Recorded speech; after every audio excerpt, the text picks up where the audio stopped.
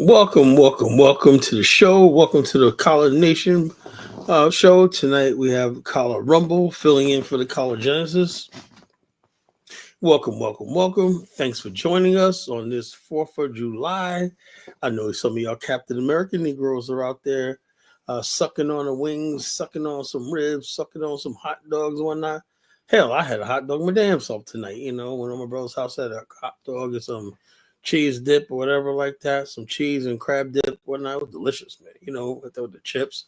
And I had a margarita, you know, sat there chill, you know, always want to sit around, talk to the family and everything like that. So I had a good time tonight, you know. But yeah, so tonight we are going to talk about something that I've been building this show up to for the last week or so. I've been building up to this show, you know, to talk about the 250th year anniversary of the United States. What does that mean? Going forward, how do we rate America after 250 years we've been in this country as a republic? You know, we were here since the beginning. We're not forgetting Jamaicans and Haitians and all these other people. We were here when the ink was put on a paper for the Constitution to be signed into law. We were here. African Americans were here, you know. So what does that say when that amount of time being in a country, you really have no significance, that you're put in the same category as somebody who just got off the boat and coming here? What does that say about America? You know, because it seems like the people who are the majority community, white community, whatnot, they're secure. This is their country, you know. Black people are still fighting to be not to be replaced and just try to exist against people who had no help in building the country, you know. So what does that say? You know, so all these 77 Sixers, you know, what does that say when anybody could just come off the boat and just be your equal or superior after 250 years of you loving, you America loving, flag saluting Negroes and whatnot? So we're going to talk about that tonight. As you know, this is not I'm improv tonight. You know, I really thought about this topic, you know, and you know, as I said, you know, we're gonna talk about, like, first of all, we'll talk about the other night show. That other night show was classic, you know, African American folklore. I mean, I'm just fascinated to the fact that I would believe that we as a people have everything that a nation requires of a nation to be a people. We have folklore. We have standards, we have culture, we have likes and dislikes and everything. And African Americans are pretty much a culturally homogeneous people, you know? They're people, and I'm going to say things in the next few minutes that's going to piss people off. There are people that think it's, like I said, look, before I start, I think the pro-America that Black America is bought into, and the Pan-African culture that Black America bought into, have been both co-opted and corrupted by people who mean us no good. I don't believe the Africans who push Pan-Africanism, the Caribbean Pan-Africanism, mean any good for us. I don't believe the Negroes in America, the white people and everything, talking to us about how we're Americans and pro-American people mean us any good either. We got forces out there that, look, Black America is like, we're like gypsies, we're like pilgrims, we're people without a land. So everybody wants the submission of Black America. Africans are not trying to bring us out because they love us, because they see a group of people they know are great and they want to take ownership of it. That's what the whole Ubuntu thing is all about. It ain't about them coming together with us and building. No, Pan-African is not about that. It's about them being able to use a powerful group of people that influence the world and claim them as a user for. We don't get the benefit. Same thing with white people, right? You think they really care about us or be part of America? No, they know we have certain gifts and talents that they want to friggin' own. Both forces are tugging at us right now. You got the Pan-African world and you got the so-called patriotic American world tugging at Black America. And midst of all this is the colored nation talking about we want to be free from both of these forces. We don't want to be part of the whatever Africa's saying right now, and we don't want to be part of what America's saying right now. We want to be our own people, our own nation under God. Somewhere on this earth, God's going to give us, carve out a land for us so we can be free. I believe that. I believe that to the day I leave this earth. You know, you cannot basically take a group of people, its soul and everything, and just put it in the permanent state of purgatory. The soul has to have a rest. Either you're going to kill us or you're going to let our souls be free. You know, everything that comes with America is bondage. You know, if you embrace America, what did I say about your ancestors, the souls of your ancestors? You know, so therefore, like this, you know, for righteous is already starting. You are so contradictory. Of course, we have a land. No. That's another thing. Like Sinetta was saying, Black people are so sick that they're even now trying to make up. This is what I'm talking about. The damage of Black America is so great that people are now trying to make up an alternative history that never existed. Now they're going to try they're indigenous American. Now you understand why the colonization exists. Why now you see why the collegenesis exists. Because of people like For Righteous. People are sick. She's a sick woman. She don't want to accept the fact that who she is, you know, who she is and what she is. She don't want to accept the fact that she's a person of Black African descent, sub-Saharan African descent, right? Who's trapped in there. Her soul is trapped in America, you know? You know, so it is like this. And what you call it, 1776. I think you're gonna have the night off, man. You know, you type in the chat room until you piss me off, then I'm gonna block you there. You know, I don't want to hear your fucking mouth tonight. I'm on a roll tonight, and I'm really doing a serious topic tonight. I don't need coons and fools anymore. When I'm sick and tired of damn fools, I am not letting no more fools on my platform. You know, I'm going coon and fool free. If you're a fool, do not call me. Do not talk to me. Go away. Go far away. Because I'm sick and tired of playing games, you know? Now, there are some people who honestly believe in America. There's some Black people who honestly believe. I know them. They're really sincere, you know? You know why? Because they accept the fact that we and those type of people get along, you know? I get along. They understand where I'm coming from, and I understand where they're coming from. But the people who are trying to freaking tell me that I have no agency and no legitimacy in what I'm saying, that's the people I have a problem with. Because the bottom line is this: you have not proven, all these people that are so pro-American Negroes have not proven anything. That's a direct contradiction for everything with them. What you're doing is making a mockery of the pain and suffering of our ancestors. There are Black men who fought, 10,000 Black men fought for the revolution in America, thought they were going to get their freedom or not. Just simple thing that they were born with. America didn't have the decency to give these men their freedom. They put them back into slavery. So therefore, what I'm saying is that is unforgivable. And with something unforgivable, I'm standing on that. I don't give a look. Today was very beautiful here in Virginia Beach. Fireworks. Everybody's out there doing fireworks. 4th of July, waving America. It was a beautiful scene. But I enjoyed myself. I saw the people having a good time. Festivities. I was happy for them. They're celebrating 250 years of their country. I'm happy for them. But deep down, somewhere deep down in my soul, that's not my truth. That's not my reality. Can anybody understand where I'm coming from? I'm torn. I'm conflicted. Because I feel that people want to do good. But the thing is, it's too late. 250 years. It's too late for America. It's too late for Black people in America. You know, it's time for something new. It's time for us. It's time for the Black nation to rise. You know, and that's what it is. She goes, Sinetta is a Black American. He ain't no immigrant. Sinetta's family's from the South, you know. I'm gonna play with Sinetta. I'll play what Sinetta said, man. He said, man, and this basically just goes what I'm talking about. Let me play what Sinetta said. That was so fucking funny. And I think he must have, Sinetta must have came across Four Righteous. He must have came across Four Righteous. Let me see. Let me see. I can't see nothing here. It's fucking dark in this room. God damn, I can't see nothing. Hold up. Okay, Sinetta. Let me play this, Sinetta is not no damn Dominican. He's black. He's from Harlem, That's all it is. Every time. But didn't you tell me, for right, you said I was from the Bahamas? Did you say I was from Haiti?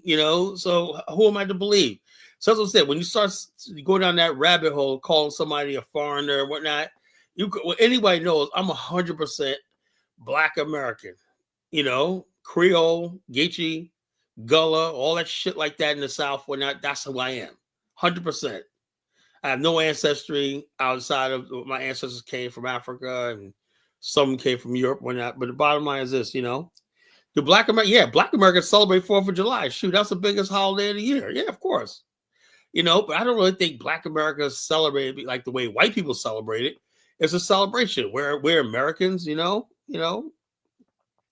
she's saying I'm a foreign Black. This is what I'm talking about. These people are crazy, I'm a foreign Black, I don't know. The only foreign country I've ever really been to, I've been to Morocco and I've been to Liberia. Other than that, I don't have any family in a foreign country, so I don't know how I became a foreign Black, but Four Righteous is okay. She needs mental help and whatnot, but we're gonna get her the help she needs,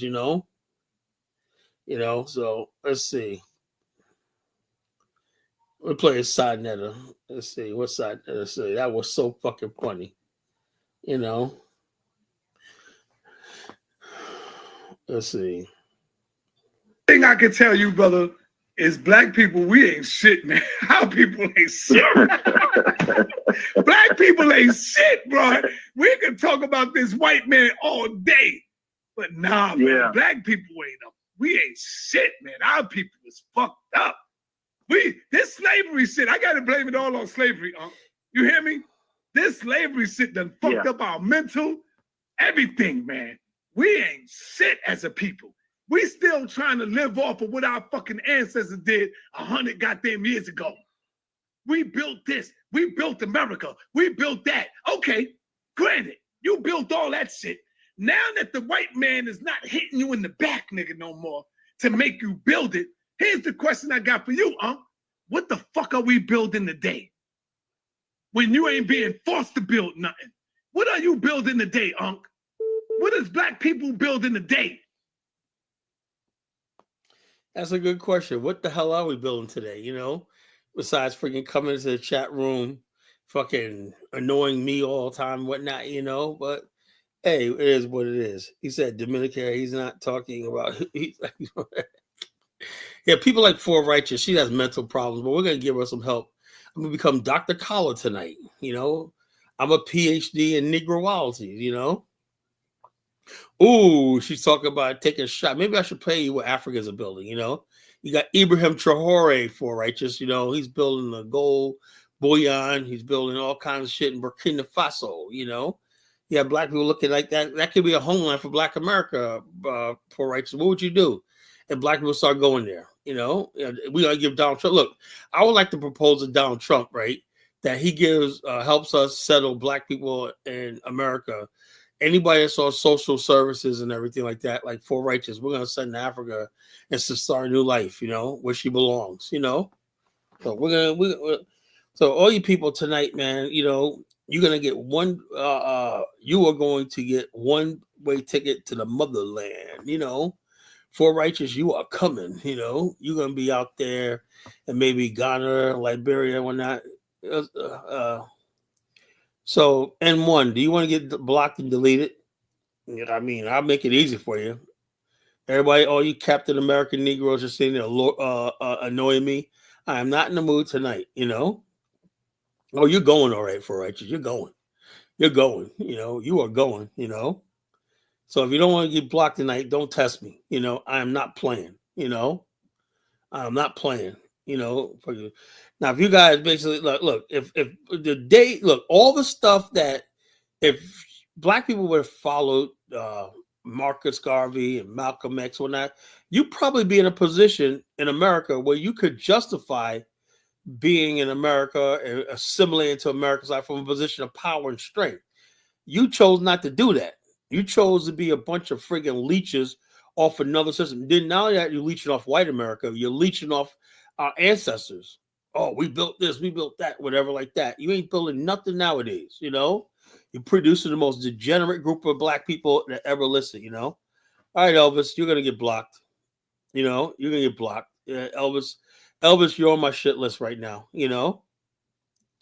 So the bottom line is just don't test me tonight. Do not test me tonight. I'm not playing. Don't want to hear about no happy Independence Day, none of that shit tonight, I'm not fucking independent. What the fuck I'm gonna celebrate independence for when I'm living under another fucking man's reality, Yeah, it was a horror movie. Yeah, it was a horror movie. Holy jeez. It was like, Sinners was the best movie I've seen in years. Saying in the Happy Independence Day on my platform.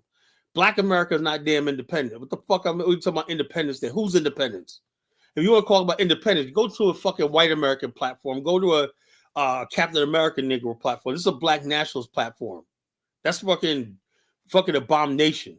Talking about happy independence to a fucking man who doesn't have a country. Yeah, I'm serious about this shit. Yeah, I'm serious. I'm fucking serious. People think this is a freaking joke. I'm not on here like this. Like I said, this is my last month doing live stream. This is my last month doing live stream. My contract is up with StreamYard. I don't know if I'm going to renew.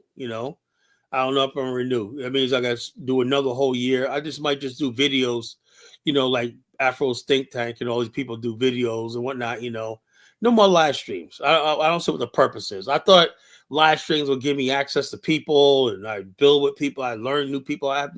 In the whole year I've been doing this and I haven't done it yet. All I get is idiots and morons on my platform. Stupid people. Yeah, it's the last month I'm doing live streams. Yeah, this is it. I'm not renewing. So look at I'm just gonna do videos. I'll do upload videos, small videos, stuff like that. I'm gonna work on my projects in Liberia and beyond and whatnot. But I'm not gonna be on here every night no more. This is the last month, so enjoy it. You got 3 more weeks.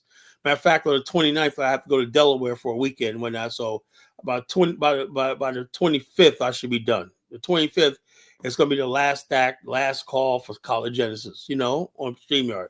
The last chance you'll get me. I don't need anybody help paying me for it. I'm not going to do it. It's a waste of time. You've been wasting. I don't feel like doing this anymore. I don't want to do this anymore. So it's like, yeah. So what's the point? I'm not making headwords. I can't get nobody to go do this tour with me. I can't do this. I'm just wasting my time. I've said everything that needs to be said. I poured my heart, I gave them all my knowledge, everything like that. People listen to me and acted on some of the stuff I suggested over the years. Go back and listen to I'm gonna give people a chance to go back and listen to some of my videos on that. I gave you science, or what you knew to liberate yourself, and you still don't freaking want to listen. You still want to act like a bunch of fools. So there's no more help for you. There's no more help for the black race. I'm done.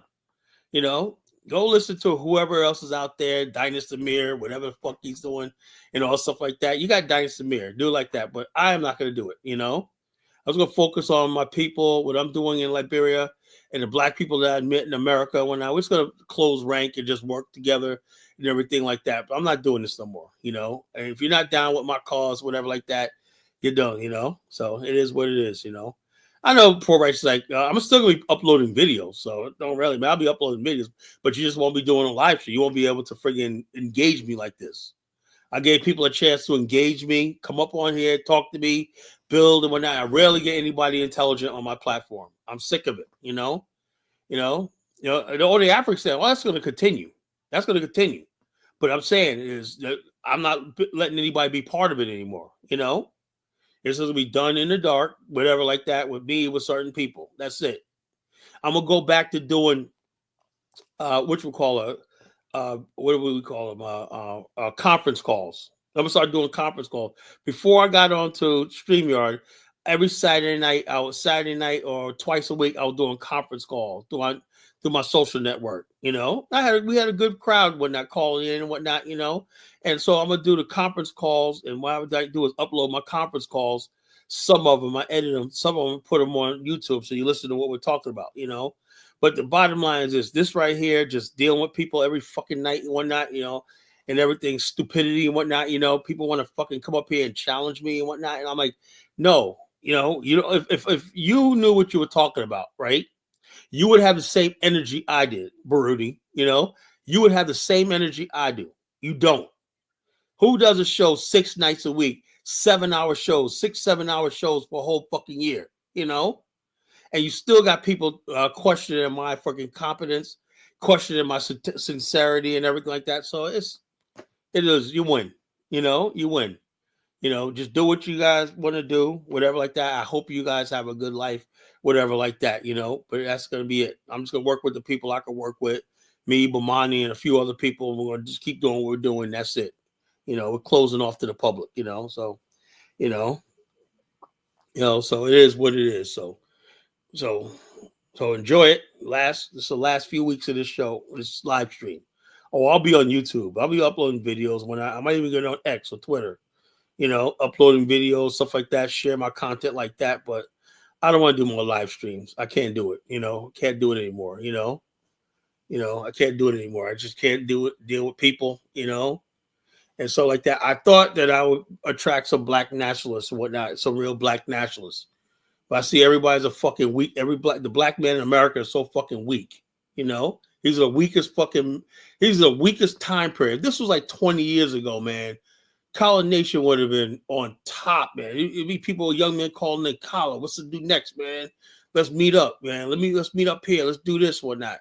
All I got is a bunch of people. All they do is sit online all fucking day and basically complain about this, complain about that, and I don't see nobody bettering their lives, bettering their circumstances, nobody bringing nothing to the table. I'm so disappointed in this generation of young black people. I am so fucking disappointed. I thought that, when I was in my 20s, man, I was 27, 28. I had my own business, I used to go to political meetings, political rallies, I was put up to run for office where I live at, I was in political meetings, giving speeches at the age of 26, as a young man. I believed in what I'm saying right now on this platform. I've been saying for like 30 years, I just have people listen to me, I talk about infrastructure. I talk about building Black America, connecting Black America with Africa, rebuilding the whole entire race by certain ways. But still, what we got is foolishness.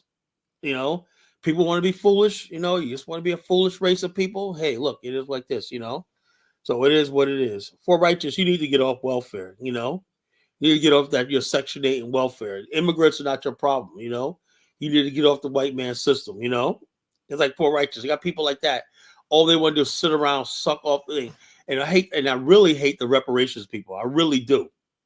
I realize the reparations people are just people coming from the fucking underclass of Black America. That class of Black people that fucking tore Black America apart, destroyed every community and everything like that, they won, they won, they won. Everybody wants to be a fool and an idiot, a moron, whatever like that. Hey, you won, Black people don't want to pull themselves up. Look, let me tell you something. Nothing in the world comes easy. Everything you do, it comes through trials and tribulations. If you don't have any pain, you're not going to have any gain.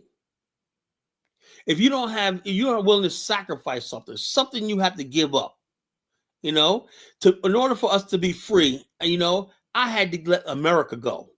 That's the first step. If I believe that people are beautiful people, which I love with all my heart, when I want to be happy and free, I have to give something up. And like me, I grew up the all-American boy. America gave me everything that I wanted, America gave me a beautiful life, but I'm willing to give that up because I want to be with my people and I want to be free. There was a price to be paid for that, so it is what it is, because you OG look down on mine. No, I'm not sorry. I look, Principe, I think, okay, Principe, you are now the leader. How about that? You are now the leader. Principe, you are now the leader. People, everybody follow Principe, you know? You know, so the bottom line, you are the leader now. Let Afro Think Tank talk to Principe about an Afristan. Let somebody else do it, you know? So it is what it is. So it is what it is, you know. We're gonna basically build this thing. And the day will come where I could renounce my citizenship, you know, when I no longer need it. Now I still need it. You know, it should have been a thing where this what I'm going through should have been done a generation ago. We should have built something a generation ago where we could walk away from America. But our people basically they got rid of Soul City, you know. We tried to build communities nationwide in America. Say we're gonna stay in America. Let's build our own communities here. Soul City Project, right? Prototype. We're gonna be the prototype, futuristic Black community where everybody has jobs, culture, and everything like that. That fell apart. The Negroes let that fell apart. So 250 years later, man, I'm saying, what's the direction of Black America? The crime rate in Black America is friggin' astronomical. But people like For Righteous don't think about that. You know, the world's watching you. And white America, rightfully so, is looking at all the crime, the ratchetness, the stupidity in Black America.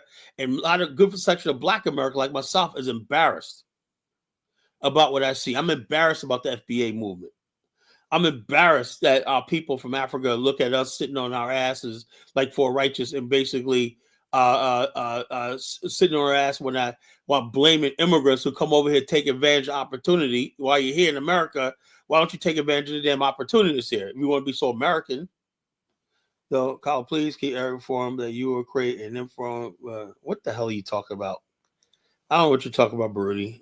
Look, I don't know what you're talking about, you know, but that's what it is. So 250 years, Black America, they don't want a nation of their own, and they don't want to assimilate into American mainstream society.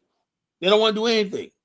You want to sit back and complain about America, blah, blah, blah, blah, blah, you know, and then basically, okay, I say, okay, let's build a nation of our own. No, we can't do that. We can't do that. Okay, then why don't you just assimilate? Embrace America, assimilate for all it's worth. You're always gonna be second-class citizens, but still, though, it's better than being a fucking immigrant, right? That with illegal, at least you got legal papers, at least you got documentation, at least you got the 14th Amendment. You still got people who don't even want to fucking take that. So you have people that don't want to be American and they don't want to be African. What the fuck is going on? You know, so I just said to myself, you know, it's Black America is just finished. You know, it's just done. I hope to God that they Black people in America find peace. I know I'm happy. You know, I'll be all right. You know. Yeah, she getting that disability check and whatnot. You know, all these people like that. That's your FBA. I'm an indigenous. A bunch of crazy people sitting around talking a bunch of friggin' nonsense. You know. So it is what it is. There should be no crime whatsoever. You know, Black America, I'm just looking at these cities like Memphis, Chicago, St. Louis, and whatnot, war zones. War fucking zones, you know. So the bottom line is this, you know, Black America is not, Black America is in a real spiral downward. It ain't reaching those. You're fucking deluding yourself, dude. You are deluding yourself. There's some Black people like myself that's doing well. And a lot of Black people I know is doing well in college, whatnot, you know. But unfortunately, we got to share a community with about half the Black population who's fucking up. You know, and those people here, they're making it hard for ordinary Black people to get along in this country. You know, the Black people who got ideas, the Black people who civilized, Black people who raising families and everything like that. You know. Yeah, so Black America is doomed. You know, it's doomed. You know, so it is what it is. And I can't look at Donald Trump. You know, I don't know what Chicago. All I know is I'm looking at Chicago every night. Someone's getting shot, someone's getting killed, whatever like that. So it is what it is. I'm not gonna say candy coat this shit no more. It's fucking terrible. You know, terrible. It's embarrassing. Black people are embarrassing. It is. They're fucking embarrassing. You know. And these people, you have nothing to fucking celebrate. You got Black people out there Now, the black people in the middle class is doing well, places of Virginia, Delaware, Maryland. Okay, that's good. I'm happy. I'm part of that black community, right? But then you got a large number of black people, like in the millions, that can't assimilate. Not only can't assimilate in American society, they can't even assimilate into black American society. This is where your FBAs, your WABOs, and all these other people come from, so it's what it is, Majority of black people are not doing well in these states. Just stop it, some black people doing well, a large, I would say, minority of black people are doing well, But the bottom line is this: as long as you got those large numbers of black people who aren't doing well, like in Charlotte, North Carolina, is a fucking war zone, crime. Even a place like Durham, North Carolina, Elizabeth City, my family's from, is a fucking gang effect. Now, I used to spend the summers there as a child. Now I talk to this girl from Elizabeth City. She said, "Yeah, man, we got the gangs, the Bloods, and the Crips. There's a murder rate in Elizabeth City. It's freaking is so out of control in a small little city like Elizabeth City, North Carolina. Used to be a beautiful black Creole settlement, Now it's a fucking ghetto ass war zone, So tell me look, Prince George's County, Maryland, Now the crime rate is up in Prince George's County. The murder rate's going up, Ever since they shut down places like Anacostia and DC, all these fools came out and destroyed Prince George's County, So we don't have, look, the only thing we need is a fucking nation. No leadership is not going to work. You got to have a fucking gun. You need a government. Black America needs a government, Yeah, everything is a fucking war zone. You can't build no community, no businesses and whatnot in a war zone. I'm sick and tired of people playing games. 250 years, man. I don't see no future. There's no way this black people in America is going to continue the way it is before it all comes crushing down. See, white people like Donald Trump know that. They know it. They know if you leave black America the way it is, black America is going to destroy this country. Not in immigrants, not the Mexicans, not all these people. It's black America is the biggest threat to America. It is what it is. I'm going to tell you, I'm not going to say a candy coat this shit. Black America, the biggest threat to America is black people. Black America. So-called foundational black America. The biggest threat to this country, So what is there to celebrate after 250 years of being a republic? America, white people of America are not going to hand this country over to you fucking Negroes, it ain't, I don't put that. I'm just telling the truth, white people are going to, so that's the way black people are going to, I'm sick of fighting for black people. As you know, I've always been up here defending black people in America. I've always talking all this stuff, but I'm not going to do it no more, So I'm not going to do it no more. It's like, hey, look, I'm looking at more and more white people right now. TikTok, I'm saying like this. I see more and more white people just basically expressing black fatigue and freaking hatred towards us. And I'm saying to myself, what the fuck that? And because I'm black, we're freaking forced to defend ourselves, whatever like that. I'm saying, why should I have to fucking defend myself? I did everything good in life. Why should I even have to be subjected to fucking somebody else's racism, right? Because there's a certain segment of black people who fits the stereotype. They can't stay up to fucking 69. I just saw this one video where a bunch of black people are running down a mall with clothes. I know some people say, well, they're just getting back their reparations and whatnot. It's just sad.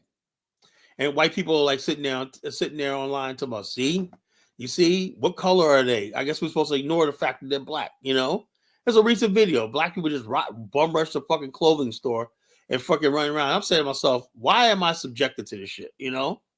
Why I say I don't have any faith in the black community. America is the worst thing for black America. The worst thing. Because any other country in the world, you think that China would tolerate crime like this and the foolishness of people? Hell no. You think Russia would tolerate this?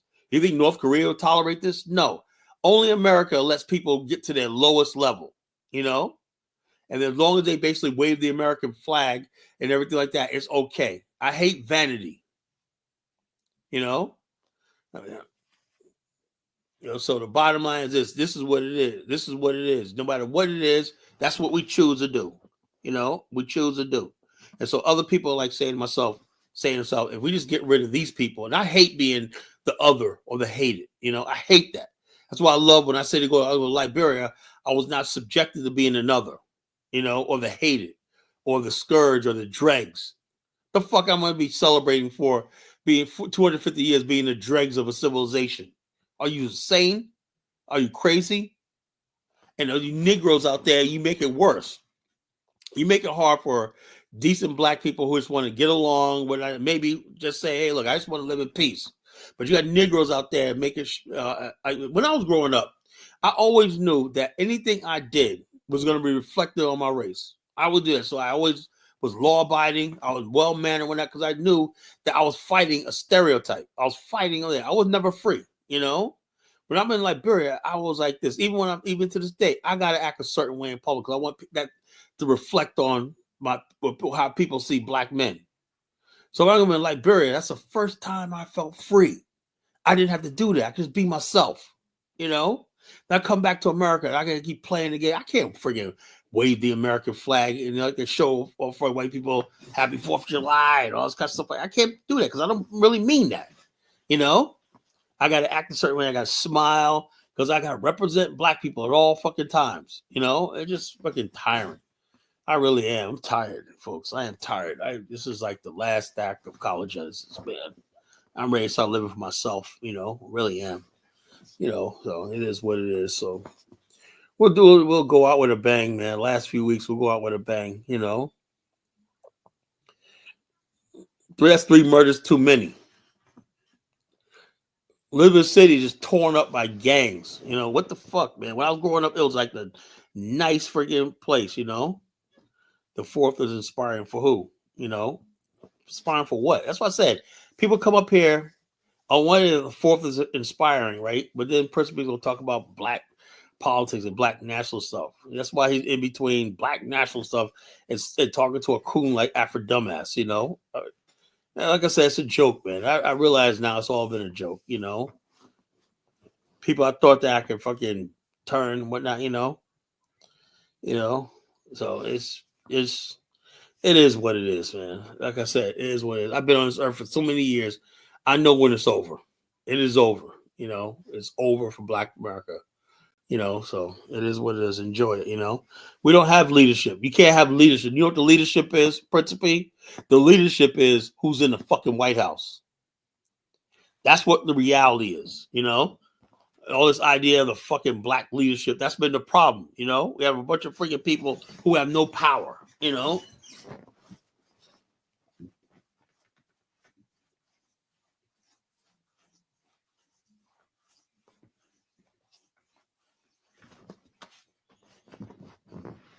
A leader has to have power.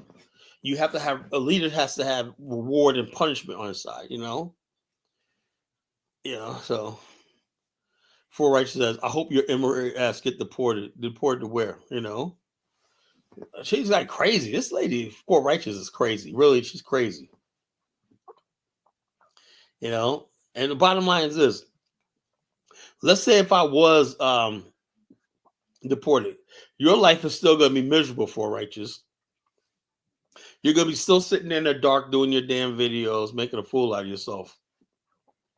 The immigrants are not your problem. You got your problem is your own thing, So it is what it is. Okay, yeah, you could take the African over, Prince B. Go ahead, Prince B. You do it. You do it. You do it. Nobody wants to put in fucking work that's going to take the discipline, the order, and whatnot. It's going to take to build a new nation. You guys basically, black people are just so fucking a disappointment to our ancestors. Our ancestors never believed in this shit called America. Our ancestors never did that shit. White man gives you a little, like For Righteous, he gives you some welfare, some Section 8 or whatever like that, and you're just so happy, I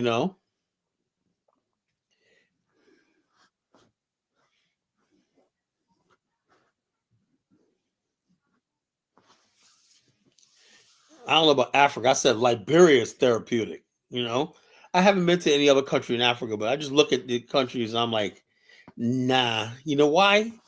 Because one thing about Liberia than the other African countries, Liberia, the culture is not trying to ask me to change. I can be myself. You know, I'm an African American man, black man from America. I could be myself. I could be that in Liberia and get along. I don't have to have nobody telling me I gotta fucking adopt a whole new tribe, new culture, and everything like that. That's what I love about Liberia more than any other country. You know, I don't want anybody telling me, sure, you gotta do Ubuntu, Kala. You gotta learn Kiswahili. I don't want to learn a fucking new language. You know, I don't want to learn none of this shit. You know. Yeah, so it is what it is. Look, hey, look, if Africans wants to come here, I think America is probably better for African immigrants. If you come from a war-torn country or a country that fucking has open defecation and no running water and shit like that, you bathe like once a year. Yeah, you come to America, it's fucking heaven, you know? And you come from a country where you make $30 a month, why not? Yeah, of course America's heaven. You're making money.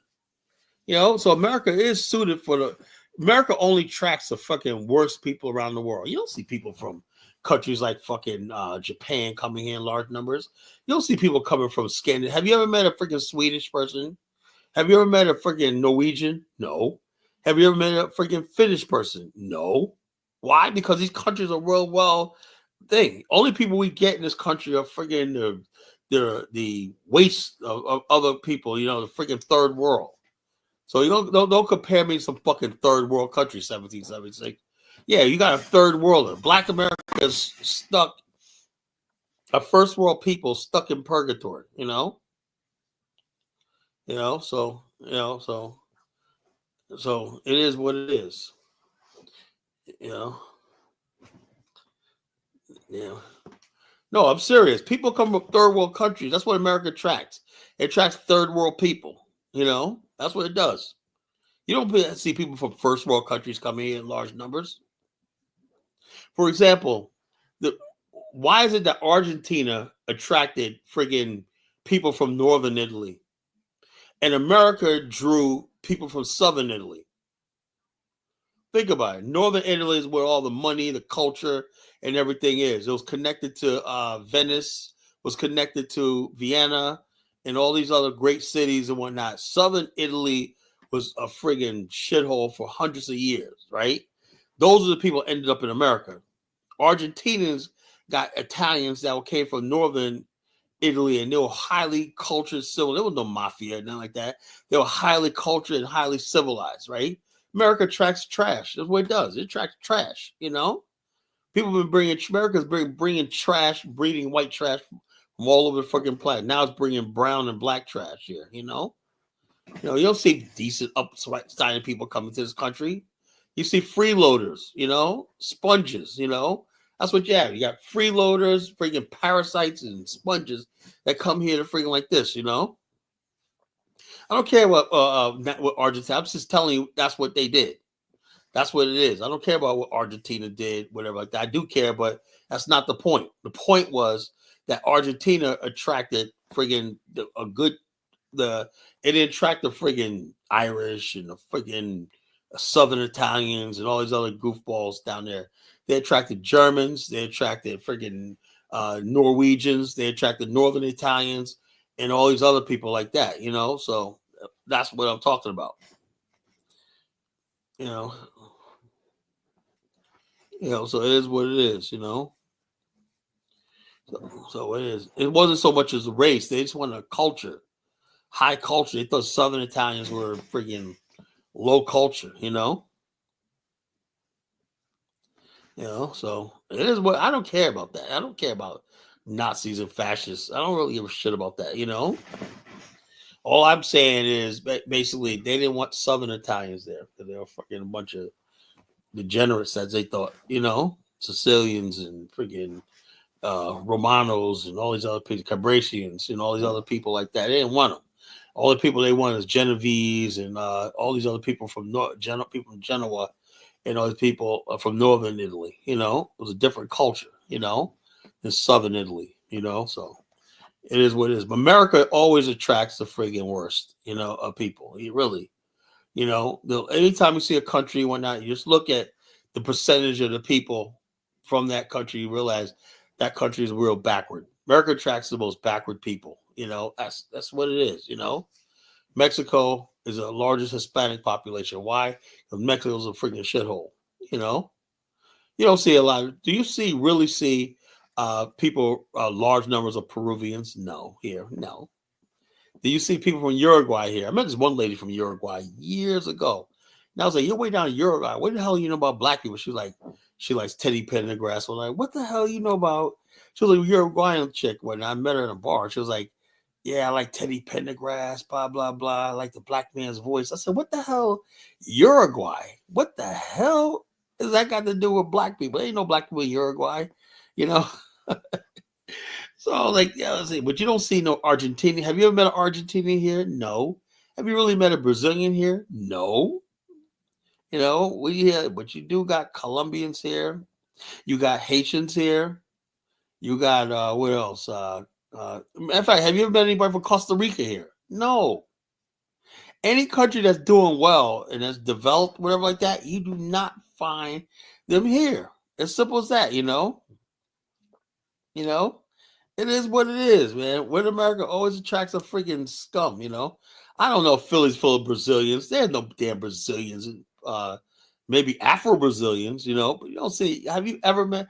I met this one white chick one time. She was from Brazil. She was Portuguese. She was white. She was a Gothic chick, and she spoke real English. Her family's from Brazil, but she considered herself Portuguese. You don't see no Brazilians here. Countries that are doing really well in Europe, right? Portugal, countries like that, you don't find them in America that much. You don't find nobody from Sweden here. You don't. America attracts trash, man. America, 250 years of attracting trash to these shores. Haitians getting deported is not my problem. It's not my problem. I don't want them to get deported. I don't want them to get deported. There's no Swiss in New York City, bro. There ain't no Swiss in New York City, bro. It's not. Show me. And when I come from in Queens, there was a lot of Germans. I grew up in Queens. Queens is a lot of Germans there. New York has a lot of Italians. New York has a lot of Irish and Jewish people. I have never seen a Swiss person. There's no Costa Ricans in New York. Stop your lying, Principe. Principe want to tell us there's 12 million black immigrants here. Oh Lord, yeah, you got Russians here now. But like I said, Russia's a fucking shithole. They're not here.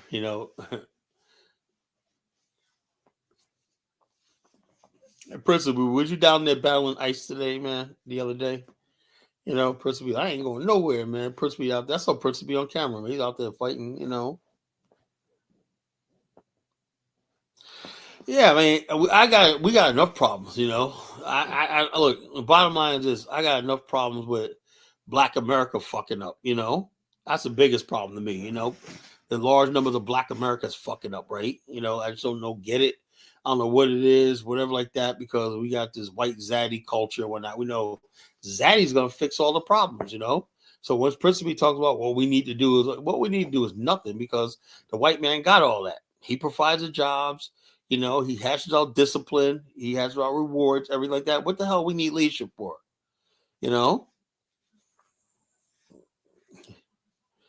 5 million black immigrants. Oh, okay. Yeah, right. Oh boy,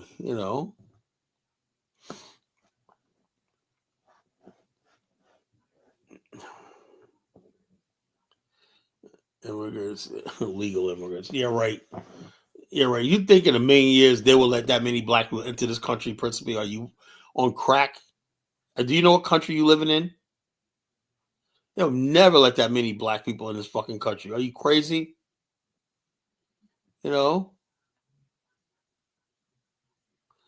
No, you're not the third of the blacks. That's what you guys think. You guys want to. That's what I'm entitled to. The legacy stealing. You guys are not that friggin' many people. There's not that many of you here. You count the number of black immigrants on your hand.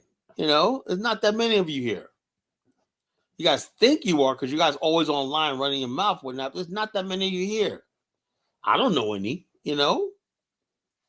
Really, I don't. I don't know. I never see them. I go for years without seeing a black immigrant. Years.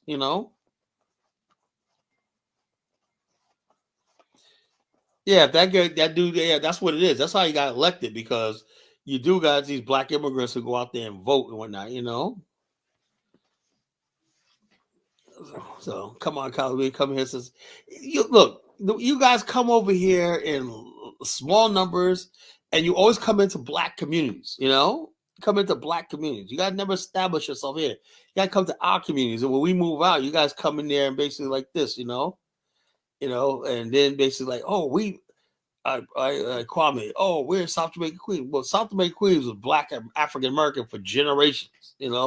Now those people are moving out to Long Island, moving up and everything, and these other people are coming in. And when you would think that, so you didn't hold that community together. We built that community. We built Harlem. We built Brooklyn.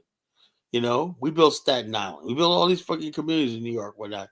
Now we're moving out because Black Americans is moving up and moving out. And then you got these people, the black people who've been left behind, feel like they're competing with new immigrants. I'm not competing with new immigrants. I don't care about them. They're out of my freaking range. I never. When I was living in Queens, I never seen a Jamaican. Only Jamaicans I ever seen was when I went to Brooklyn or the Bronx. I never seen a Jamaican in Queens. Never. That's when I was growing up. So I don't know. They moved out there over the last generation or so, maybe the last 20, 30 years. But the bottom line is this: Queens, as I know it, you know what I'm saying? As I know it, growing up in Queens, born in Queens and whatnot, that's our people. Most of the people actually from Queens come from Harlem, and they come from the South, Half my family comes from Harlem, half my family comes from the South,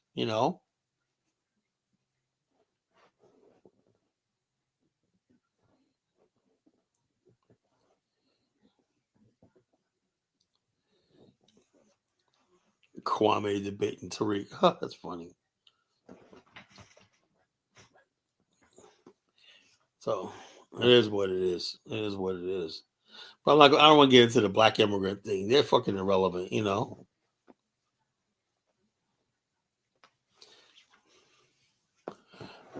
They're irrelevant. Tonight, I want to focus on Negroes, American Negroes, whatnot, because we're the ones that matter in this country right now. Immigrants don't fucking matter, they can go back to where they came from, whatever like that. Black America is here, and so we have to start worrying about the future of our people. We got to put our people in check.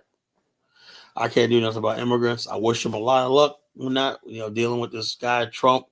This guy's not playing, man. This guy's not. I've never seen anything about it's like he's now talking about deputizing every American citizen to report and detain illegal aliens, man. God damn.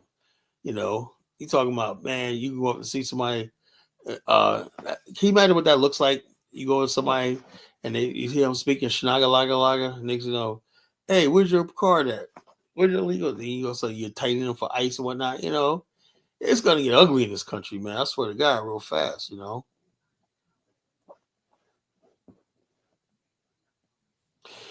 I can't link with Africa, Baruti, because Africa has nothing to bring to the table. Africa has, in order for Africa to link with me, it has to sever ties with Europe. It has to sever ties. Now it's even worse now because now you got the United States in Africa backing all these European bloodsuckers. So it might be over for us in that regard, Brody. It might be too late. Once the United States gets inside of the Congo or not, it's over with. It's over for good. You get all these people that have been fighting me all these years. Hey, you can give yourself a round of applause. You won. There'll be no path to African nationalism ever again. If America gets a hold to the Congo, it's over forever.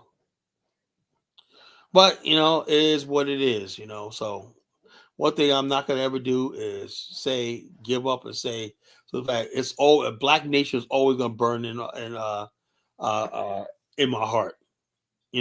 America's never going to have my heart and soul. So they think that's what they're gonna do, prevent us from ever loving a homeland, desire to really build a nation and return, and part ways from this country, whatever like that. They think they think they're blocking all the path of escape. That's what it is. They want to block all paths of escape. They know there's people like me out here. They know it. They know this shit. They're stupid. They watch every one of these things. They see what black people are thinking. And just when they don't think, when out of nowhere, movement like Marcus Garvey came along, LA riots came along. So the bottom line of this, no,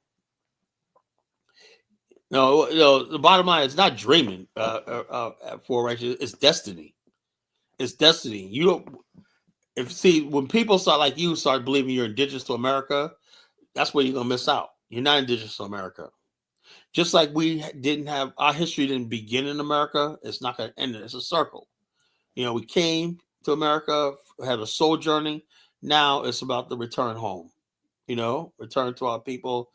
And we have to reorganize Africa so we build a nation for ourselves. That's all, So it is what it is. Are you saying we lost? Yes, man, we're fucking lost. If we keep going on the way path we are, we're fucking lost. I'm just not going to candy coat that shit no more. White people are secured. They got America just secured all these rare earth minerals from Ukraine. Now they're going to secure all these rare earth worth $50 trillion from the Congo. America is going to be the friggin' number one manufacturing of robotics and all the shit like that. While the black race is going to be sitting around, still sticking spears up their ass, sitting on a beach, fucking slinging bananas and whatnot. It is what it is. What can you do? People like me that are warriors, but we didn't have the backing of our people. We didn't have the backing of our people. So people basically handcuffed us and whatnot, tell us that no, blah, blah, blah, blah, because it's so ignorant and stupid and whatnot. They don't understand the big prize for righteous is Africa, so it is what it is, But hey, for righteous gets it, she don't care about the Congo, the United States having the Congo, $50 trillion, man. What would you rather have, $50 trillion, or would you rather have a fucking second class, third class citizenship in America? So I don't want Africa, but yeah, the bottom line, because you're sick, I'd rather have something of my own. See, people like her are sick. They can't imagine fucking having something because they don't like themselves. People like For Righteous don't like herself, So all she knows is collecting welfare from the white man, living in his projects and all stuff like that, So it is what it is, So it is what it is. Africans up to Europe and they ain't black America's fault. Yeah. Well, bottom line is this: we were making the case, if more Africans saw people like me, they knew there was people like me out there, and I could convince them that we could sell Africa to black America. It would have worked, would have worked. But it is what it is. Then you got people who have big platforms and everything like that. People listen to, wasting fucking time, like Phil Scott. All he does is sit around talk about fucking those folks and racism and all this kind of stuff like that.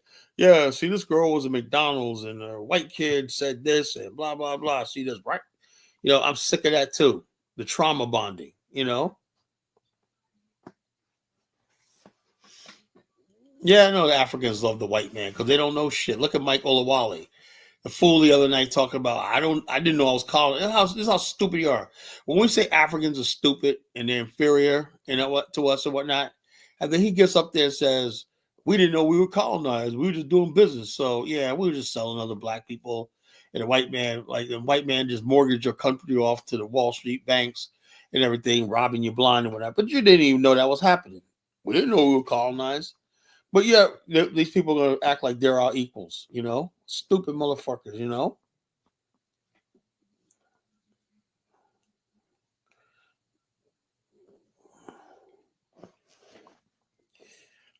Yeah, so I don't know what the solution is now. I really don't know. The tensions between Black America and Africa is just basically so. I thought, that one thing's for sure: the Wakanda era is gone. The only thing left is a colonization.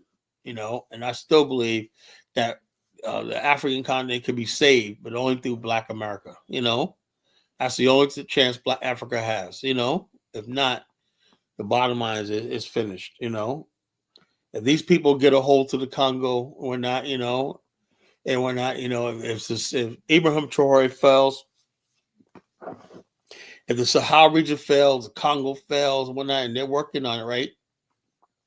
Only because Africans want to take short-term fucking development and stuff like that, short-term gains, man. It is what it is, And some Black people in America, they're out there fucking on the 4th of July. I'm an American. I don't give a flying fuck. I don't even care about immigrants coming here, They can have this fucking country if I want to. They want to. They can come in here and have this country if they want to. They want to come here and friggin' sing God Bless America and become the new America. Hey, I wish you a lot of fucking luck, Yeah, Chinese, between the Arabs, the Chinese, and the West and whatnot, it's like, it's over, Nobody respects Africa. The only thing is, Africans always want our respect, For some reason, they think they deserve our respect, absent building anything. We can't build nothing, caller. We can't build nothing. We got a flood, thing like that. But yeah, they but yet they want us to come over there and bow to them, and adopt their tribes. One girl said on the daily wrap up, she was like, "Have you guys found out which way?" The guy goes, "We don't care where you're from." The guy goes, "I'm American," And I agree with that. Some people are like, "Look, man, I've been here 400 years. I'm an American," and I agree with that person. You're American. You've been here 400 years. If you want to claim America and that's all, that's fine, But at least acknowledge where you came from. Yeah, I acknowledge I'm from Africa, but right now I'm an American. That's where a lot of us feel, But the thing is, I used to be like, no, we got to be finding our tribe and all stuff like that. Now I'm like, something. I don't think that's even fucking necessary anymore, because we can't get nothing out of it. What the hell are we doing? It's all for their vanity, Africans are very vain people, We gotta learn our tribe and also like that. Why? To make you feel good. The only way you can feel good about yourself is by having Black Americans, African Americans, walk around talking about their Yoruba or the Igbo and that. That makes you feel good. It's freaking ridiculous. Yeah, it's true. We're adopting failed people and whatnot.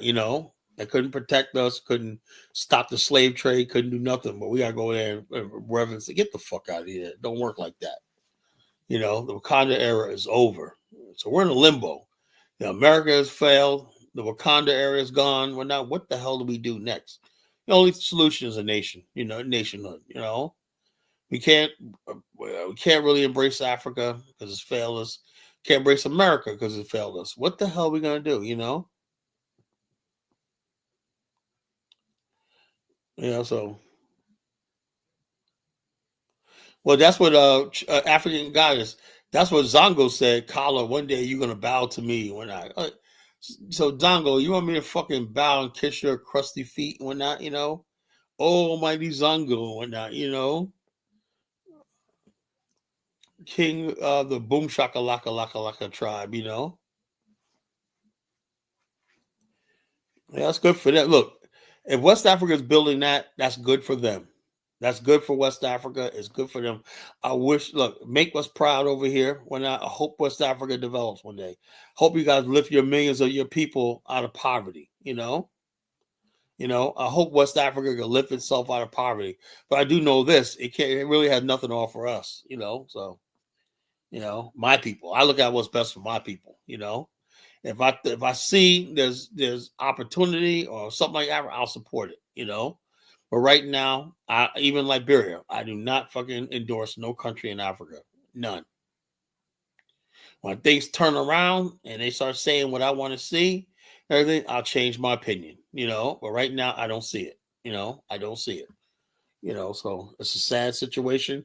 We're stuck in a country. We're stuck in America. It is what it is. But we didn't ask for this. You see a for a victim's son. Okay, all right.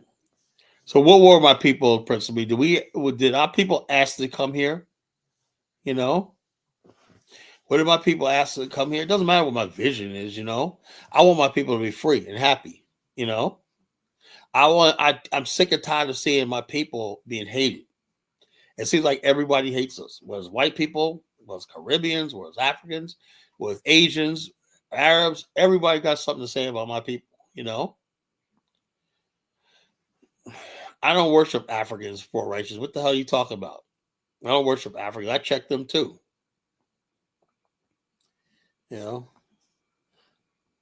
Amarosa had the barbecue. I know you did. Y'all just sucking on them ribs and whatnot. Y'all just sucking on them ribs, man. Like, man, blah blah blah. Put the rib down for a second. That's what I said.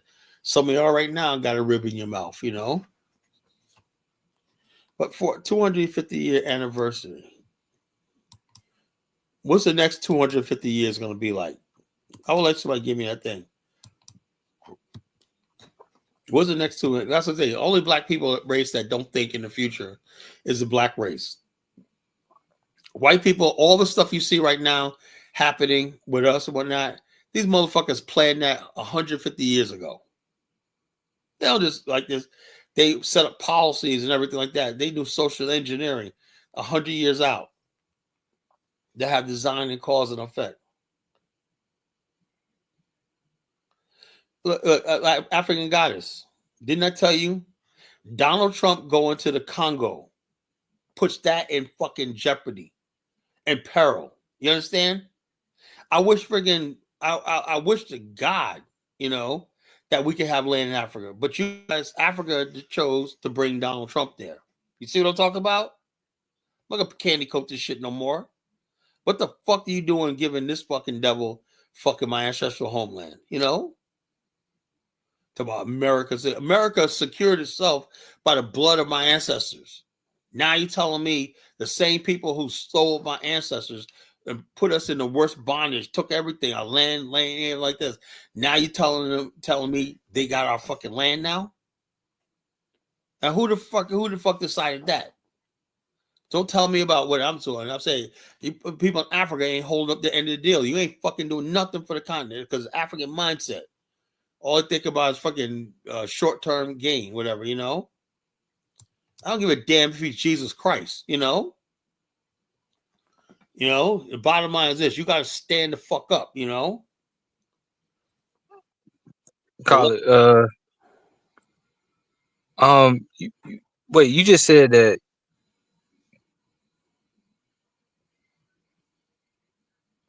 What? The point. Okay, all right, I'm back. But most of the white people, like a lot of the white people in Trump's cabinet, are not like a lot of them are immigrants. They don't really have nothing to do with slavery, as far as. So what's your point? My point is you said that that Africa are inviting those people into Africa, but no, I said they invited the United States in Africa. Doesn't matter. Once you come to America and you become an American. Hold up. All right. Hold up.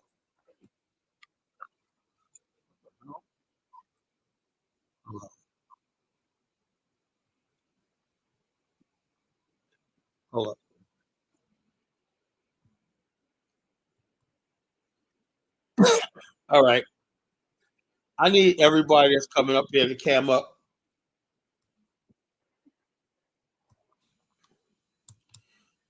All right. Musa, that'll be.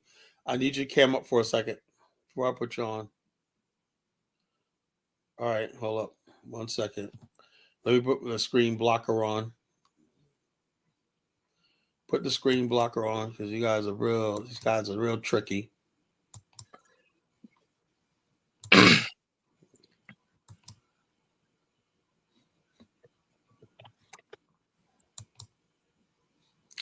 All right.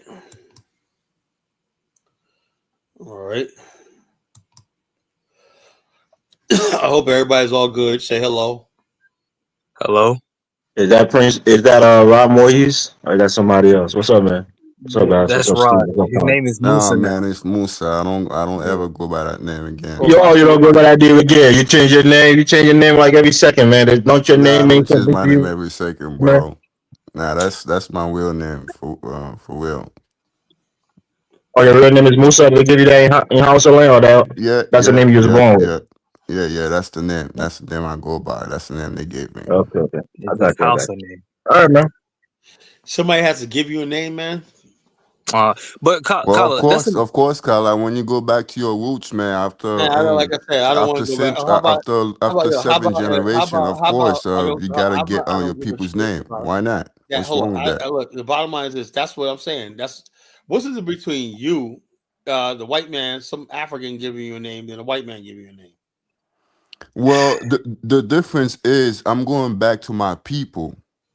That's the Well, hold on. difference. How do you know that's your people? You know, weren't you sold? Your ancestors It's sold, right? very simple. It's very Hold simple. on. Your ancestors were It's sold. Your passed down ancestors like were from my sold. family. Like Hold up. if you would just Hold up. be Your quiet for a ancestors were second, sold. brother, and let me Hold explain that to you, I think that'll be great. Did you even give you compensation for what happened to you? Yeah, that's my compensation. Yeah. So you know what you are, brother? You're a cuck. oh man. Oh yeah, of course, of You're a course. cuck. You're a Yeah. cuck. Tyler, Well, they there brought goes him. the They name brought him back calling. into the fold. But They brought him back Yeah, into as the as you're fold soon of a the as I cuck. go You're tribe. a with name cuck. Yeah, calling you're a with you, cuck. then you're You're a gonna cuck. end up blocking me, right? You're a cuck. You're a cuck. It's all Okay, good. that's no problem. You can want Kala, to be a cuck. Kala, Kala, No Kala. problem. Well, Let me you know what, color? It's good for me though, because I'm a cuck for Well, that's my good. people, and I will That's defend my good for house, you. If you people. found How about that, man? if you like if What you are you want gonna if do you for your found people? Because peace, you found peace. all you do is blame your people. You so much of a hypocrite, man. You live in America, the greatest country on earth. See, like I said, You claim that America give you everything, but at the same time you talking shit about hold on. America. You understand something? Hold on. You gotta understand something, right? I never did say America wasn't the greatest country on earth, right? But it's not my country. It's Uh, somebody. It's like you go to somebody's house, right? They put you up in the house and whatnot, and they feed you. They provide for you, whatever, like that, right? But at some point in time, like you live in your parents' house, right? At some point in time, you're saying, "Geez, I wonder what it's like to have my own." It's like you going around somebody and whatnot, and you're with somebody, and your best friend, you're a single man, no wife, and your best friend's wife cooks for you every day, and she invites you to dinner and whatnot. You say, "Oh man, I'm glad such have a good wife, man, because she makes well." And then after a while, you're like, you know something? I want my own wife. Me personally, it's more than just having a country. I think there's things that I know my people need that I want to provide for them. You know, I can't do that if I'm not if we don't have the right of self-determination. I don't have self-determination. That's why America can never be my fucking country, you know? It's here. Carla, let me ask you this, brother. Like, who's your people? Is all African, Black hold on, American your people? let me play it like this. African Americans are my people. I don't consider Haitians my people. I don't consider all Jamaicans my people. I don't consider Africans my people. African Americans are my own people. But Carla, let me say this to you. Being Haitian is not a Well, ethnicity. It's a nationality. Like anybody can be Haitians. Hold on. That's Haitians, right? I'm talking about my people, the people I know, my culture. but You but know? Kala, Kala, you said that being African American was a mindset. Yeah, it's a mindset. It is. It's a culture and a mindset. It comes It's from an the same experience. thing being You a know? Haitian. Being a Haitian is a mindset. It's a Okay, yeah, hell nationality. yeah, I Anybody know can that. be a Like I said, Haitian I as can't long look, you are of African descent. Musa. I cannot be a Haitian. No, I'm I'm not a not Haitian. asking you to be Haitian, and I don't think you'll be a Haitian anyway. I'm just saying that being a Haitian, is as long you are of African descent, you can be Haitian. That's Yeah, what a so Haitian it's is. so It has you can be nothing to African do with American. tribalism or ethnicity. Which is I like mean, you for can be an me, like, African listen, American color. as long as you're For me African to know American. my true self, I have to go back, like, to the origin of my people, to the tribe. My people came from, like the tribe I descended from. Okay, That's that's why I good. claim That's Hausa. beautiful. Beautiful. That's good. That's good. Kala, My Kala, ancestors, Kala, and can I ask you a question, Kala? yeah, go ahead. I remember one time you said on the previous show, where you said that black immigrants come here and they don't integrate to our society. So why come you against black Americans going to Africa and integrate into the society Because in I know Africa? that there's no such thing as integrating into a society unless the society can actually absorb you. There's no integration in Africa. Are you sure about that? Because I'm 100% sure. You know, Let me give you an example. You go to any African country, any African Americans go to Africa, they end up changing. Most of the people become African Americanized. That's the truth. So what do you integrate? Huh? No, or you go to Ghana, right? The spots where African Americans hang out, whatnot. The local people start speaking and acting like African Americans. Same thing in South Africa. The music, dance, everything like that. So there's no integration in African culture for some reason. That's an Well, integration. That's integration, Colin. You're bringing your own self. You're adding and you're taking. That's What's what. That's what it means to what you're integrate. trying to say It is, means to mix. what you're trying to say is, which one? Let me give you a perfect example of what I'm talking about.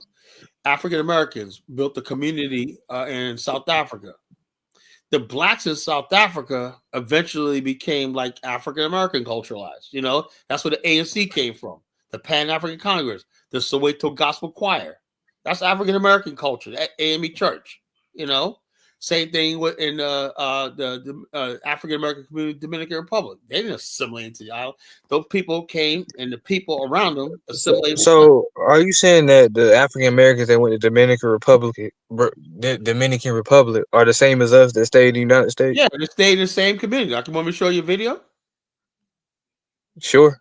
Yeah, they say No, no, I'll show you no, a video. Carla. They are no longer Black American. They are Dominicans now. How are they no longer Black Americans? They still They got the don't same. speak your language. They don't Because speak they your speak language any Spanish. longer, No, Colin. they still hold on. They still speak. Exactly, Look, Elvis. Because I they had a speak friend. I Spanish, had a they friend. no I longer had a practice friend of like mine. a Look, Black I had a American friend of culture. mine. Look, I had a friend of mine that I was cool with years ago. When his name was Raul, right? But his last name was Hamilton, right? And I always wonder why, because he's always talking about he's African. I said, you're Dominican, right? But you go to his family, his father was like an old school Black guy, and his sister was she was beautiful. But anyway, he said he was African American. I said, how can you be African American and you from? He's like, yeah, man, we're Black, we're African American. And then I wasn't recently where I learned that those African Americans that I said, now it understands why Raul, he go to his house one night and they're doing prayer service, doing all shit like we do. And I said, I couldn't understand. He's from Dominican Republic. I thought he was like a Dominican, but his family was actually Black. We're Black, we're Black people. I thought he was just saying he was like a darker. Yeah, Colin, because he came to the United States, he learned English. If you brought all those people, He spoke. if you brought all those people here without learning English, they can't communicate with you. He didn't speak English, That's Spanish a fact, at all. Elvis. Yeah, but he didn't speak Spanish because he probably wasn't born in the Dominican Republic. He was probably born here. What I'm saying is his family was born in the Dominican My Republic. point, listen, my point I'm trying to make is, do they still consider themselves African American? Yeah, like I told you. No, Steve. They do not consider consider themselves African American. They consider themselves Dominican. Listen, There we go. They've been consumed by the culture in the Dominican Republic. Of Black They don't practice a separate culture than the Dominicans, Colin. Like they have surname like Johnson, they have surname like Jackson, Wilbertson. Like they don't consider themselves Black American. They consider themselves Haitians. There we go. Dominican. All right, let's see. I'm gonna play a video. Let's see what this video says. Remember, this is an older video. No, it's not an older video. You don't know what I'm playing. All right, let's watch it. Okay. I mean, it's not even up there, man. Look at that. I'm trying to find something. Showing a bunch of Haitians, man. A bunch of mixed people.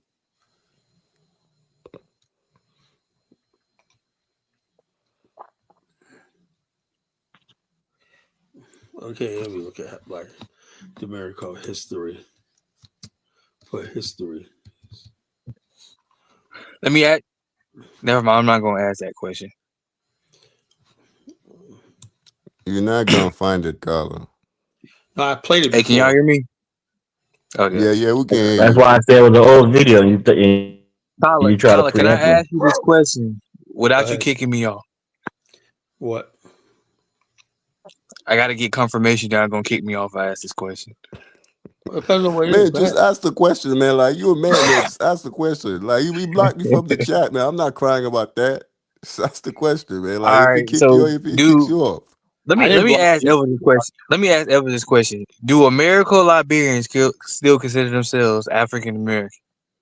Well, most of them I deal with, right? Let me ask Elvis.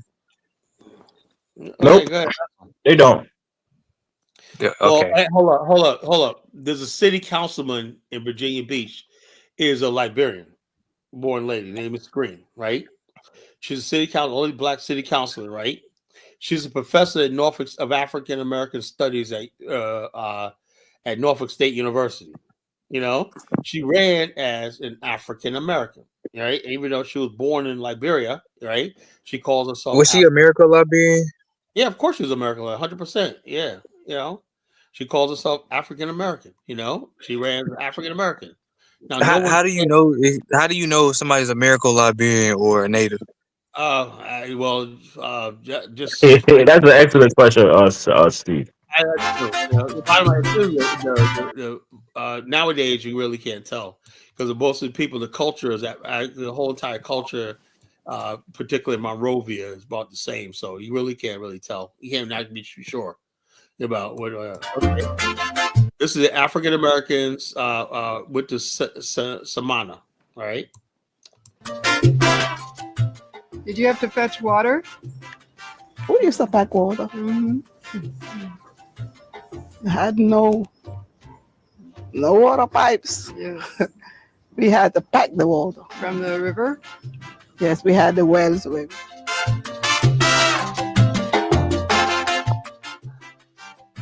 The island of Hispaniola contains two countries, Haiti and the Dominican Republic. In 1824, Pierre Boyer, president of the island of Hispaniola, arranged for freed slaves to immigrate to the island. Under the leadership of Richard Allen, first bishop and founder of the AME Church, also brought people to persons from Liberia. Philadelphia, many of whom were involved in shipbuilding, came to Samana in the Dominican That lady look Republic. like my grandma. Martha Wilmore, local Samana historian, is here to tell us stories of their lives. Tell us more about Richard Allen and his importance to this movement. Richard Allen, he was the one that used to Richard help. Allen brought communities to Liberia too. He was the president of the Missionary Baptist Church of Philadelphia. The free Afro-American slaves.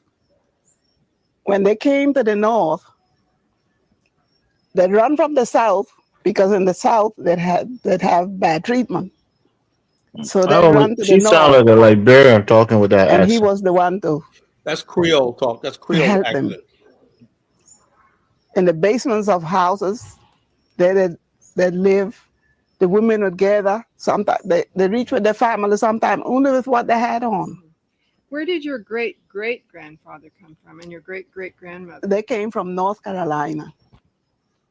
Of the Greens and the Smith, Hamiltons, all those came from North Carolina. Hold on, Carla. Hold on. I'm trying to hear what you're saying. The names of the immigrants, their last names. Well, especially the Kellys, the Green, and the Johnsons.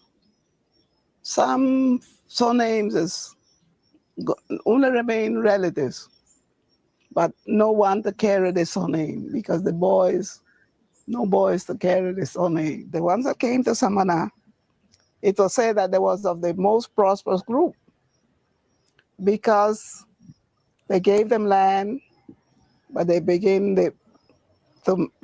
established, they organized, they had a way to organize and build a little church.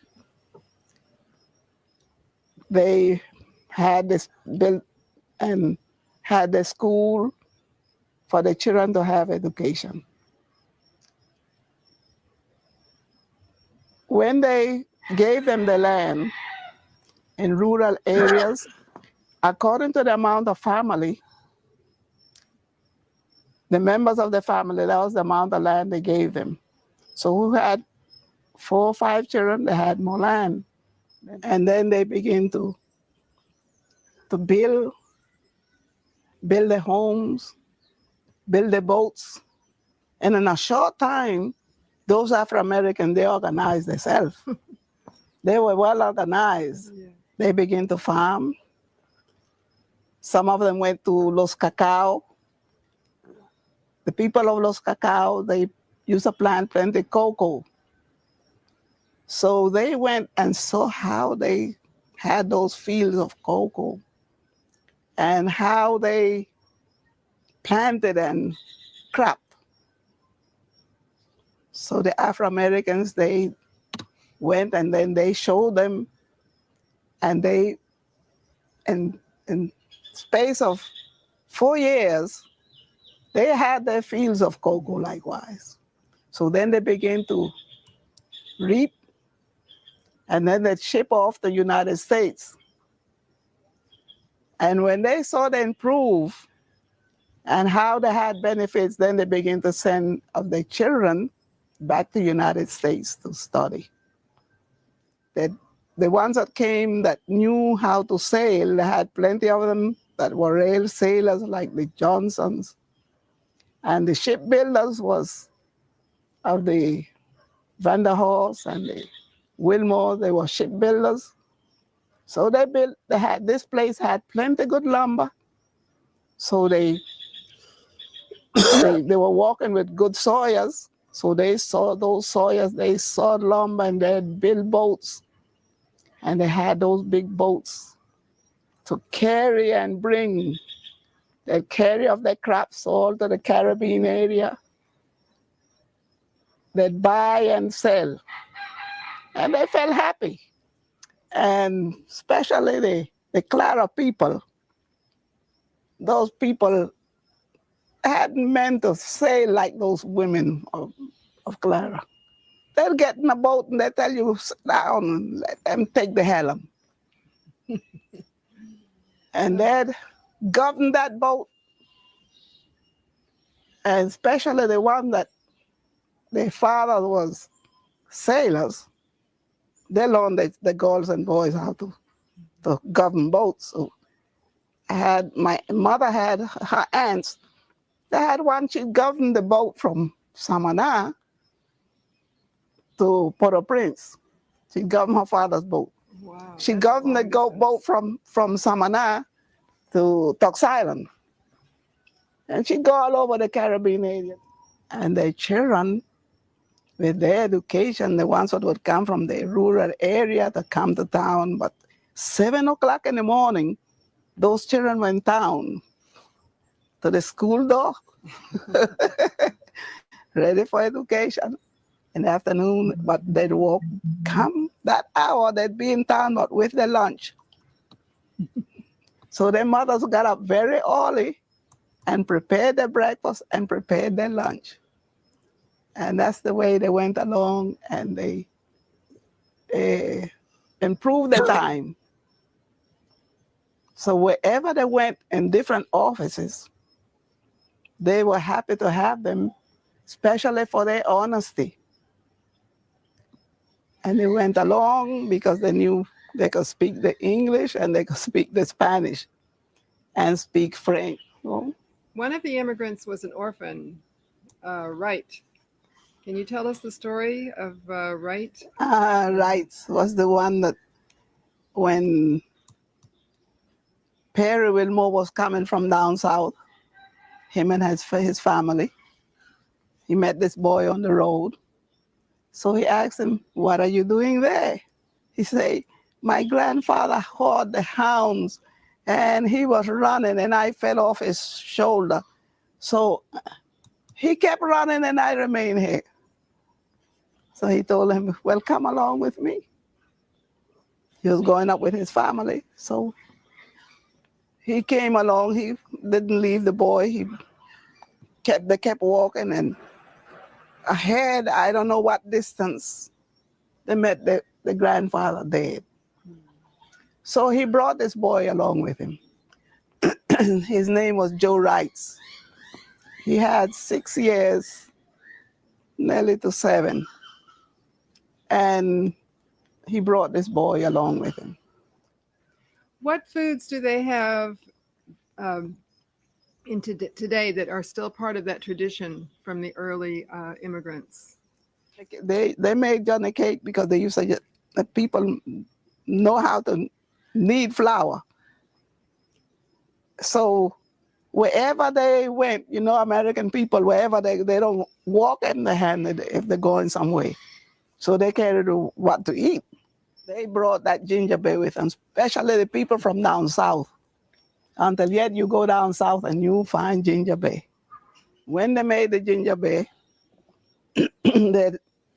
they leave, they wouldn't throw away, strain and throw away. No, they kept that to give it its point of picky that the person wanted it to have.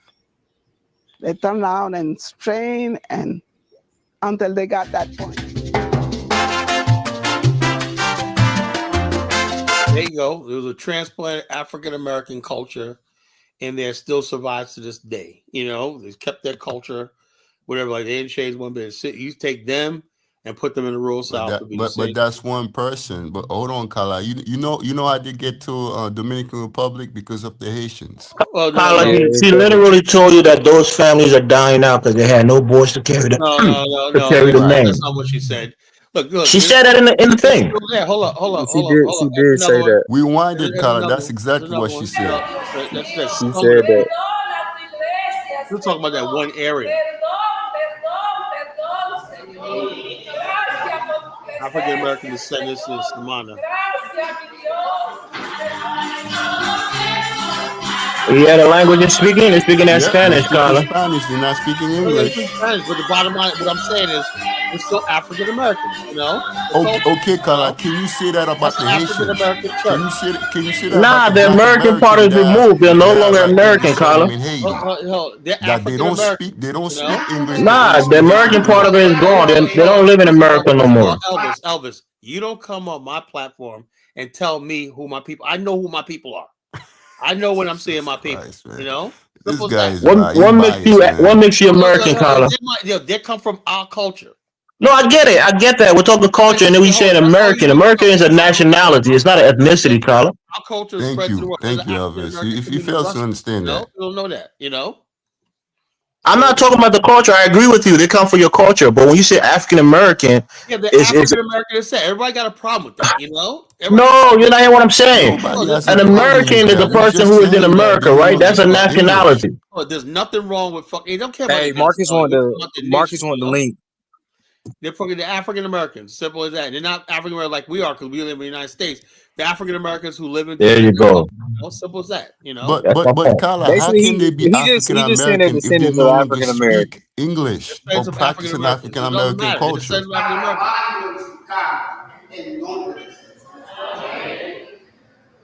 Because you guys lose your culture and your stuff. You don't have to. Lord. Carla, you don't even know what kind of culture they practice there. You don't know the culture that they practice. I looked it up online. It says that they do retain some things of African American. That's what AI said. They don't eat nothing. They still eat the same food. She has some foods. Gingerbread. That's African American. I'm gonna say gingerbread. My grandma used to make cornbread. That's African American.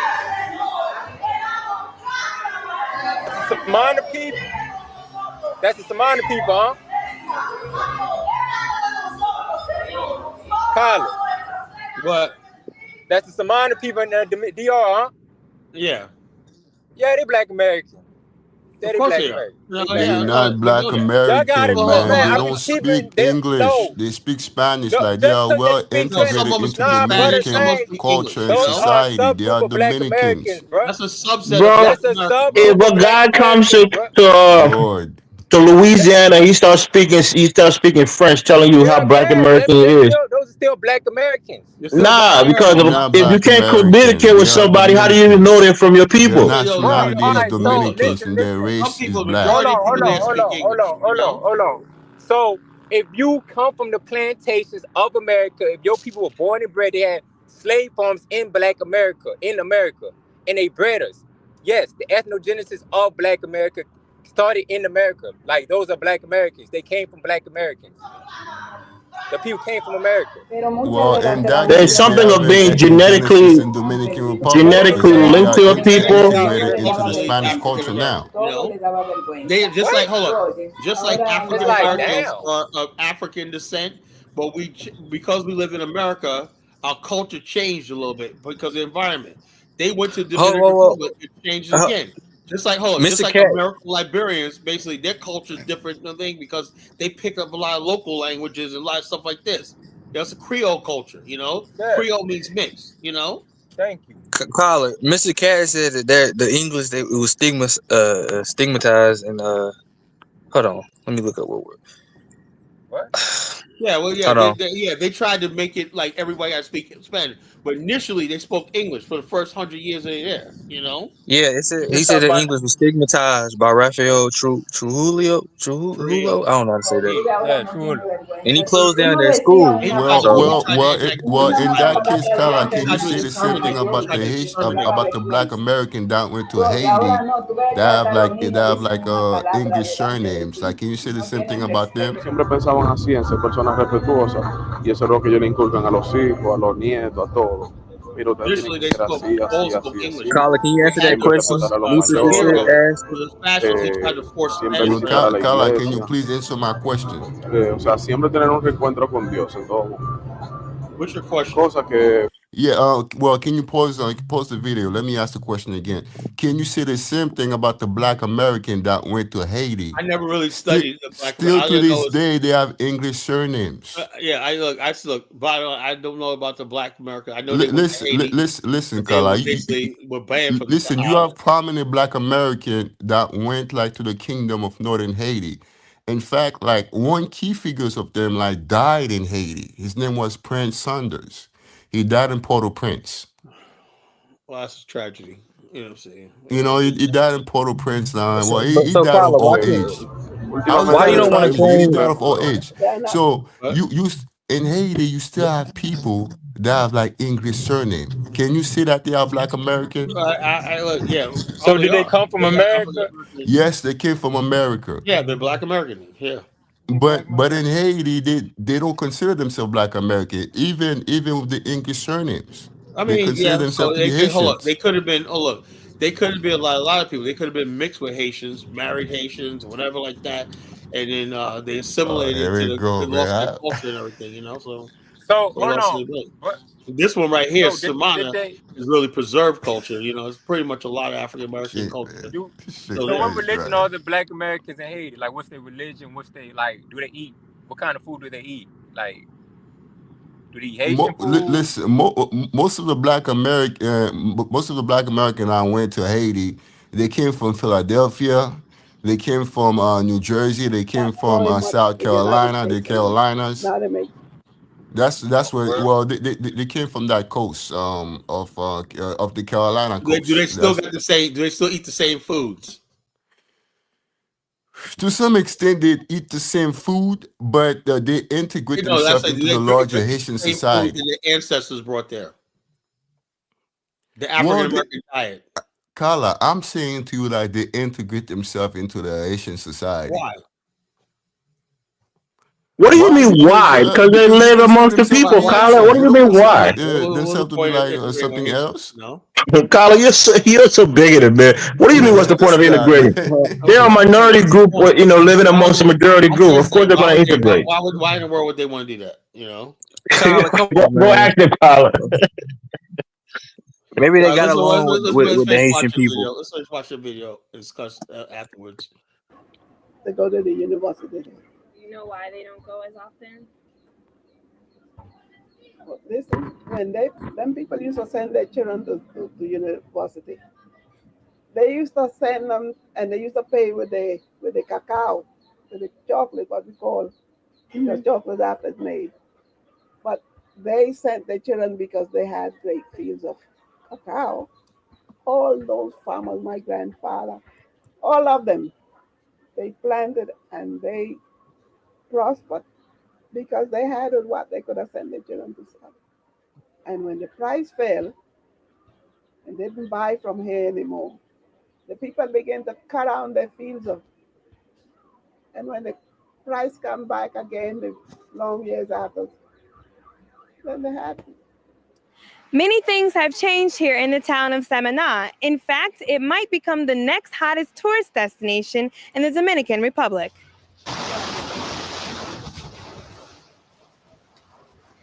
That's not 500. Come on.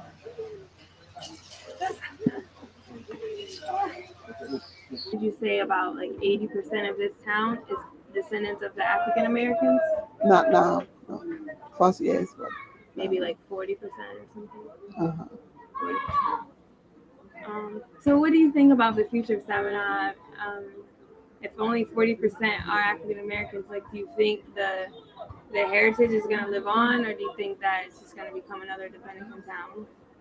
Well, because the most of the children have their professional, they go away.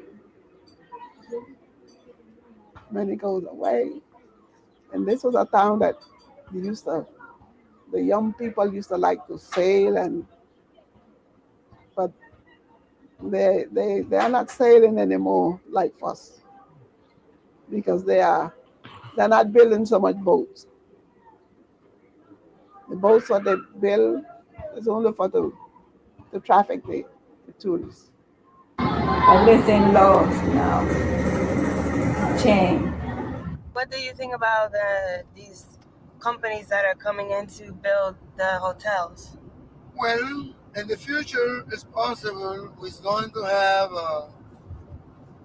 a city very busy, and maybe it's going to have a lot of money, but a lot of corruption too, because all the country where the tourism comes in, open the tourism where a lot of people come in from all around the world, and have more people, more money, but more problem.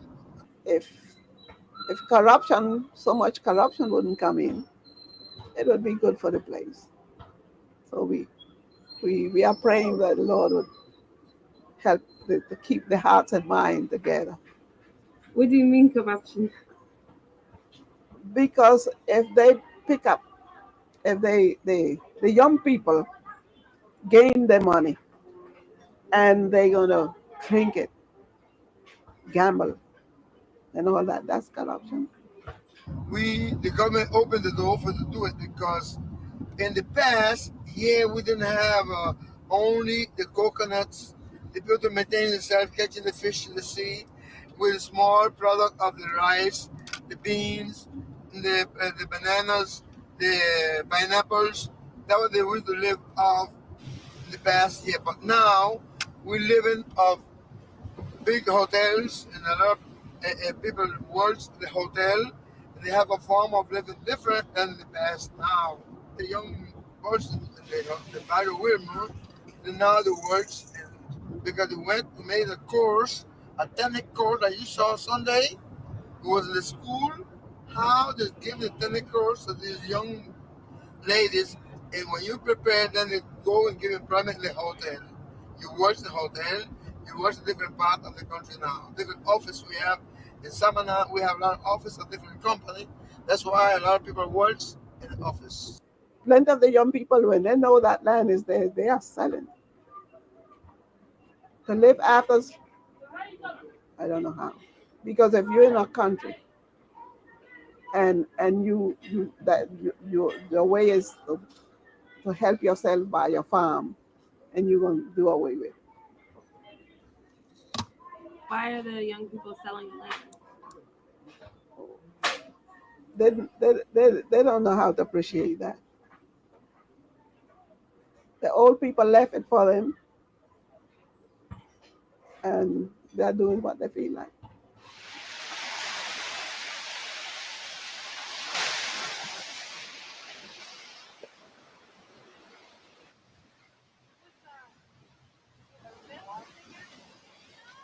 Entonces nosotros ahora estamos reclamando esa tierra. Por eso son todos estos papeles que tú ves. Entonces tengamos que tener todos estos papeles porque estamos reclamando eso, porque él como americano, él compró legal, dejó todo pago, le pagó al gobierno, todas sus cosas en orden, ¿tú oyes? Para que no nos lo pudieran quitar. Nosotros nos consideramos inmigrantes porque nosotros vinimos de esa descendencia, nosotros somos afroamericanos. What'd she say? Necesitamos que nos socorra también. What was that comment? You gotta make this thing bigger. Pause. Make the screen bigger. Por ejemplo, si vengamos de esa descendencia, que no nos ignoren, que no tengan, tú me entiendes, que haga investigación y cosas para comprobar, porque nosotros nos consideramos. So we consider ourselves African Americans. There you go, right there. Like I said, I saw this before. I did not know, like my friend Waru, why his family didn't speak Spanish. You know, they spoke English. They were born in the Dominican Republic, but they didn't speak any Spanish. They spoke like regular black folks. You know, I never. But the lady speaking Spanish right there, Carla. Yeah, but she said if she was telling you that to your face, you don't even understand what she's telling you. What did she say? We consider ourselves African. Yeah, but you want to know if that subtitle wasn't there, so you wouldn't even understand what she was telling you. What they identify as. Most of them identify. Wait, so you saying can you identify somebody speaking Spanish as your people, Carla? Yeah. Hold on, let me ask a question. Okay. Let me ask you a question, Elvis. If people are descended from the same thing, they speak two different languages, they're no longer the same people? I mean, you got to understand one thing about blood and culture, right? Blood is one thing, culture is... Hold on, Carla, you asked me a question. You wouldn't even let me answer this question. Blood is one thing, culture is another thing. That's why you see people in Nigeria. I'll give you Nigeria as an example, right? Please don't compare us to Nigerians. Tyler, I'm just giving an example. 1 second. Don't compare us to Nigerians, man. Don't do it. No, Tyler, just listen. Tyler, you so unhinged, brother. Hold on. Let me finish my point, right? So, say a kid is born to two Yoruba parents, you know, and maybe they didn't speak Yoruba to him. He goes back to Yoruba land. He doesn't even understand anything that they speak to him. He doesn't even understand the culture. Doesn't understand anything, but he has the Yoruba blood running through his body. You know what they call him? They call him a kata. They call him lost. Right. You know, because he's lost his essence of being a Yoruba. It's not just the blood; it's also the blood with the culture that makes you a Yoruba. First of all, you're comparing people who don't come from a traditional literate culture. Carla, what are you talking about? Yoruba are some of the smartest people in Africa. What are you talking about, Carla? Most people, like Mike Olawale, didn't even know his country was colonized. You know? Yeah, that's Mike. But the point is, the Yoruba are some of the smartest people on the continent. You can't listen. I get what you're saying, Elvis. I get what you're saying. With that being said, what is he saying? If you don't articulate that blood without culture. It separates you from your people. That's bullshit. Okay, Carla. I get what it's fact. It's fact. Let me explain that to you, Carla. You cannot change who you are. I get what Elvis is saying. Let me explain that to you. Like, you know, like blood and culture is completely two different things. That means, Ross voice. That means you can't be a thing. You can't call yourself a Hausa then, right? Yes, I can call myself that because it's for my family bloodline. I'm seventh generation. We lost your land. Hold up. You were disconnected from your land. Will you ever let me talk, brother? Hold on. How come you could stay Hausa, as you call yourself, and then somebody who comes from Black America goes to the Dominican Republic just because he learns Spanish? I can explain that to you if you allow me, man. It's hypocrisy. Because let me explain that to you. That's bullshit. And if you can allow me, please let me explain that to you. Because Haiti is a patrilineal society. Okay. Can you let me talk, please? Go ahead. We go by who the father is. It doesn't matter like who the father is mixed with. Like if I go with that Creole mixture BS saying that, then I can say that I'm Creole, but in Haiti that don't really matter. Like it's who your father is. So the rules change. When I tell you I'm seventh generation removed from Hausa land, you think I'm lying? You think I'm making this thing up? No longer Hausa. I have Hausa bloodline. I may not practice the culture fully. Okay, can I finish? I may not practice the culture fully, but I have Hausa bloodline in me from my father's fathers. I say stop. Shut up. Stop. I want you to speak the next paragraph in Hausa. Don't speak no English. Talk to me in Hausa. You man, there are people who have Yoruba bloodline. They don't practice Yoruba culture. For instance, there are. I said, get the fuck off here. You know, this is what I'm talking about. I told you I don't want to hear these motherfuckers bullshit. Come up here with bullshit. That's what I'm sick and tired of. That's why I'm glad I'm done with this shit after a month. You know, I asked him. He says tsunami people aren't African Americans. They speak a new language, right? He doesn't speak the same language as his thing, but somebody's trying to excuse that. You don't speak Hausa. You're not a Hausa then. You know, if the rules apply for you, but for us, it applies to you. That's what I'm talking about. So as I said, all you people in the diaspora are nothing but jealous little motherfuckers I can't stand. That's the problem why we got this division. All you guys sit around all the time, sitting how to waves, how to degrade Black America, dismiss us, cosplay us, and do all the shit like that, and we're tired of it. You know, all I'm doing is celebrating a part of my heritage. You know, the African Americans who survived that culture, survived thing. Now you try to take that away from us. You know, that's what I'm trying to talk like. You know, and then I said, well, what about you in the house? Oh, you got to understand the patrilineal and all kind of stupid shit like that. You know, you're a generation removed. You know, so was that? I get what you're saying, Colin. I get what you're saying. I can see both sides of the argument. I get what you're saying as well. What I'm saying. You're saying that because you know I'm pissed the fuck off. No, Colin, I'm being dead. I was leaning more towards your side, but even before Elvis was 100% wrong. Because I never said Elvis was right. Bottom line is, if that's the case, then Elvis is no longer crew. He's no longer crime because he don't speak that language. He's removed. I thought Elvis does speak. What the hell you mean I don't speak the language, Colin? You don't speak the language. I've never spoken. How come you don't get Elvis? Speak it right now, Elvis. No, hold on. Let Colin say something. Say that again, Colin. How come I don't work? Okay, speak for the rest of the night in crime. I mean, don't start doing stupid shit on the platform. What do you mean I don't speak my language? Hold on. What do you mean I don't speak my language, Colin? That language means the person speaking Spanish means she's not African American. No, that's what I say. What do you mean I don't speak it? Okay. Are you a crime man for me to speak crime to you, Colin? I'm saying you're no longer crime no more. I don't get what you're saying there. No, hold on. You just fell right into my fucking trap all the time. You said I don't understand what you're saying. Spanish, she's not African American. Then you asked me, do you consider somebody speaking? No, that's not even the first point I was making. My point is American is a nationality. That's the point I made, right? Oh, you said the bloodline. You're breaking it. I don't know if it's me or if it's you.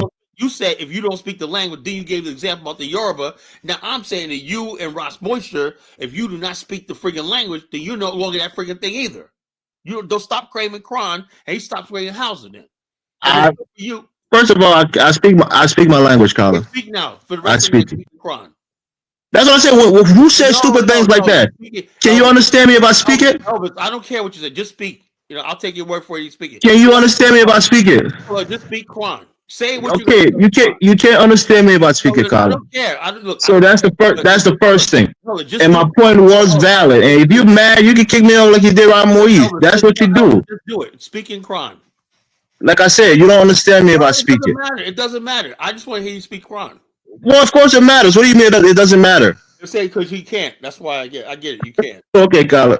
Ask Ross Moisture, can he speak Hausa? One more time. Ross Moisture, can you speak to me and reply to me right now in Hausa? Okay, so I'm back. Can you allow me to talk without you cutting me off? Okay, I want to hear Hausa. I never heard your Hausa. Can you allow me to talk? Go ahead. Okay. What I'm saying to you is there are people, for instance, there are people in Brazil who are of Yoruba origin. They don't speak Yoruba. But because they have Yoruba bloodline, they trace their lineage to Yoruba people.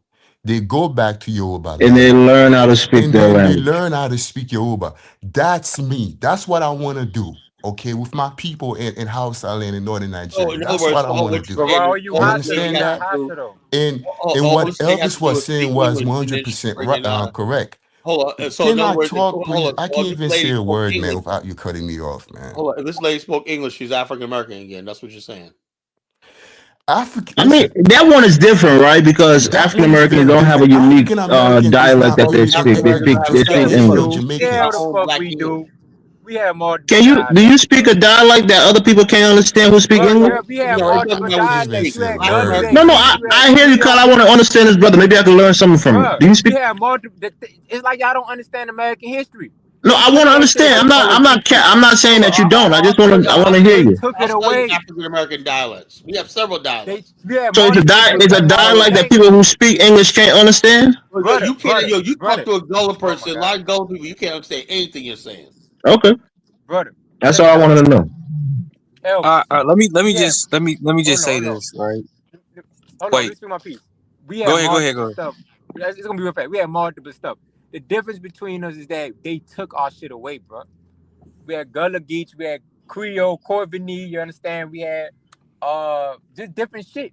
And they took it away. It is what it is. So we had it, but it's gone. You know? All right. Let me say this right here. Yo, Elvis. I don't think these people understand where we came, where we're coming No, from. I don't. I don't say Yo, nothing. I Elvis. see what both sides are saying, right? Hold on, Steve. Go Let ahead. me address How do you Elvis see real both quick. sides? I'm saying Elvis, exactly what the Elvis. opposite Let's was say saying. that You know, you Elvis. agree I'll Let's with say that explain, you if your Carla. agree current with it, you people, know.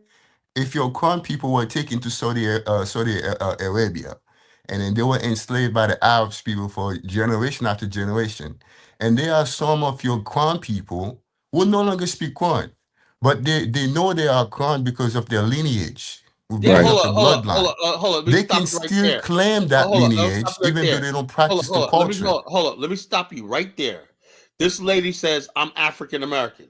Although she lost her language and everything like that, she says I'm African American. So what's the difference? The difference is, What's the I don't. difference? Well. Let me say this. You're gonna kick me out either way. They don't The see African difference American is African as an American ethnic is group. Okay, not no, an no, you don't see ethnicity. it as Okay, legitimate. just like Okay, I Haitian, get it. You don't see it as just like legitimate. Jamaican. Goodbye. Get the fuck off my platform. I'm sick of dealing with these clowns, man. You know, I'm not gonna deal with that shit. He don't see us as legitimate when he just delegitimized us as a people. You know, I'm not gonna tolerate people. That's genocide. People think like that can mass murder you. When you delegitimize, I would never. One thing I would never do is delegitimize somebody. Say what you identity and everything does not matter because it's not this. That's why I say a lot of this Pan African stuff is African American genocide. You know, it's genocide. They don't even know it. They're a bunch of fucking savages. You know, we are what we are. We have a culture, we have a history, and everything like that, and it's gonna be respected. You know, as simple as that. You may not like it, I whatever, like that. Agree with it. It may not be all African like you think it is. let I me mean, ask you a question, there's Carla. ours. You know Can I ask you a question, right? what? Can right? That's why I always say that I say FBA is not a lineage because I said I we don't could know be about because no. Hold on. FBA. but First of let me all, finish. Let me finish. Let me finish. No. Let me finish, well, hold Carla. on. You said FBA. You know I'm not FBA, right? Right. Why I are you was asking me making a about point. FBA? Oh, Carla, Why are you calm asking down. me I'm about not FBA? Carla. Calm down. I'm not trying to Look. I'm go an against African you. American. I'm an African American. I right. I get that. Address me as African American. Don't mix me with the FBA ideology. That's bullshit. You I know. was trying to use an example, Carla. I'm not saying you FBA. Go ahead. Right. That's what I was saying is like FBA is not a lineage, but I said they could be an ethnic group. And I was going to ask the question could is a I mean is lineage and ethnicity the same thing? Lineage just means a line. Lineage means line where Right. you come from. You know. That's The exactly my point. ethnicity is your ethnicity. You know. Right. Now, So I was saying that hold up. Let me say this, right? Now, there's some people who basically may not come from our lineage, right? But they're part of our ethnic group. Let's say somebody like Sidney Poitier, you know, somebody like Stokely Carmichael, somebody like Marcus Garvey. They don't come from our direct lineage, right? But they assimilate into our ethnicity. Over time period, they become one of us, you know? You could be African American by ethnicity. That means ethnically, culturally, you lived among African Americans, you adopted their struggles and their pains, everything like that. Lineage means you just say, okay, a line, whatever, like that, you know. But what about the African Americans who may have came from the Caribbean? and that's the point I'm trying to make, right? Lineage would trace bloodline in an ethnicity, Colin. Yeah, no, but hold on. But there's a thing is there's a part where African American culture has an assimilation process like a European culture. Most Americans don't come from England, right? But they assimilate and become Americans, just like people could assimilate and become African Americans, you know, over a generation, you know. And Well, that's they're the not point I was assimilating getting to. anymore. No, but when you say That's American, you're talking about nationally in terms of nationality. No. I say African American. American I is an mean, ethnic group. Hold on. I didn't say it wasn't an ethnic group. When Colin said it can become American, he's talking about in terms of nationality as a, When I say American, I'm talking about white American. I don't consider people of color American, you know, like that. I mean, you're so complex, Carla. Your definition of these things are so I'm confusing. saying, no, look, I'm saying American is somebody who believes in the Star Spangled Banner. They believe American exceptionalism. They believe in the red, white, and blue. They true blue Americans, people who really. That may be that, but you can also be American by being a U.S. citizen, right? No, U.S. citizen is a legal term. American is a cultural term. America is a balance between. There's two things I always say. If you listen to my shows when I pay attention, right? I said the nation, and then there's the state. The United States, as I said, is a republic, right? A republic has a nation in it, which is white America, Anglo-Saxon, and it has other groups of people here called minority groups, right? The republic is a constitution that protects minority groups and protect people by law, right? It protects you. That's a republic, right? Can I finish my point? Can I finish? I'm listening. All right, white people, white is a race that have different ethnicities. Even in this country, right? You have Italian people who are white, but they speak. Some of them still speak Italian. They have a different culture, different cuisine. But Elvis, bro, the white culture defines America. Hold on. MP made a good point in the comment section, right? And that's why I always say that ethnicity and lineage is not the same thing. There is some. That's why the point I'm trying to make is African American. We are all come from different lineages as far as the African American ethnic group, but we are still an ethnic group and whatnot. And even people literally by the definition of lineage, two people from different races can be a part of the same lineage as well. And that's two people, maybe somebody. Lineage is about blood. It's about your fathers, right? If you're patrilineal, it's about the history of your paternal lineage, right? So you can have people of mixed race who can come from the same paternal lineage because maybe one of their fathers mixed with a white woman.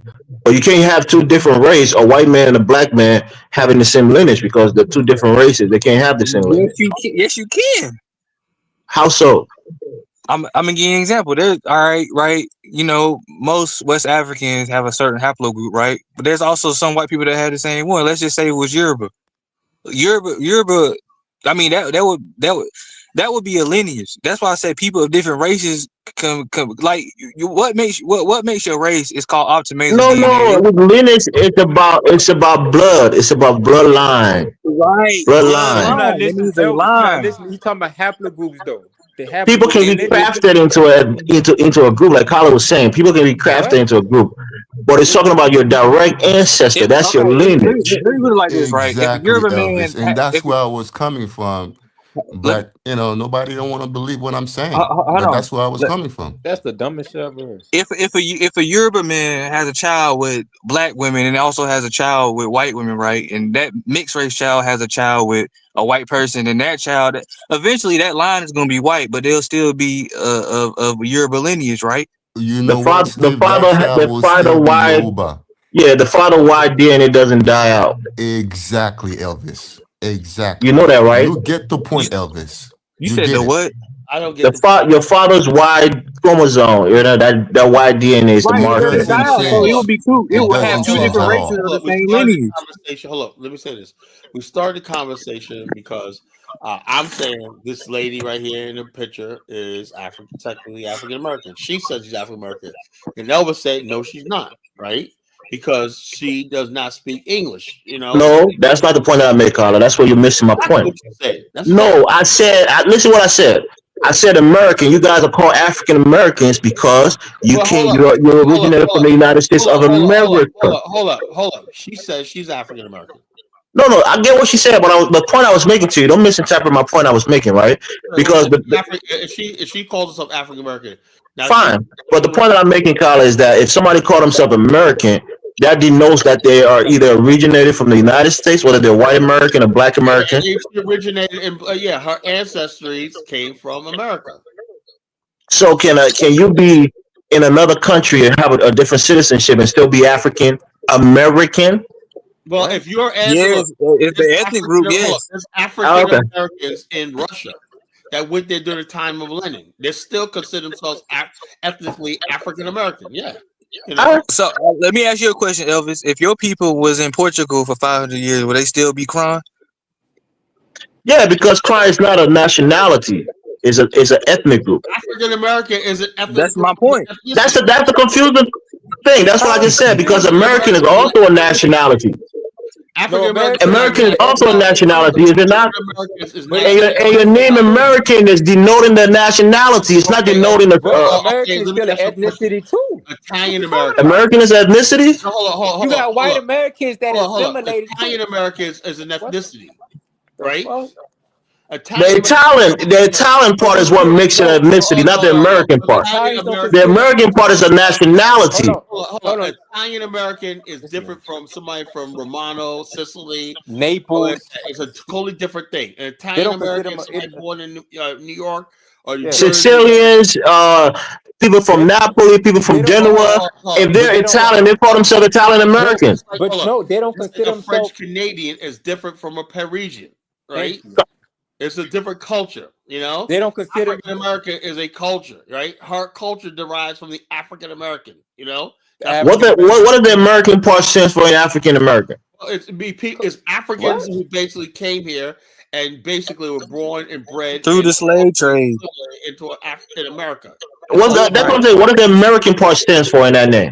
Because the black people in Because America are Americans. Is it You know? talking about America in terms of the land or the country America? that some even I'll some tell of you, hold on I'll Elvis, tell you. even some of the culture shit that we carry, we carry some American ways, bro. Yeah, Come so I'm on now. saying America Uh-huh. is our African story. And That's Africa like a Yoruba person calling himself Yoruba Nigerian. yeah, What? so yeah, maybe he is, you know, Yoruba Because Nigerian. the Nigerian part of it is a nationality, but there's Yeah, Yoruba in Ghana. yeah, so hold on. That's Whoa, what whoa, it is. whoa, whoa, whoa, whoa, whoa. Hold on. That's a good point, Elvis. And and listen, if you actually do DNA testing right, they actually do separate certain ethnic groups by what country they're in. For instance, the Igbo people that's in what is it? Equatorial Guinea? Is it Or Equatorial Guinea? Cameroon, or even Cameroon. Right. They're even though they're related to the ones in Nigeria, they have been separated long enough that they are they're distinct groups and whatnot in their own in their own Yeah, land, like right? now the people in Dominican Republic, they're their own distinct group, but ethnically, whatever like that, they are still descendants from African American. Right. There you go, Kyla. That's the point I was making. There you now you got the point. You're trying to say By is blood, they're African American, but by that nationality, they're not. hold on. Well, technically, Exactly, if she Elvis. wants to call herself But African American, no one's going to refute that. You know, that's what she Okay, came. fine. You know, Okay, that's that's all. fine. You know, she says she's African American, so I'm not gonna say So- no. You've been here too long. No, like this. If somebody's African American, just like what you call, you got African Americans that are in Costa Rica. People don't know that. New Liberia. You know, Liberia, Costa Rica was founded by African Americans. Same thing with Panama. There's African Americans in Baja California. You know, they're still there doing the same really? thing. But there's African American communities all over the damn world. You know. But let me ask Elvis, what do you consider yourself then? Are you just Liberian or African American? Like what are you? Like what do you consider yourself? Or Liberian? What are you? Well, my nationality is what? Liberian and American, right? Those are nationalities. Those are countries, right? My ethnicity is crime or crew. Those are the ethnic. That's But you don't speak those languages though. okay, Kyle. Those are the people that I come from, right? So again, I always say that because 1 second, Colin. 1 second, Colin, and I didn't even get 30 seconds to answer the brother's question, right? So that's why I say African American is a tricky name, for a group of people, right?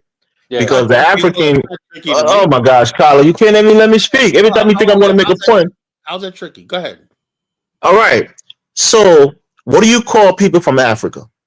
I call them by the country they come from. from. No, that's not true. That is not true. You on your platform, you say these Africans. You say that every day on your platform. I don't call them African American because they don't have it. They're not American. You call them Africans, right? Yeah. Okay. They can. So let me break my point down for you, Carla. Just give me the latitude to break this point down for you. Go ahead. You call them African, right?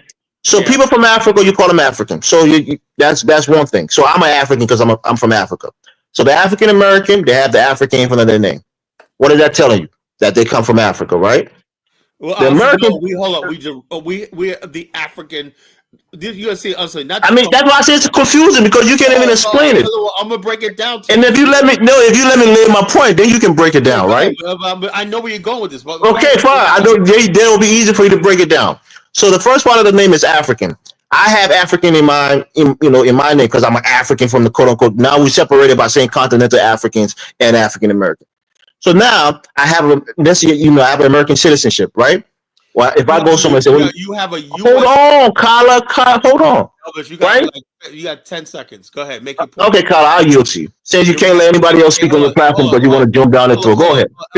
Elvis, you are a U.S. citizen. You're not an American. What does U.S. mean? There's no such thing as U.S. It's USA, United States of America. Oh yeah, I know. Hold on. No, it's called the United States. You know. What do you mean? The official name is the United States of America. What are you talking about? Elvis, right?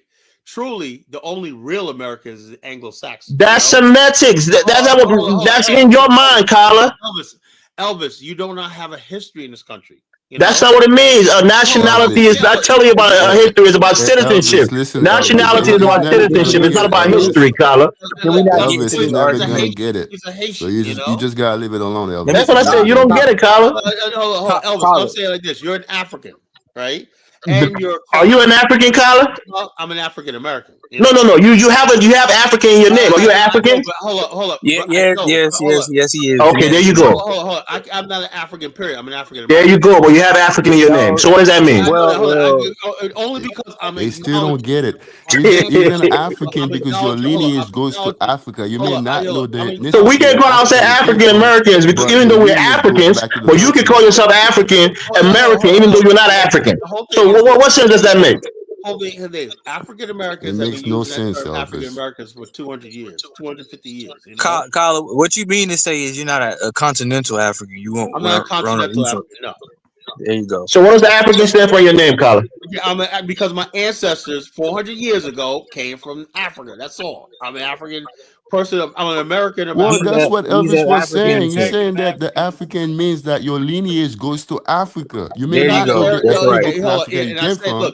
Hold up. Or you choose not to know, but your lineage goes to Africa. That's what he's saying. So Africa, in your name, the Africa tell you where you come from. What does the American tell you? Also, when I say African, your nationality, the American tells you. There you go. That was my point. Hold up. African American is a story. It's an American African. Tyler, you play tricky words. We get that, Kyla. American African story. Our story is the people who came here in chains from the transatlantic slave trade. We understand that, Kyla. Right? So the African tell you where you come from, where your origin is. The American tell you what your citizenship is. Oh yeah, I know that. But I'm saying is this. When you say African American, you're talking about someone of the transatlantic slave trade. That's all. Right, right. It says on the transatlantic slave and that's what African immigrants, you know what they call themselves? I don't care what they say. They say I'm a Nigerian American. I'm a Liberian American. I'm a Ghanaian American. And everything like that. They do that so that they don't get confused with African Americans.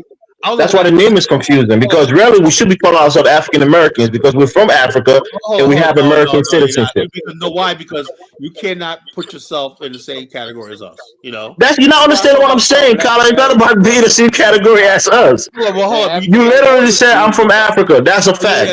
I have American citizenship. I'm also, But African American is two different things than a Nigerian. That's what I'm saying, because the word is confusing. It's not confusing to me. It's really not that confusing.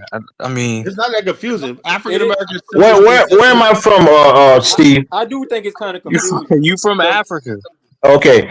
Do I have American citizenship? I have American citizenship. What does that make me? Right. But an African who is an American, right? Hold on. A citizenship don't. Right. I'm not telling you that the history is the same. I'm not telling you that African American and I have the same history, but I'm saying that by nomenclature, I fit that description. Right. And here's what the problem is, right?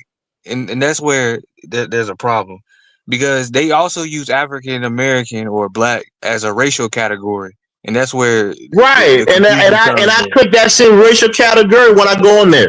That's wrong. That's wrong. They should have a separate category. Oh, there you go. They should have a separate category. They do the same thing for white people, right? They do the same thing for white people. White people is just white. Caucasian, Caucasian.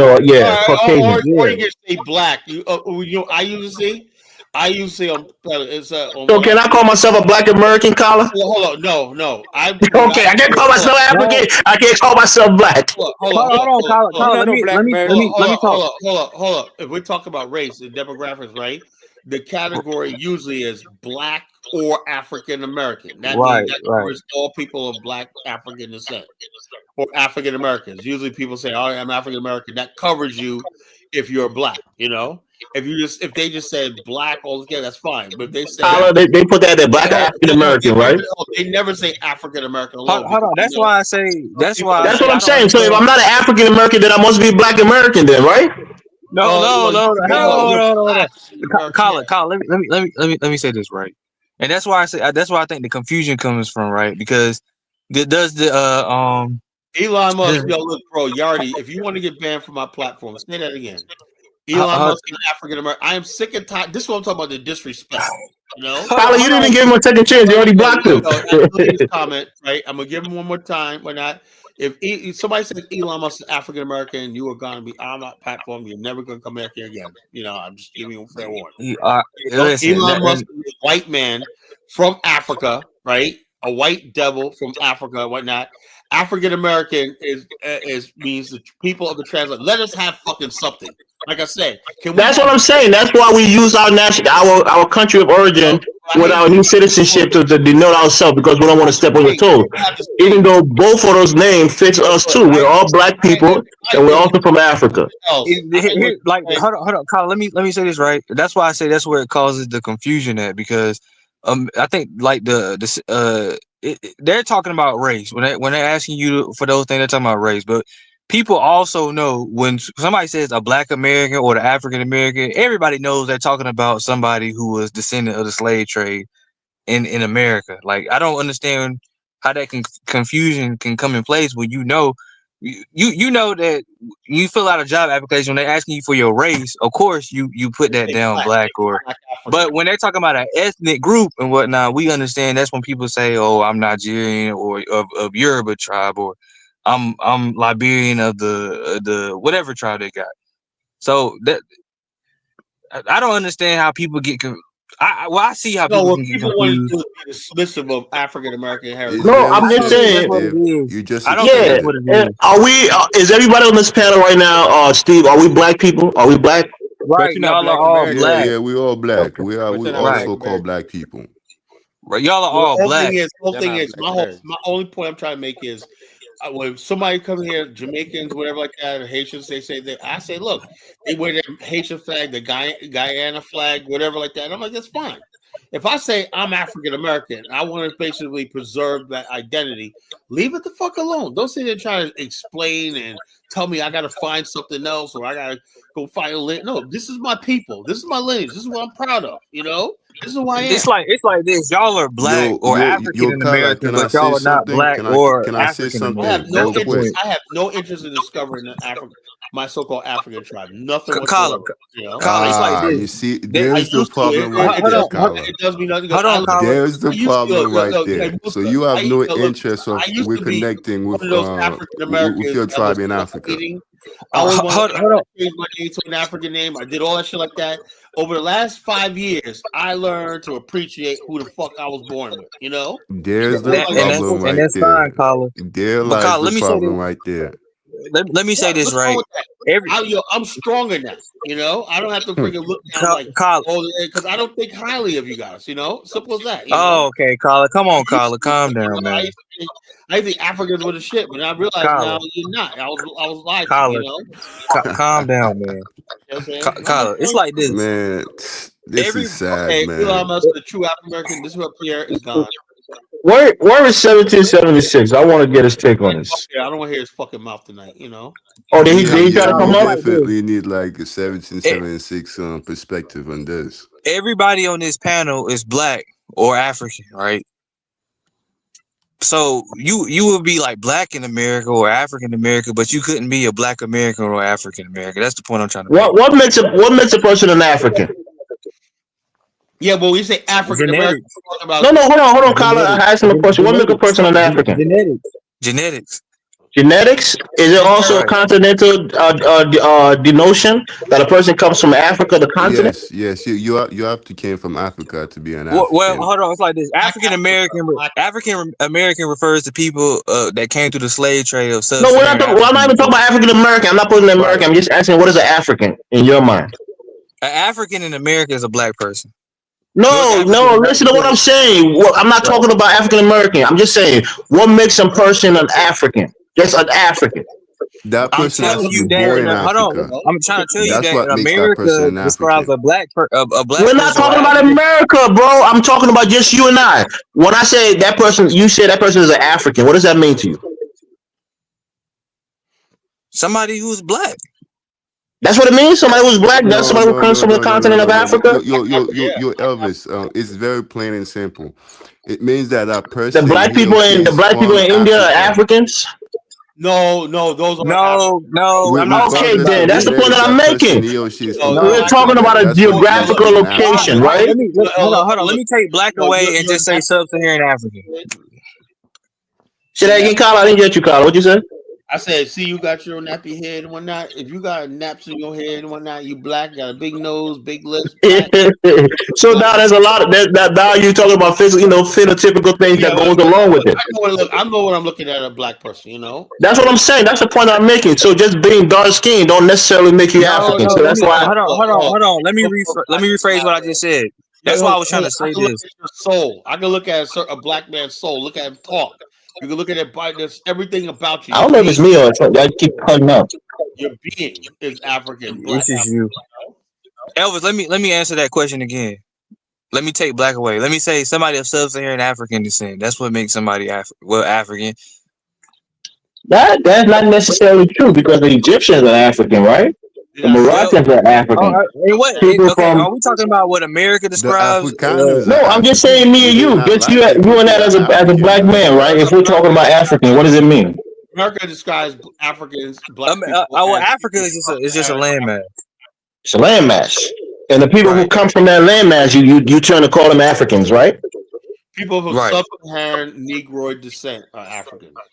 I mean, Right. but Well, they're no, not the only Elvis is people not. who are Elvis who is not talking inhibits about Say that, America. Kala. a Because the 99% continent. people in the of Maghreb, people, unless people they're in the Elvis Maghreb is are just talking also about America, Africans. Colin. stuff like that. The indigenous people of the continent of Africa are sub-Saharan black Th- Negroid Africans. That's not true. No, that's not Well, Colin, true. That's not not true. true. they're Sub-Saharan are dark not skinned Berbers. indigenous to They're Africa. Hold They're on. dark not skinned Berbers are not Berbers indigenous hold in to on, in Africa. Libya. Berbers are not in sub-Saharan Africa. That's what I'm saying. But they're dark skinned, wide nosed Berbers What with is straight hair. wide nose Are they Berbers? not African people? They There's no are dark skin African. wide nose Berbers.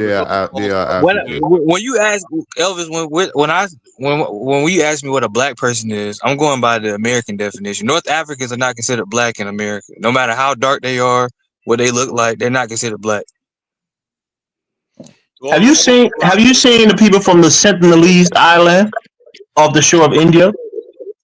Yeah, I know Those Yeah, are not yeah, they're not sub-Saharan black. Africans. They are Those are black not with sub-Saharan nappy Africans. hair. Have you Yes. seen them? They're black, but they're not sub-Saharan Africans. How can you say they're not sub-Saharan African? They're dark black, looking like you When and they I with do nappy DNA hair. tests of those people, they're not sub-Saharan African. So then, how can they look like us then? DNA. You said what? DNA. I said, how can it be black with nappy hair if that tells you that makes you Because hold on, sub-Saharan let African? me explain. Let me explain this because phenotype is more determined by environment than well, it's determined by environment. They probably live in a climate similar to Africa. That's why they look the same. Oh, But that's why they look genetically the same. speaking, yes, genetically speaking, they do not cluster up with sub-Saharan Africans genetically. Colin, can you pull it up, Colin? If you can do us a favor, I know what they look like, No, Elvis, I know but you they know, but I want people in the audience to know. I don't ask you for doing this often, but I just want you to type in the North Sentinelese people and just show us their images and see how they look. I saw the image. They aren't black, bro. That's why I say Yeah, show they the are image, very show black. the image In and fact, they are let the us see it. blackest of the I want to black. finish this video. I want to finish this video. Give me 1 second. I want to finish it. Almost done. She says, this lady says, well, we're talking about this. We got off in this tangent. She says, we consider ourselves African American. The American continent.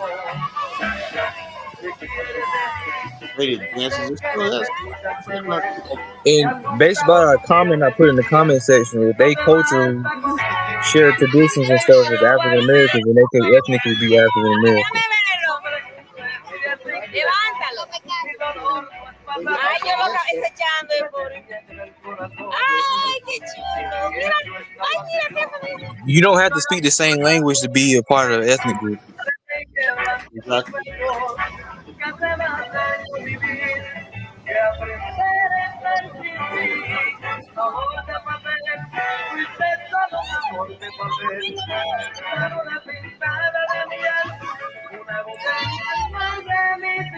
Beautiful story.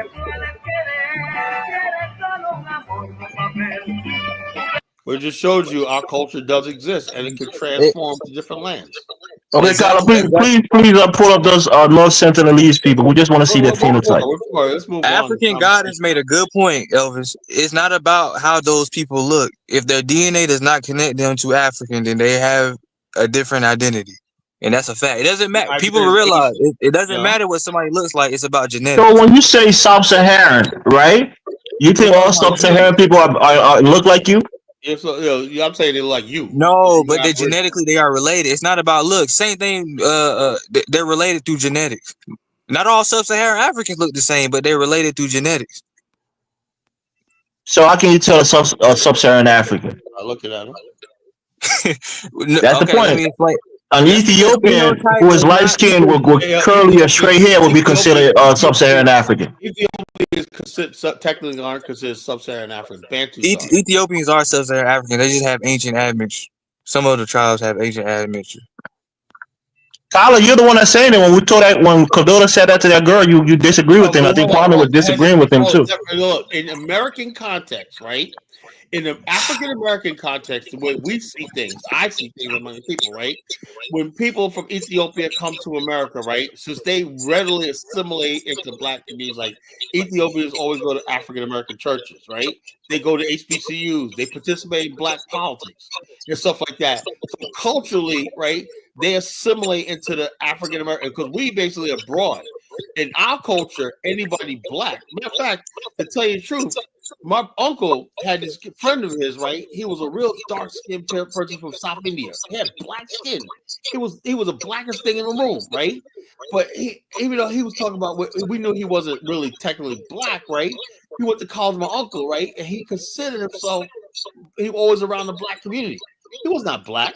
He had straight hair. Hold on, Carla. Let me address that's the point. That's the point that Elvis. Let me say this, right?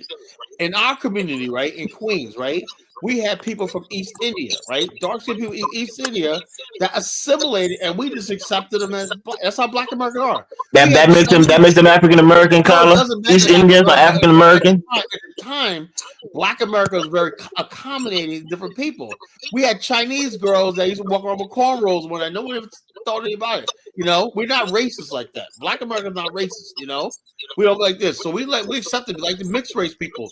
We always accepted people who were mixed race as one of us in our culture. You know, that's what we always did. We accepted anybody. But now I think it's a little different now because more of these mixed race people and everything are growing up into white suburbs and everything like that. Before, when you lived in a black community, right, in a segregated America, right, you had to adopt and adapt into the black African American culture and heritage. We had Chinese and Indians that lived in our communities, you know, that basically assimilated with us. And you had girls that were Indian Chinese doing double Dutch and shit like that, wearing like any other black girl, you know. Hold on, can I say this one more time? Lineage and ethnicity is not the same thing. You do not have to be of the same lineage to be in the same ethnic group. Yeah, there's people of different races that. I just put the definition. We had white people, Elvis. Yeah, I know that. Technically, that were culturally African American, not as we call African American. They lived in the black community. So when an idiot like Tariq says they're not from our lineage, what is he really saying? Because that is because things have changed over the last 10 years. But hold on, this whole that's why I say FBA or African Americans. Black America, whatever you want to go by, is not a lineage. It's an ethnic group. It's changed over. It's a shared culture. That's what I'm saying. So take that to Tariq, who said that FBA is a lineage. Hold on. It's not. Hold on. Let me defend Tariq for 1 second, right? Years ago, if Tariq even said that, hey, look, it was like, okay, no one cared. In our culture, nobody cared. You're black life. That's because we all live under this pro-black banner that anybody black or anybody down. We just call down. But if you're a white person, you were down. You were down. You're Puerto Rican. We had a lot of Puerto Ricans that lived in our community. They were down. Now things have changed. Puerto Ricans have gone off into the Latino world, whatever the hell that is, right? You got other people doing it, Haitians doing their thing, Jamaican doing their thing. And so therefore, a lot of us are still going on this whole blanket POC, people of color, or blackness. Now people say, wait a minute here, we're getting black Americans, like we're getting screwed here. So they start saying it's time for us to like buckle down and start emphasizing our.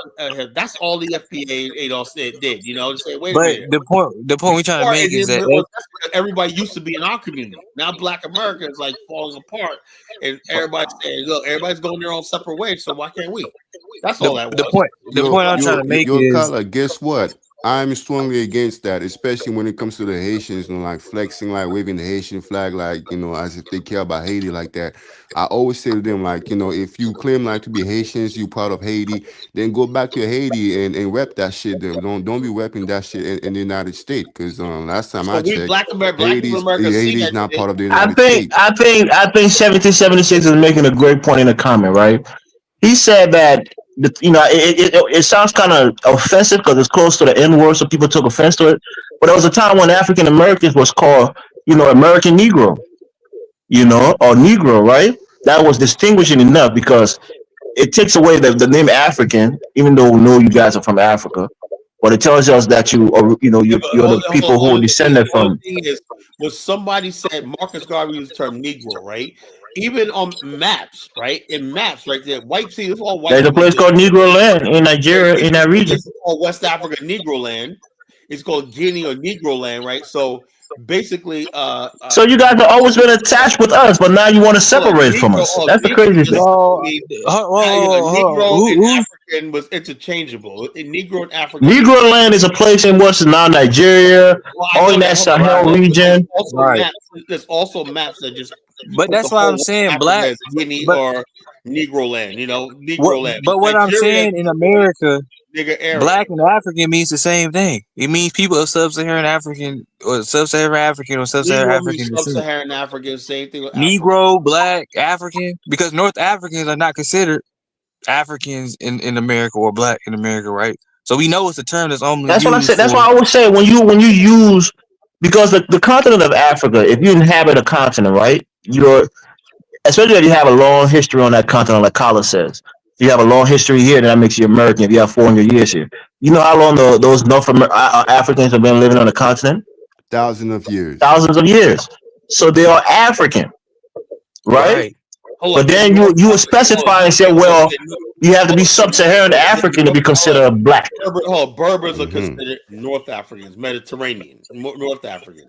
Yeah, it's just that's a geographic location on a continent. In North African, they're not Sub-Saharan African. Sub-Saharan African is the race changes, Oh, the race changes, but they're still African, Carla. Are they not? Yeah, they're yes. Yeah, it's like South Asian versus East Asian. When I was in Morocco, but they're all Asian, right? Are they not?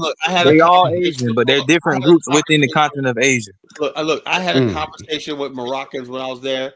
And they're like, yo, we're Africans, we're going to try to build Africa up. I say, you can see as hell, yeah, we're Africans, they tell you they're African. I knew a lot of Moroccans. They always say I'm African, and I'm saying. Do you consider them African? When you think about Africa, you think about Black people, right? You don't think about the Arabs or the white. Hold on. I used to know a lot of Moroccans here in Virginia Beach, and they'll tell you, yes, I'm African, but I'm white, I'm Caucasian. That's what I'm saying. I'm asking you, Carla, what do you consider them when they tell you that? Like African, and I consider the Berbers, Moroccans, the only legitimate white tribe of Africa. They're not white, but they're not. No, they're mixed, Carla. They're Caucasian, And they're not white.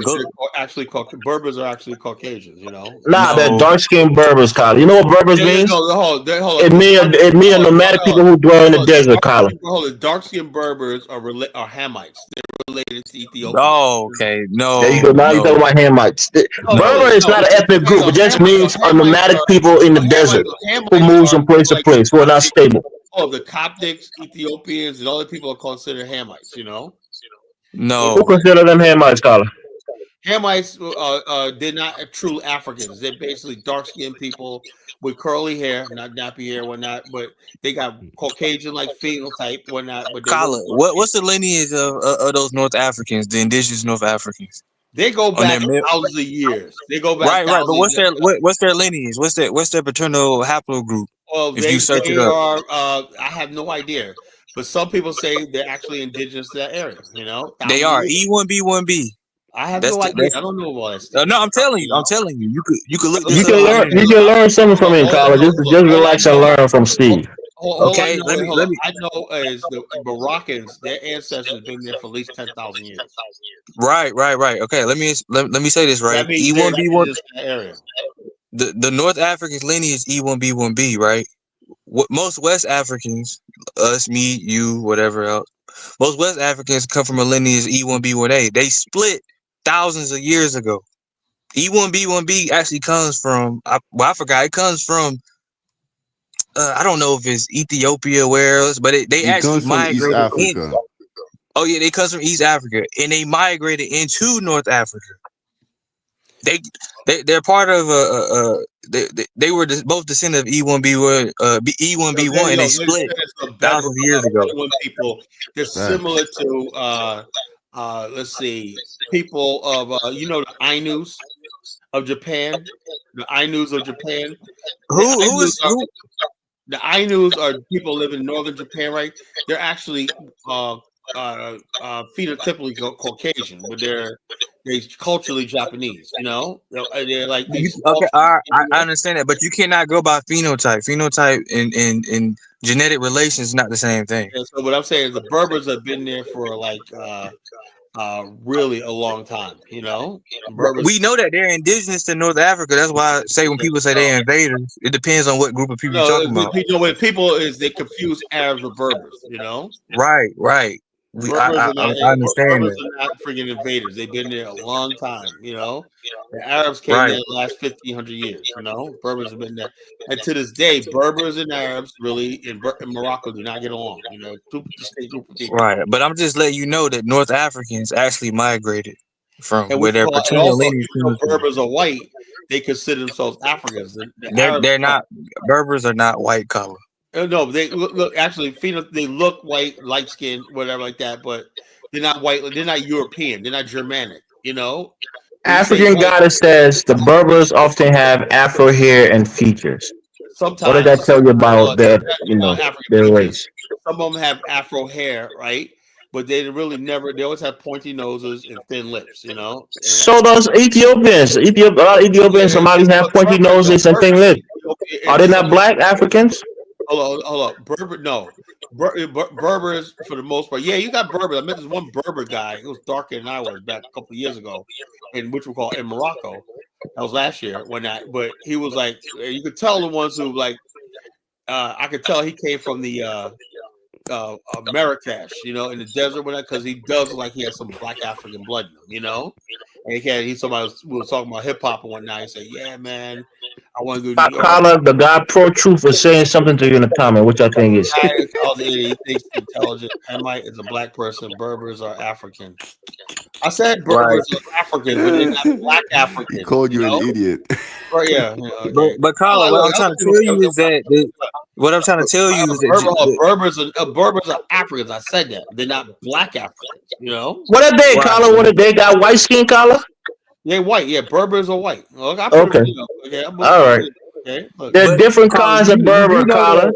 You do know, and that's to tell you that the Berbers is not denoting the ethnic group. It's a people who are nomadic who live in a specific region.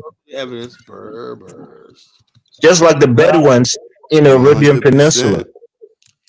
Okay. Kyle, I'm just trying to say that they descended from the same people that some sub-Saharan Africans come from. Let's see. Like I said, there are some Bedouins who are dark skinned with curly hair. Berbers are basically have black African blood in them. Kyle, that's not true. Some Berbers are very dark skinned. Yeah, they're dark but not black though. Not dark but not black. Okay. Especially the Berber from Niger and Mali, that they are very dark skinned. Yeah, they're Berbers in Niger, some of them in Mali. Now hold on, that's a Berber. Some of them all the way up into Tunisia, Algeria. The only problem is when we look at these pictures, we don't have DNA tests as well. Hold on. What does the women look to you? Yeah, but these are not the entirety of Berber women. They're black Berber women. Look white. Bro, that's what I was saying, bro. Kala, Yeah, but you just looking at Morocco. That's what I'm trying to tell you. Berbers are not one people. But not black. Is that a white guy to you, or do you look like you got some black in him? It was not black. Kala, This is lady right here. Kala. When you looking at these people, you don't have a DNA test. You don't know what these people are. Yo, you don't know what they mix with. Show us the Berbers of Mali, Kala. Go there and type in Berbers of Mali. Mali and Niger. Show us that in Mauritania, because they are also in Mauritania. Check out the Morocco. Put Mali there, Kala. Let's see how they look. I used to date this Moroccan lady. She said, yeah, some of her relatives are black, dark-skinned black people, Africans, And Kala, you gotta realize that. Yeah, there you go. Is that a white guy? Go back, Kala. Is that a white Berber right there? That guy in the blue? A lot of Moroccans had slaves in there. Is that a white Berber? Exactly. He was probably setting up slaves. That's the point we're making. That all Berbers are not white. Some of them are dark-skinned people. Look, some people, Moroccans had black African slaves, so he's probably setting them on them, Go to the Mali Berber, Kala. Aren't a lot of Moroccans like they have some recent European ancestry or Berber? This is a slave descendant. Okay. He must be a slave because he's dark skin. Okay. Exactly, Elvis. But Kala, everybody that's black must be a slave. But Kala, you gotta white. Kala, let me ask you a question, right? Weren't they like these people mixing with different groups of people? So what is a pure Berber? Who are the purest Berbers? What Berbers are not a people, but go to Mali, Kala. Go to Niger. You know what I'm saying? Some of them is What did the original people know? Type in Mali. These people don't look black to me. What did the original people know? Nobody said all Berbers are black. We said some of them are black, some of them are they came in different shades. The same people that you see in Northern Africa is the same people that used to be there. Like let's 1776 up, man. Okay. What do they look to you? Kala, you keep showing the same thing. We get it. Go to the Berbers of Mali, Kala. All right.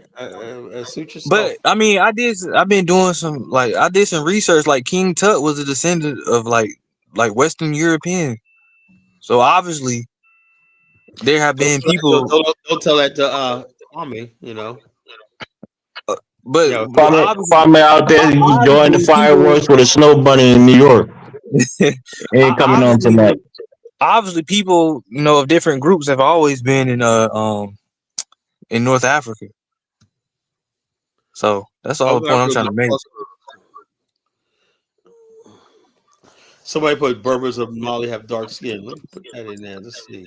Of course, Kala, why you hiding the screen? You trying to type in something else so you can find white skin Berbers in Mali? You had it right there, Berbers of Morocco. All you had to do is erase Morocco and put Mali there. That's all. That's what popped up, Well, the black screen, is that what popped up? No, hold up. That's not true, Hammer. And Hammer, this Hammer dude is funny, man. I remember him on Kaizo's show. He got he's very funny. He's very stutter.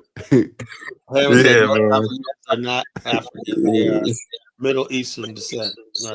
Kala, you went on YouTube? You were just showing us Google picture. Now you going on YouTube video? Go to images, Kala. Hey, what was go to images, Kala? I looked up his haplogroup. His haplogroup said he was Western European descent. Kala, go to images, please. Okay. There you go, Kala.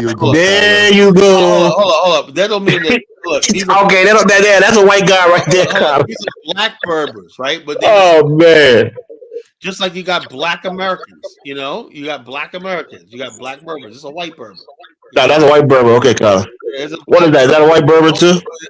Black Berbers are the slave descendants for most people. Oh man, they not, Kala. God damn, man. Beautiful. That's a Fulani Somali looking chick. Dabi. That's the same one that was in the Morocco one. That's not Mali. This is like now she's black. That's black. Is she black, Kala? Look at them lips. Okay. All right. That's black. Now, is she black too? No, look at that straight hair. That ain't black. Black people don't have straight hair. She got that's man.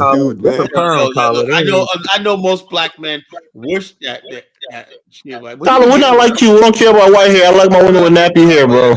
want that girl like that, but it's not They're black. not. Those are some of the same pictures from the other one. You're just supposed to put Mali and not accent their dark Berbers skin. of Mali. This is Berbers of Mali. Just put Berbers of Mali. Don't put dark. Don't put light. I just put Mali. Those are paintings, I think. I don't even think that's a real picture. Real North Africa. This is pseudo put this up. It's not pseudo. Yeah, you know. So. There has always been a mixture of people in North Africa. Let me just say Thank you, Steve. Well said, man. Well Yeah, said. I mean, there wasn't an invasion of the Arabs that came over and took the land. So they're either going to be highly mixed with Arab or they're going to be there. You had Romans there.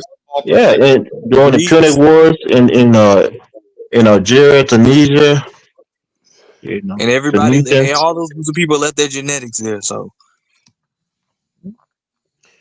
they're not from Mali, Kyle. It's a hut. That's Mali. It says why nah, Kyle, you out of your mind. You think those were from Mali? That's because the thing that you put in the search is that nah, just put Berbers of Mali. That's all. You ask a question, have dark skin. Why put that in the back of it? All right. That's all. Suit yourself. Let's see. There you go. Same pictures, man. He's a African goddess said that African women from Just Chad keep have straight scrolling hair, but down. don't they have admixture from? But those women in Chad are part Berber. Yeah, they have admixture, I believe. Admixture, yeah. Did somebody call my name? I think Musa called your name. Oh, what's up? I was just agreeing to what you were saying. Oh, Steve. okay, That's all. okay. What's Pro Truth going off of me tonight, man? You know, because you blocked him. I think that was the dude that you blocked. He's just coming at you hard. False. No, I blocked the other guy. He said this guy is disingenuous. He's looking for white Berbers to prove his irrational, fallacious, nonsensical points. Damn, Kyle, he's using all the big words. He is trying to say Chad, Sudan, Niger. We know exactly the regions crossroads of between black and white world. Let me ask you a question. Do you know a haplo group you have? I don't know all that. I just know about what Negroes look like, you know. Okay, I'm go get it tested, Carlo. I want to know. I mean, you putting too much into this hyper group thing, bro. No, it's good, man. Because my Apple group is R1B VM88. You know, it's not a European Apple group. It's the Western Asia Apple group. Afro-Asiatic? Yeah, it's R1B VM88. You know, a bunch of Hausa people, they have that Apple group. Yo. That's why Manja says houses are part Berber. You know, houses are part Berber. You know that. No, they're not, man. Yes, they are. Houses. No. Some of them are. Some of them are real dark skinned African, and some of them are kind of part Berber. People are common. Hausa, Fulanese. Berbers and Fulanis are part Berber and indigenous Africans mixed together. That's what they are. That's true. You know, some more so than others. But when you find a real pure Igbo, he's dark skinned, he's black. But you got Igbos that look like they're almost white, you know? That's why. You know, same thing with houses, you know? I know my haplogroup, but I gotta get the little thing tested. But I do know that they said most people in my haplogroup are in Ghana. So it might be some group in Ghana. Carla, African goddess said those Berbers eat with their hands, just like the rest of the other Africans. I know this. I ain't gonna say. Oh shit, you got this fellow Haitian man hating on me, man. Like, proceed, man. Why are you hating on your fellow Haitian, man? Shit. Architecture. This is architecture of Morocco. It looks similar to a town in West Africa. Carla is in love with Morocco now since he's been to Casablanca, and they let him walk down their streets. I just say, man, why don't all African cities look like this shit, man? God damn, that shit was so. It was because they sold a lot of the slaves to the Arabs and got a lot of money and built up their cities, Carla. What the fuck they did? Whatever they did. So shoot, what happened to the West Africans? They sold a lot of slaves too. I don't know. Morocco don't even have no oil, man. I'm like, how the fuck y'all manage this shit, bro? They're making more money on airlines and flights and everything. They dominate. Air Morocco is going to end up dominating the continent. Pretty soon, Air Morocco will be the #1 place if you want to go to Africa, right? Everybody talk about Ethiopian Airlines. not even a comparison. You know, Royal Air Morocco is the best airline. You know, Is that a raccoon? Where? see, Oh like no, I I'm said, outside. all these villages, these out here, this looks like West Africa. You know, the Ghana Empire. This is how the houses look. You know, so the architecture, Ghana Empire had two different houses. You had houses like this, which came from North Africa, and then you had cone-shaped mud huts, right? So the Africans are so eventually it became looked at one kingdom, but it was really established by Berbers, you know. Collar from Shell Out Blood too. Okay, Principe. How you know that? Collar might be Fulani on his I'm not Fulani. on his Nah, paternal side. Collars and Dongo. No way. He's on Dongo from Congo. I'm like 10% from Mali. You know, I don't know how that happened. I got 10% from Mali. What you mean you don't know how that happened? I mean, well, how did I get so far away? Well, one ancestor is way in the Congo, and how People migrated, Collar, from place to place. No, I think no. No, Collar. Places. Maybe it's from your great grandmother's, your great grandmother line. All I know is I got 7% from Mali. That's way far from the Congo, man. I was like, shit, man. You know, Collar, what do you mean? Like you got DNA from all different places in Africa, West. Yeah, because that DNA includes all the people that you were mixed with down the line, Collar. Exactly. Yep. Like your original great grandfather could have been from Congo, and throughout your line, you have people from Nigeria, Mali that they got mixed with. I got DNA from Senegambia all the way down to Angola, all the way down the whole west coast of to the central West Africa. So, I mean, now what you call in America, she look like a regular black girl, you know, but over there she's a Berber, you know. How many black girls you see look like that? Yeah, how many black girls that look like that, Carl? The mixed one, you think are regular black girls? Regular black girls look like that, bro. No, Collar, go back to that picture. Most black women have broad nose and thicker lips. Black women, maybe not your plate. The mixed ones that you like, Collar, that you think are unique and exotic, they look like that. Regular black women have thicker lips and wider and broader nose. American girls look like that, you know. Nah, the mixed ones, Collar.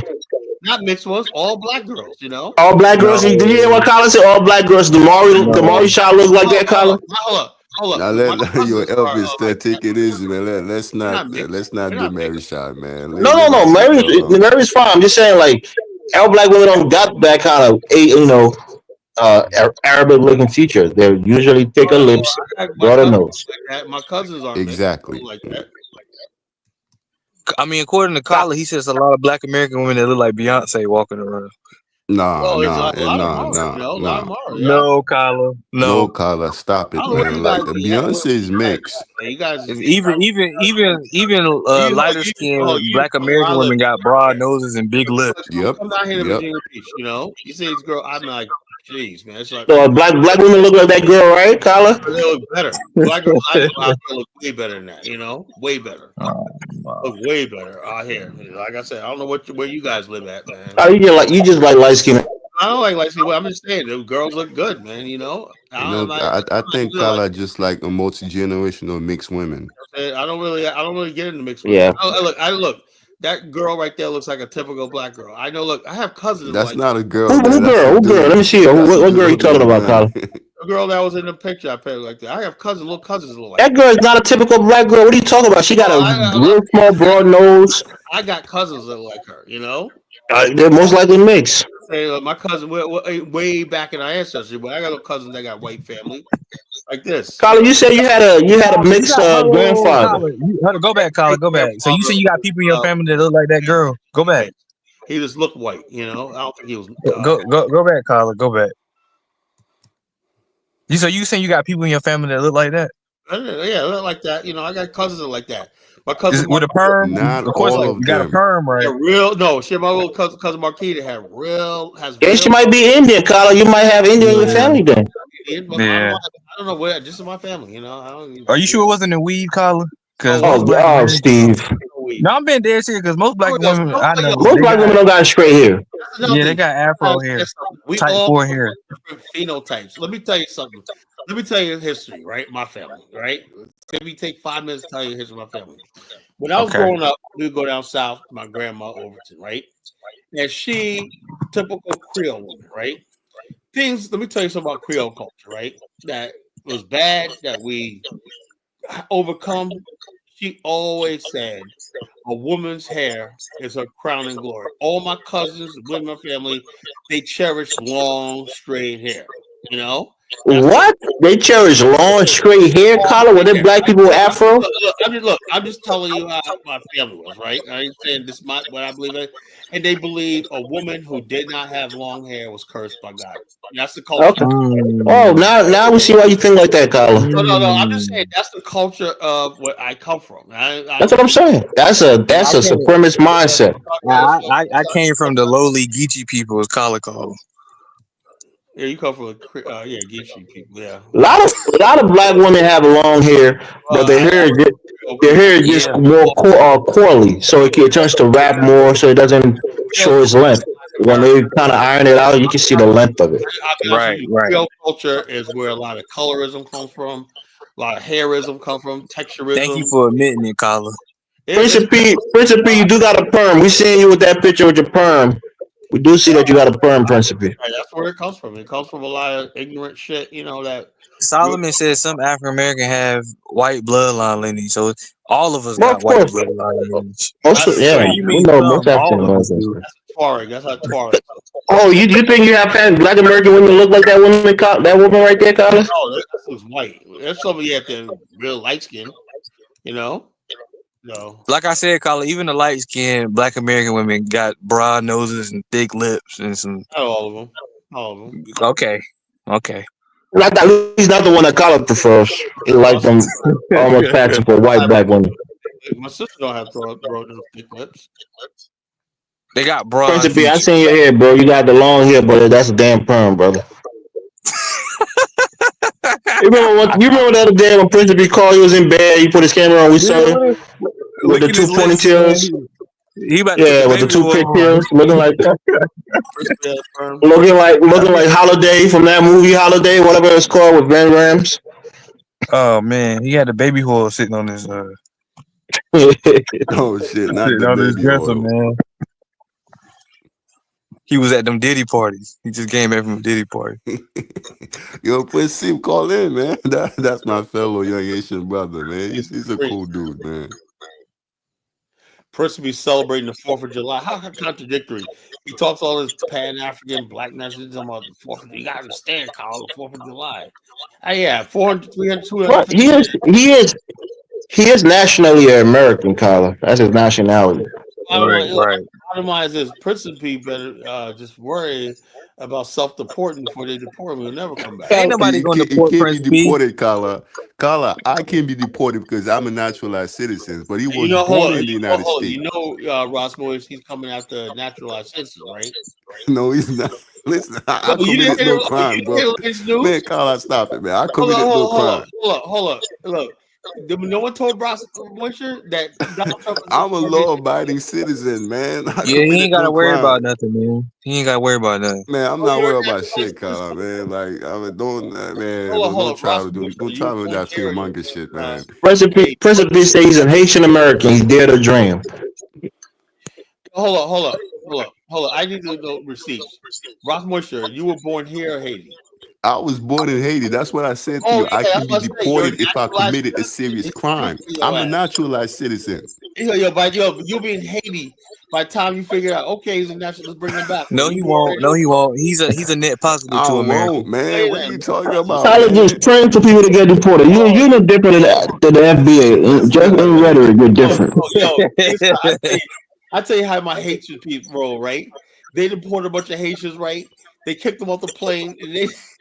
Those are people who are on temporary protected status, Carla. Their status is a temporary. Let's get out of here when they pull the runway up. It's funny, Carla. No, I'm just saying. Yeah, it's funny to Carla, man. Down, like this guy, Carla is a mean-spirited dude, man. He's a mean-spirited dude. Hey, Carla, post the link, man. Typical of Carla, man. Post the link, Carla. 1776 want to come up, man. Yo, but check us out. Check us out. I remember years ago, man, when I first moved to Virginia, man, there was this case, man. I really felt bad about this, right? There was this Haitian guy, skinny Haitian guy, right? He had did all the right things. He had a shirt and tie on, right like that, getting ready to go to work because it was illegal. It was in Key Largo, right? And next thing you know, some big fat friggin' sheriff came to his house, said, somebody dimed on him that he's here illegally. He was like, "Will you come with me?" I said, "No." He was like, it was a lady. She had him. His legs wrapped, arms wrapped around her legs, pulled him. He's holding onto his door and whatnot. Screaming, hell, Carla, why didn't you go help that black man? What? That was in Florida, fool. That was in Florida. Why didn't you go help? Huh? Yeah, I'm gonna fly all the way down to Florida. Even if it was in Virginia, Carla wasn't going to do a damn thing. You know that. Exactly. Carla wouldn't do shit. I'm saying like this. She came there armed, said, "You're coming with us when you being deported." He said, he was like, his case was he worked himself up. He had a good job. He was a model citizen. He wasn't like the other blacks here, whatnot. You know, he worked hard. He did worked hard, established, had a little business going. He was successful, right? And the white people got jealous and whatnot, and somebody found out he was here illegally, and then somebody reported him, and they came for him, man. They ain't supposed to do that. They're supposed to call ICE. They're supposed to call immigration, you know? But they took it, the sheriff's office took it upon themselves to arrest him, you know? That was messed up, man. That was in Key Largo, out in the Florida Keys, somewhere out there. I guess you guys want to talk to this idiot 1776, right? He gonna come out here and talk about how great America is. If he says Happy 4th of July, it's gone, you know? Hey, eggshell 1776. Oh, don't say Happy 4th of July 1776. We already know. Fucking hear it. No one to hear it, you know? Just tell us about what you think an African is. However, like I said at the earlier show, today we were doing fireworks at the beach. There was so many people out there, black, white, everything, having a good time at Mount Trashmore. And it was like everybody sitting there with their lawn chairs, watching the fireworks. Where people from miles, they parked miles away and walk up there because it was so traffic and so bad. Police had streets blocked off and everything. It was something to see. The whole city was out there, you know? It was beautiful. I'm sitting there saying, yeah, everybody's singing American songs and blah, blah, blah. Like, man, that was such a beautiful day, man. I'm so happy for America 250 years. But, you know, as much as I enjoy myself, I can't really enjoy the festivities, you know? Because something inside my heart is burning, you know. Did you get anything to eat? Well, I was on my bro's house. Yeah, of course. Your Carla, put shit that you're trying to be Haitian now. My family, we get together. We get together for the littlest thing. We have movie nights, whatever like that. Wherever the fuck my family is, I'm there. You know, so 4th of July is no other day, Memorial Day, whatever like that. We just get together just to kick it. That's all it's about. We just get together and kick it. I mean, that's most Black American families. We just get together on the holidays because it's a free time. That's all I do, you know. But I do say like this: I do respect the integrity of this republic. You know, I've never said that. You know, I believe America should exist. I believe America has borders, it has laws, it has all stuff like this, and I want to see America thing. Just like if I go to Japan, I want to see Japan. To see any country I go to, I basically respect the law, I respect the culture, I respect everything that's there because it's a flag, it's a republic. You should too. What you have now, Carla, but why can't you embrace America for what it is, man? Well, I embrace America for a short term, but I cannot embrace America fully because of the history here. That's all. You know, the history here is unresolved. I can't do that. You know, I cannot look. I would love to, right? I would love to be able to say, you know, something. I'm American, blah blah blah, but I know something down in my soul tells me it's not right. It's like you going around. If you're cheating on your wife and whatnot, you may feel good, right? But you know you're doing something wrong. I can't help it. There's something when I basically was all into America. There was something in me that tells me I was doing something wrong. You know, I'm sorry. I don't know what it is. I could be wrong, you know, but that's the way I feel. I feel like I'm cursing my ancestors. I'm basically lying, you know, I'm living a lie. But Carla, didn't most of our ancestors want to stay in America and become American? I don't believe that. I studied Black American history. African American culture is a sojourn. It's all about the promised land. We always talked about the promised land, whether it's someplace in Africa, someplace else, is someplace, and we always talk about Zion. You know what the black man Zion is? The black, you know what Zion means? Zion means a place of God, a place of refuge. Right. Right. The But black that's a man Jewish Zion is what? concept. Tell me, Steve, tell me what the black man Zion is. Africa. No. Liberia. Listen, hold on. Hold up. If you go to church and whatnot, it's heaven. Hold up. The black man Zion. The black man Zion, right? That's why I say you got to read books like The Black Muslims in America. You understand our culture. The black man Zion is where the white man is not. That's what I'm saying. That's Zion. That's we always. That's why we always built our own enclaves. We were trying to get away from these people. Kyla, what's the first thing black people do when they get some money? I don't know what you do. You know, they move to white community. No, I'm not me. What's the first thing black people do when they get some money? I don't know why. Hold on. I don't know why you say that. Why you put it like all black people the same thing? I didn't say all black people. It's majority, Carla. It's majority. Majority of black people that gain money, like they move out the community. Hold up. My cousin Jerome was a millionaire before he turned 40.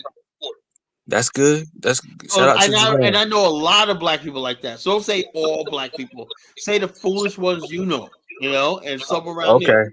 But I do agree. I do call them foolish because one thing I can't stand is black people moving into a white neighborhood and then complaining about their white neighbors. My neighbor's so racist. I was like, why are you over there? Yeah, like I said, me personally, I lived in this house for 3 years before we decided to buy. We checked what's going on, everyone? What's going on, 1776? Ross, man, I don't know what to say, but like Dr. Dre said, it was a good day. I don't really want to hear it. Man. You got something to say? Don't make Colin kick you off, man. Don't talk about the day that it was yesterday. I don't want to hear it. No, he said I can't mention. He said I can't mention the word. I just said it was a good day. Look, don't play with me, bro. I'm telling you.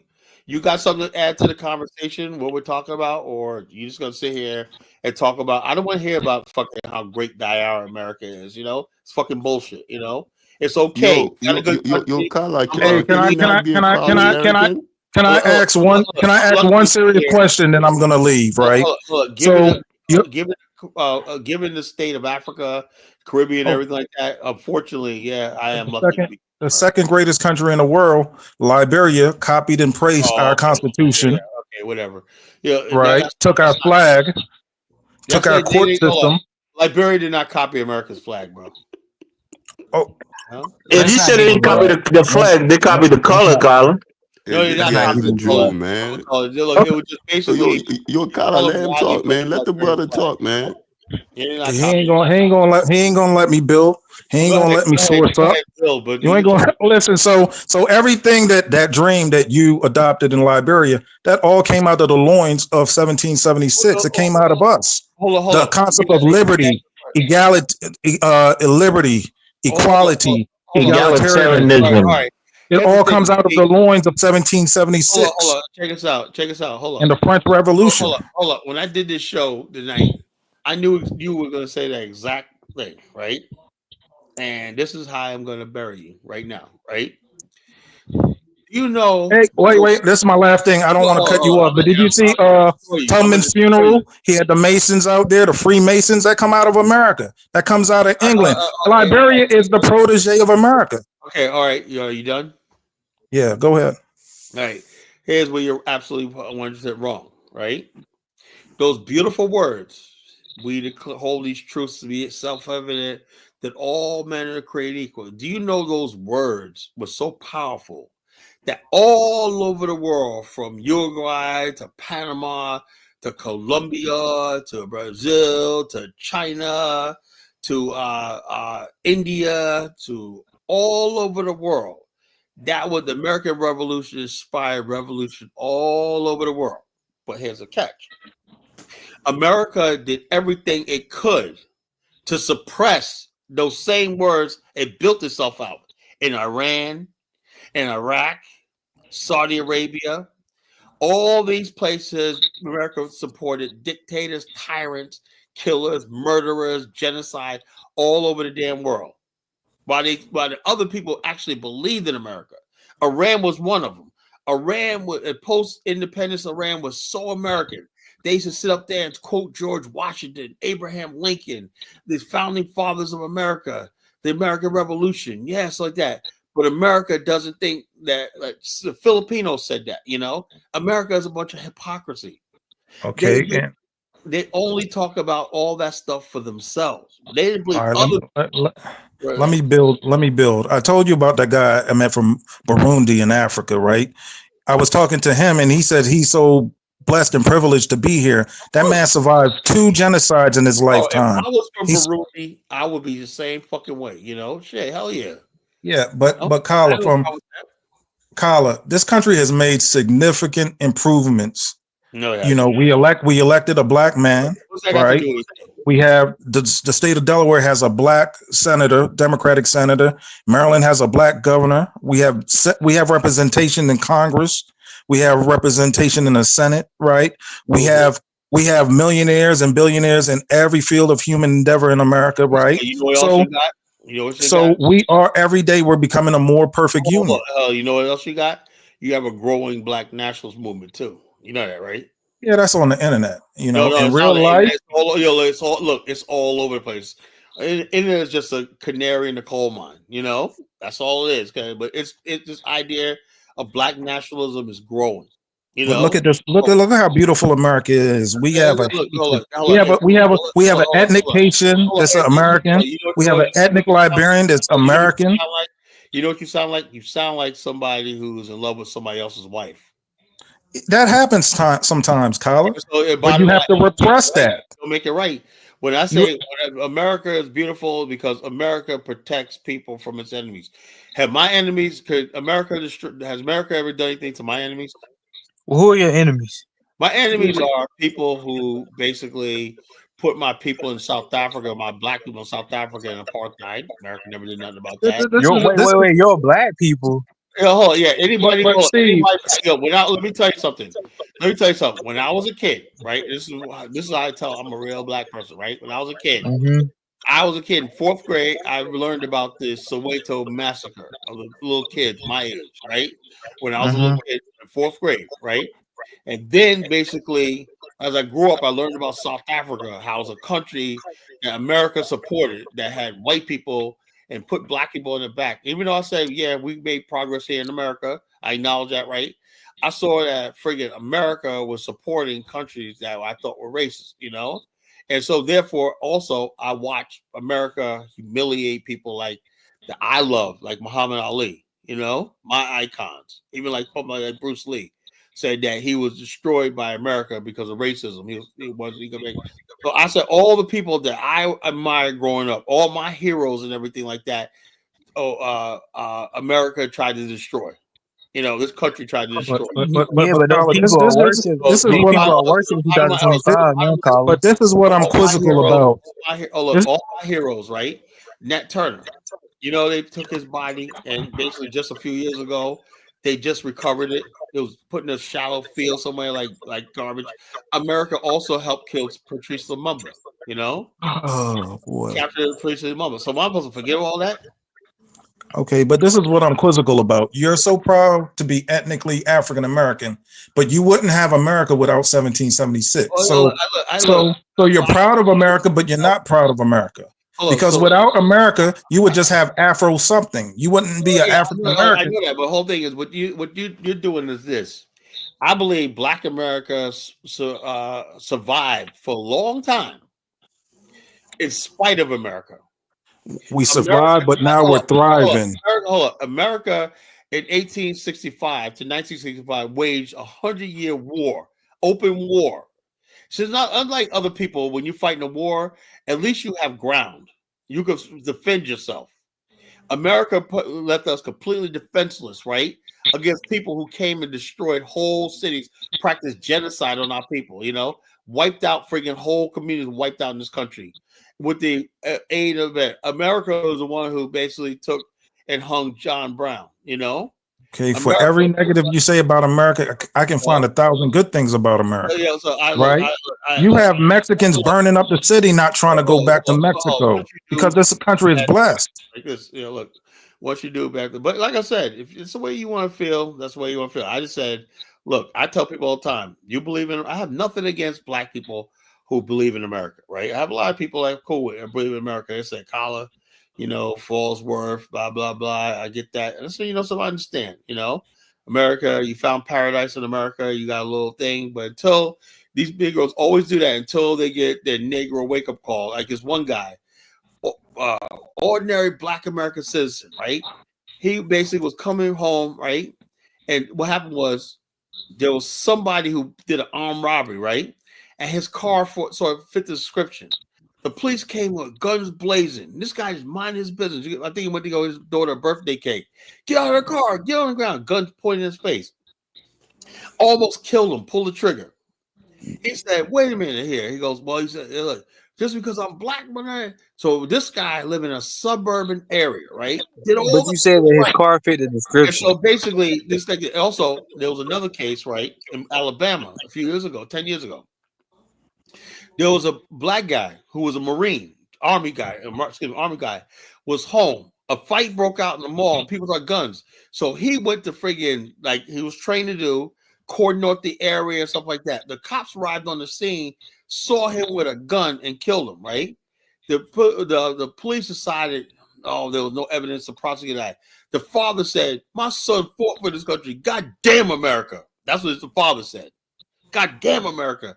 He said, like, you gonna treat my son like that? He came on, he was trying to protect lives. Say, come on, get out, get your hand down. Just knowing how to evacuate people, The police came on the scene, right? Didn't ask questions, just blew his guy's brains out, And then they basically let the cops go home that night. No charges, no nothing. Not even reprimand. I don't agree with that, but in a situation like that, so that father, he said, man, I'm sorry my son never fought for this country. Damn America. That's what the father said. All right, hold on. Let this be a teaching moment. Anybody that's in a situation like that, call the police and let them know who you are. This guy thought he was being an American hero, out there. Right. He thought and he this was is for an like American hero. And hold on, Colin. In the future, anybody in a situation like that, call the police and let them know what you're doing, so you don't end up in a similar scenario. Hey, Steve. But do you know how to rectify? Do you know how to rectify that situation? He was the one who called the police. He called the police. You know how to rectify that situation? How was that? I encourage a lot of young kids. All I know, how you rectify the situation? He's dead. You can't. Can you bring his life? Like I was saying, Steve, like I was telling a lot of kids that are in high school, I said you can join the cadet program with the state police, right, and be a paid agent until you're 21, right? So, what about all the Black police officers that killed by fellow white police officers? We need more Black police in the Black community. Yeah. So we need, but the Black police in the Black community don't help crime. It actually gets worse. How? Because the Black police there are not. Look at Baltimore. They got police out there, and they tell them the only thing we're required to do is write tickets. They can't do a proper investigation. Well, that's because of it comes down from the mayor. The mayor told them to stand down. That's probably because of Democratic policy. Nonsense, man. That's a lot of nonsense. Yeah, you can speed in Baltimore. You can do a lot of things. Once you're not putting any bodies onto the ground, you good in Baltimore. So the bottom line is the police in Baltimore don't bother with crime. All they borrow is writing people traffic. I mean, that's a lot. It's like that in Democratic ran city. Harassing Black people. What does it mean when you say one nation under God with liberty and justice for all? That's one white nation. That wasn't us, But you just argue with the Africans and say we're Americans and we're different. I never like, said. What are you like? Are you African or African American? Like I'm African American. That's it. Like who are you gonna rock with? You rocking with America or Africa? I am not saying that I'm an American like the white person's American. I was African American. Ain't no difference. We just have different complexions. There is a difference, right? America stands for what? White supremacists, white supremacy, white domination, white supremacy. Wait, no, it doesn't, Colin. America does not stand up for that, man. Okay, so let me ask you a question. America taking over the Congo, what's that all about? Let me doing business with Congo. That's what they're doing. Hey, Rod. Hey, Rod. Slavery, it's just business, right? Hey Ross, if we drop Kala into Iran, the first thing they're gonna say, this nigga is an American spy, right? They ain't gonna say, Liberian. They're gonna say this nigga is an American spy and he got to go. Hold up. Exactly, and then they're gonna hold him hostage. They don't care if you say that you African. Like you have an American U.S. passport, so embassy. you're an American. When Iran took over U.S. embassy, you know what the first thing they did? They released all the black people. We know the story. Yeah, but you know what? That was propaganda. So they were They just released playing all the propaganda black with people. the Why? They American said people. we don't have no beef with you. You know. But nonetheless, like they still consider you as American. Right. Yeah, so no, what the bottom line, they said you guys, well, you're American, but you're not like American like those people, you know. That's what they said. It doesn't make any difference, Carla. You know, that's like me as a Haitian saying to a mulatto, "Hey, you're not Haitian. Hey, check it out. You know what You're the difference mulatto." But Haiti is, right? You're really grateful for America for bringing you here, you know, because they rescued you. hey, listen, Carla. I agree with you 100%, Carla. Because if I was in Haiti, Carla, I would be joining Hold gangs. I would on. be killing people. Here's the thing, boys, right? The So problem I'm is, very grateful. You can say that the again, problem Carla. is my Yes. ancestors never had a choice. I don't care how it is, right? Like that. But we have a choice right now, Carla. I don't care. Look, I don't care how much money I make, whatever, like that. I'm telling you right now, just for the fact of the matter, I know. Hold up. Everybody else could look back at history and say we're here because my ancestors signed the treaty, and this is what we're doing. This is the day we celebrate. There's nothing to celebrate when you're black because But I respect Ross a lot. I respect Ross a lot because just to be something, to be American just means your parents had sex in America, right? But Ross Moisture actually chose this country. He loves this country, right? Before you proceed, bro. Listen, just call me Musa or just Raz. Don't call me Raz Moisture, man. Only one person can call me that. Okay, Ross. So I think to choose your citizenship is the highest form of being a citizen because to be American just means our parents made love in North Carolina, Maryland, and produced us. There's nothing to it. But Ross Moore actually looked all around the world and said, I want to be part of this country. Exactly. Listen, Carla. Carla, with all due respect, brother, you're not gonna get it any better here in America. Hold up. It's not even about that. You know, I don't care about better. I want to know that somewhere on this earth that I have peace. Right, my peace is knowing that I'm not living in a place where people who I consider my open enemies are. You know, for once. Don't mean have to be it, but I gotta know this. Who's your open enemies? White people, white America. Are white people really your enemies? Yeah. What's up, Steve? Yeah, I believe Steve, most white people don't even live around black people. Yeah, Only like 10% of white people live around black people. Don't even live around black people. They don't even care to talk about black people issues. So they leave black people alone. Yeah, they just leave us alone and go up the mountains, man. All right, okay, we'll see. Let me play something. I only have one white neighbor, and we always joke and said he doesn't have enough money to leave. That's what we joke about, man. You live in poverty. I mean, listen. Most of the white people I met, they cool. I'm not saying ain't no racist white people out there, but on a day-to-day basis, you'll be hard pressed to find a racist white person out in the open. Now they might be saying things behind closed doors, but they don't do it in public. I know, I'm not stupid. The bottom line, they ain't changed one fucking bit, you know. Okay, Carla. The thing is, Carla, white people is not a threat to black people. Period. I say no. We're a threat to them. We're a threat to them. No, they don't see us as a threat to them. That's another thing. Oh yeah. Okay. Whatever. You know. Whatever. You know. That's a lie. Our numbers are too small, Carla, to be a threat to them. They say you get an example of what I'm talking about. They talk about even I was listening to Tariq Nasheed, and he was talking about being in Wyoming on vacation, and he said Wyoming is all white. Tariq is a freaking white loving Negro, you know. I mean, he's staying in a white neighborhood, so I mean, he talk all that FBA stuff, but he living right there with them folks. So Tariq's a grifter, right? Of course, he's been a grifter ever since he did that stupid ass documentary about Haiti, 1804. I was like, man, this shit is pure garbage. Has some nice, has a good old white people. He finna go viral. Baby, say that he's gonna go viral. He's gonna go to jail and all of that. He's going to jail. He's gonna lose his job. They're gonna impound that old ass Escalade he's driving and all of that. And all of that. And all of that. And they gonna get that. And they gonna get that. You see the black people. Well, Kyla, we're not even saying it. Is it a white person or a black person talking? Good. Right, Elvis. Because I don't want you in my car. Because I asked you to turn the AC down? And that's part of the reason. And then what's the other reason? The other reason is you said come through the gate. All the gates are locked. There's a call button. If we're not going to even discuss it I get any kicked further, up here all the time. We're not going to. I'm on word to my wife, and I will fucking. Kyla, show the video. Let's see the rhythm playing out. Do you fucking understand me? You just need to get in your fucking car and go home. Man, another antic video.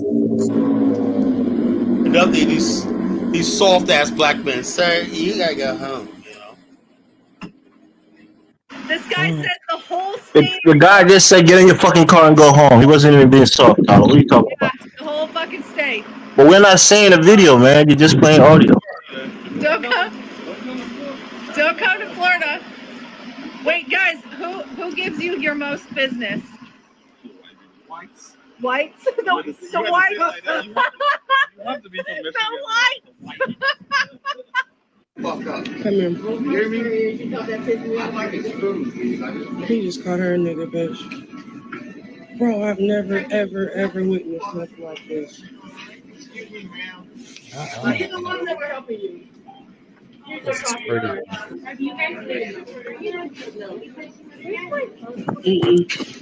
Carla, I can find plenty of videos of black and white people getting along with each other. So what about when those black people was drowning in Louisiana and all them white boys was saving them? You know? What about the white boy that runs into the fire to save kids as a fireman? My mom is racist, but I'm mixed. And yes, you heard. What about that wrestler dude that saved that white kid that was drowning? Racist. She had man. We Americans, man. And they were even married at one point. As I got older, I started to realize how racist she was. She would call my friends and their moms monkeys. She said my dad was blacker than her shit. She called my brother's friend the hard N-word and then punched him in the face. Me and my older brother share the same mom and dad, but my younger brother is white. He was always treated a little bit differently than we were. She had bipolar disorder and she would always get real angry. And when she would she is bipolar. Argue with everybody and just start saying a lot of racist things. My grandparents were even Kyla might be bipolar. That way. Wow. So a lot of people be like, why did you I can't say that. I'll get kicked off the show. Family. This is not even the No, a lot of people struggle with bipolar. It's not even a stigma. Like one day you're happy, the next day you're angry. Little things make you real angry.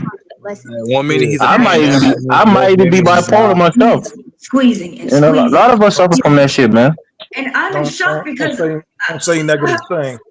and I'm screaming and I'm crying and I'm shaking and I'm in shock. But Carla, what does this prove, man? Yeah, what does it prove, man? Fort Lauderdale. There are prejudiced people in this country. There are racist people. There are bigoted people in this country. It's a fact. We know that. Right, we know that already. And there's also people who are not. Identified her as this woman, and she made a video. There's racist black people. She states very, very clearly that is not her. That she's not the woman from the video. Some of the things we say about white people is a lot worse, man. There's no way she's the woman in the video. We talk about white folk like a dog. Someone thought she was that woman from that video. She said she was out of the country when that video happened. Panel was good. Florida in like 15 years. Who's that famous Dave? In her comment section. Yeah, man. What's good, family? What's good? People like What's this good, Dave? told her, Happy 4th of July. Famous. Oh, Carla, you gotta kick him off, Carla. You gotta kick Dave off the platform. That rules on me for 1776. Elvis. You ain't gotta worry. Carla almost kicked me off when I said in the chat. Tyler don't like you, Elvis. That's why he did that. Nah, more Africans, more of our African brothers. You know, Dave is an echo drum. Everything he said, Dave, just do the boom boom. I was just about to say that. I said happy 4th of July. I was saying everybody that said happy 4th of July is kicking him off the platform, man. So you gotta go, man. No, we mix with 4th of July, man. We mix. Okay. Where is I think Carla downstairs eating a big plate of ribs. Carla downstairs eating that she eating that 4th of July plate of ribs. and barbecue Red, white, and blue. the barbecue chicken. Eating that cake, man. You know And that them 4th of baked July beans. cake is banging, man. Collar got some What kind baked of beans cake and that hot we make? dogs. And some. We mix with 4th of July. Some of us love 4th of July. Yeah, Some of us man. hate it. Hey, Elvis, that's bipolar, man. He enjoyed the 4th of July and then came on here angry Yeah, tonight. You Colin know. probably went to his brother house, had a barbecue and Okay, some hot listen. dogs. Yo, look. The bottom line is this. Look, if it was 4th of July was just another day to me. You know, It's what still the hell? stigma You behind didn't it, go to bro. no barbecues, Colin? Look, I went to my brother's house, but I'm saying, yeah. So I See? go See? to people's houses. I go to But people's weddings and Elvis, like Kyle is that. a I'm hypocrite. like, oh yeah, I'm so happy.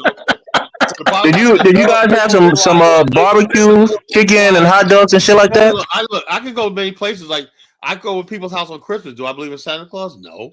You know. No, but you ate the food. They were celebrating the 4th of July, Colin, so you ate some of that food, I eh? believe in 4th of July like I believe in the Easter Bunny. You understand? I celebrate Easter. it's still You ain't, stigma you ain't had behind no it hot for dogs us. and no burgers and Man, nothing. what the hell that mean? Now I said, man, get the fuck out of here. I give him a warning. Come in my platform. But Talk. what did he say, Collar? Okay, you don't understand what he said? Who asked me that? Dave. It was Steve, man. I think you got to get a warning to Dave. Dave was telling you happy 4th. I think he didn't get the warning before. I didn't hear it. So, bottom line, my point I'm trying to make It's is, still if I say I don't give a shit about the 4th of July, shut the fuck up about it, man. Like I said, if it means something to you, that's fine. I hope you had a good day. It was a beautiful day out today. People are having a good time. I'm happy for them. I'm not one of those soul sportsmen like this. I'm like, everybody's happy. I'm happy. You know, I'm happy for you. You know, but I really know deep down inside that's not where my heart is. You know, Yeah, it's hard to understand. I'm a that's free what I man. was trying to. That's what I was trying to explain to Elvis in the panel. God damn, they don't understand that shit. Some of us are real men. We'll celebrate it. It's a hated and I'll love always it celebrate 4th of relationship. July. It's America. Look, I'll celebrate the Chinese New Year. Celebrate it I'll 'cause it's celebrate Cinco de America. Mayo. I'll Carter, celebrate. bring back Steve. He didn't say anything egregious. No, Elvis. But now now Dave is saying something else. You say that you celebrated Dave? No, I want to explain it. I want to explain something. Tyler's saying there's nothing to celebrate. So why are you celebrating it, Dave? I want to explain it. Can I You can't explain understand it? what we're saying. Man, Dave, I wanna- stop kissing ass, man. No, Just be I want to yourself. explain something We're to gonna do you. the same way You're not the gonna, white people do. You're It's saying just I'm a hot kissing day to ass. us. But I want to Dave, you explain just something. said you celebrated. Yes, Admit that you we celebrated, celebrate. man. I was at a Listen party to what I'm today. That don't mean saying. I'm like celebrating like white people I celebrate. want I'm to not saying explain it. Can I nobody cares explain about that something? shit. It's another day, holiday. Yeah, it's another day. It's another holiday. Yeah, we're gonna celebrate. Yeah, so yeah, we're we're gonna have fun. Yes, celebrate we it. do. We're gonna You know? celebrate it because we're Americans. We're gonna celebrate it because we live in this country. Yeah, But the bottom deep line is, down hey, look, inside, 4th of it's July still, is one it's thing. still stick. You know what the Hold 4th up, of hold July up. shows you? 4th of July shows you? Yeah, It could be it's all still this stuff like stigma that. behind it. When it I comes wanted down to- to it, we can even celebrate the 4th of July. But what 77 wants us to do is get on our Explain knees something. and worship America at the altar. No, that's not going to happen. You know, I respect America. That's why I observe the 4th of July out of respect. You know, but you're not going to get me to get on my knees and sell my soul to America. You understand the difference? God damn, I thought people were smart on this platform. No. What I want to explain to Elvis and Musa or whatever. I want to explain something. You'll accept like Elvis, somebody like Elvis or Musa, they'll accept 4th of July. They ain't gonna have no problem with it because their ancestors wasn't slaves in America. Exactly. Somebody whose ancestors is slave in America. We're they hard have for a us to do different that. perspective. Man, here comes the ass kissing by Dave, Let man. me talk, bruh. Let me talk, bruh. Go ahead, Dave. They're gonna have a different perspective on it. They're gonna celebrate it. They're gonna rock with it. But deep down inside, they're gonna be like, man, fuck 4th of July. My ancestors were slaves. Exactly. That's all black people feel. That's how most black people today. Let me explain something. Let me explain the story to you today, Musa. It's an African store that's open here around my community, right? It's it's like a corner store. The Africans closed it early because they said, man, it's 4th of July, we're gonna close it early. The brother, a black brother, y'all say FBA or African, a black brother came to the store, but he didn't know they was closing early. And he was mad. He was like, man, fuck 4th of July. You know what I mean? Y'all keep this shit open. My ancestors were slaves with it. I don't know them from nowhere. That was one guy, man. You understand? That was one guy. It's not all black American, man. No, but a lot of people think that way, bruh. Millions of people think like how he Not thinks. really, because I've seen a lot of black Americans celebrating that holiday. You're Haitian, claiming that you don't know anything about our culture. What are you talking about? You not understand. We'll talk. I'm not. I'm telling you a lot of Somebody like me, I know African American culture. I know Kyler, you understand what that brother was trying to say. You understand what that brother was trying. Man, keep this shit open. We know. I got a question. You understand what he's trying to say. You don't give a fuck about it. It's a lot of black people in America that feel that way. I got a question for Carla. They're gonna keep, but they're gonna. So what do you do today, Dave? Do you go to barbecue? Your family had a barbecue or anything? I didn't go to no Elvis. Yeah, Dave fat ass did some barbecue today. What'd you say, Carla? All right. I'm gonna give you one more time. You know, he just told you. Yes, we do celebrate the thing out of respect. Hey, but okay, but that's what I'm not asking him any disrespect. I'm just asking what he did today. That's all. Question like you didn't listen to nothing. Hold on. What you did was you just made a mockery of what he just said, and you're mocking my people. Because all black America think like that. We celebrate the 4th of July because this is a country we're in. We're like we make the best of it, right? But at the same time, we swallow our pain and suffering, the anger that we have, you know. And when you're talking, you sound very disrespectful. I don't celebrate the 4th of July. I didn't even leave my house today to go anywhere. So why are you making a joke about it? It's not a joke. What did I even say that was a joke? You're mocking him. You asked him, did he do the barbecue? After what he just said. That's a joke. That's a mockery. I got a question. Yeah, it's a barbecue, bro. I didn't do nothing to that. I didn't do nothing. That's why I'm asking him. If he said I didn't do nothing, I just work, or I'll just stay at home. That's fine. Elvis, stupider you or not, you know what the hell you was talking about. Oh my gosh, Carla. What's up, Steve? Steve saying something.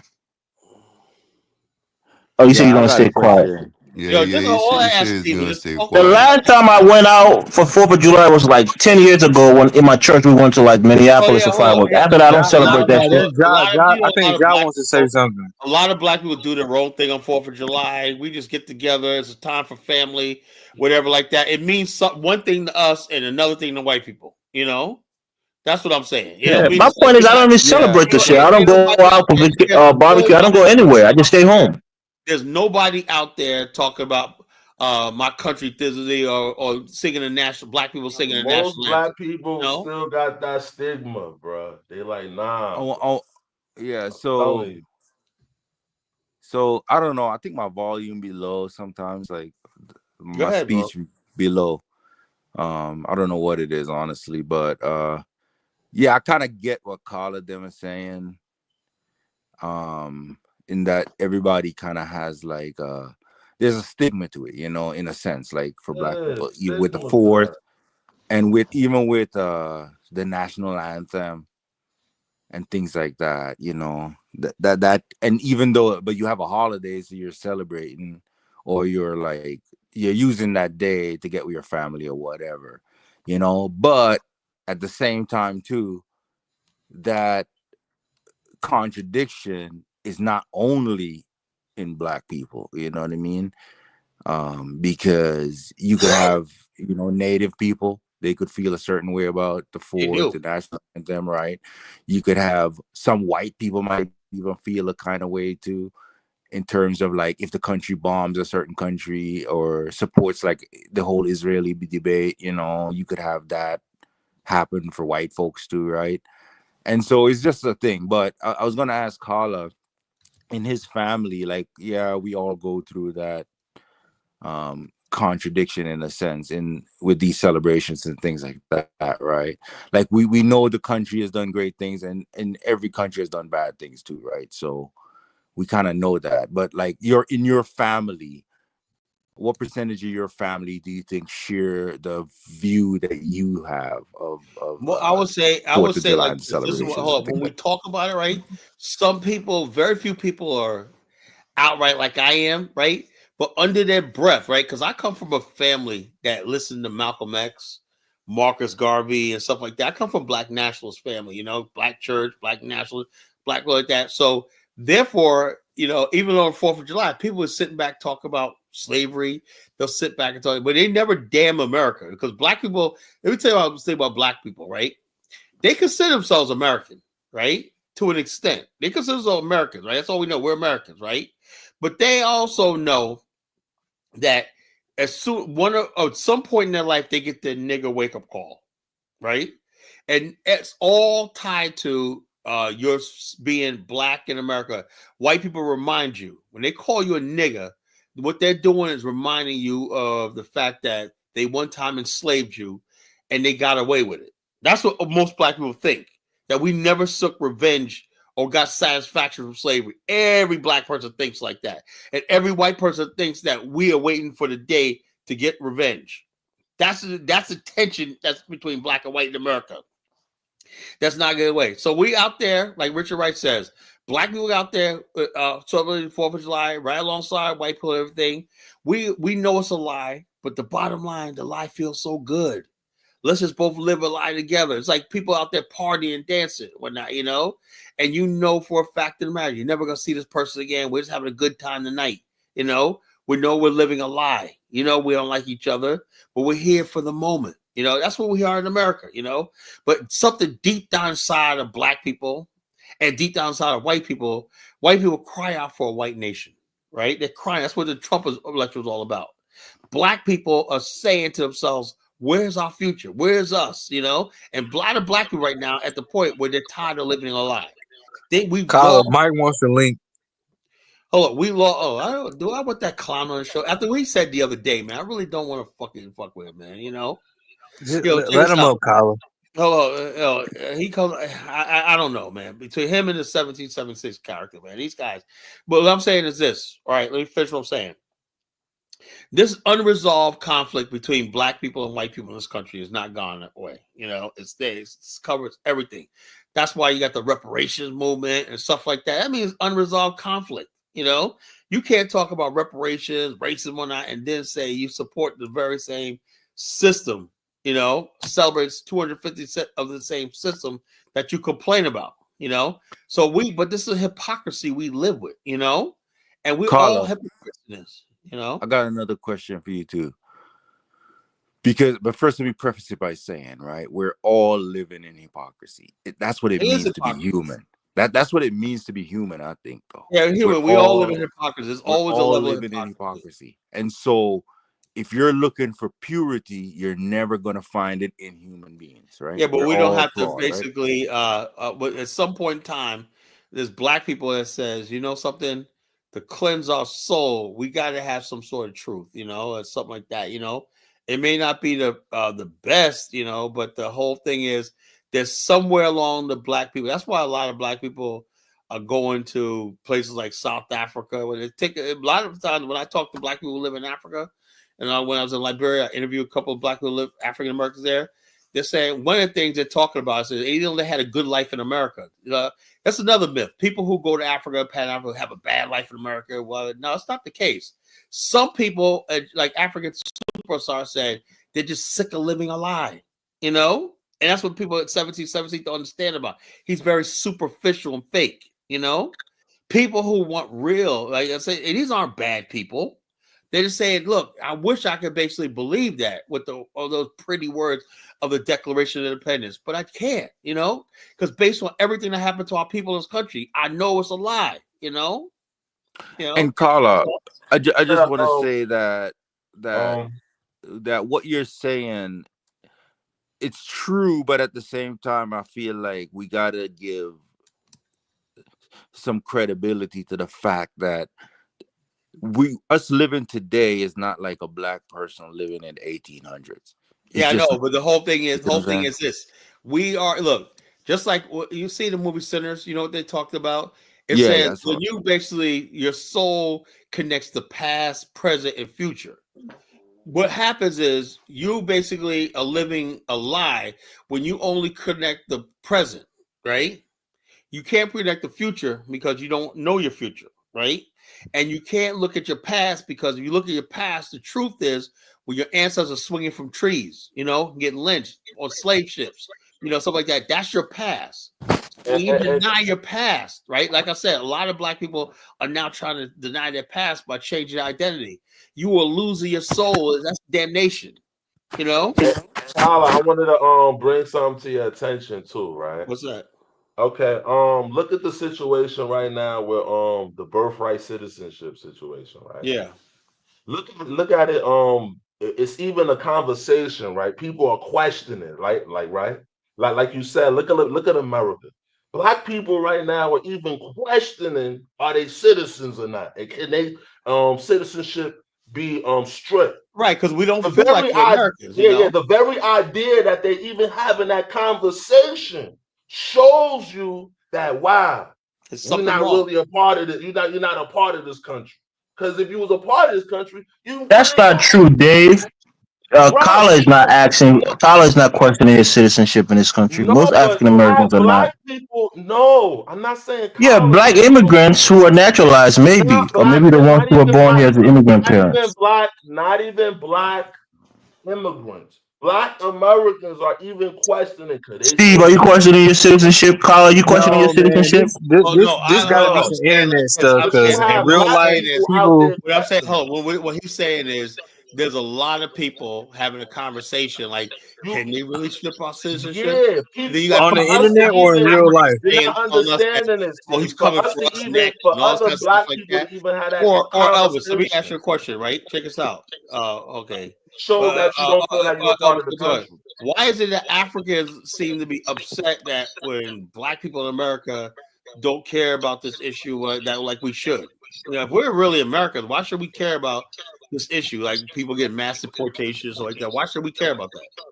Because somehow they don't believe we're citizens either. You know, they don't believe that we're really a part of this country either. Most people are not talking about this. Where I'm at, most people are not talking about it. Online, that's what I'm saying. Like this. That's the People internet. are not talking about it. But people talk I'm about not, it. You know? That's not the point. That's not the point I'm making, Steve. But even All black right. people to have the conversation of that shows you that black people don't even feel that they're a part of the country.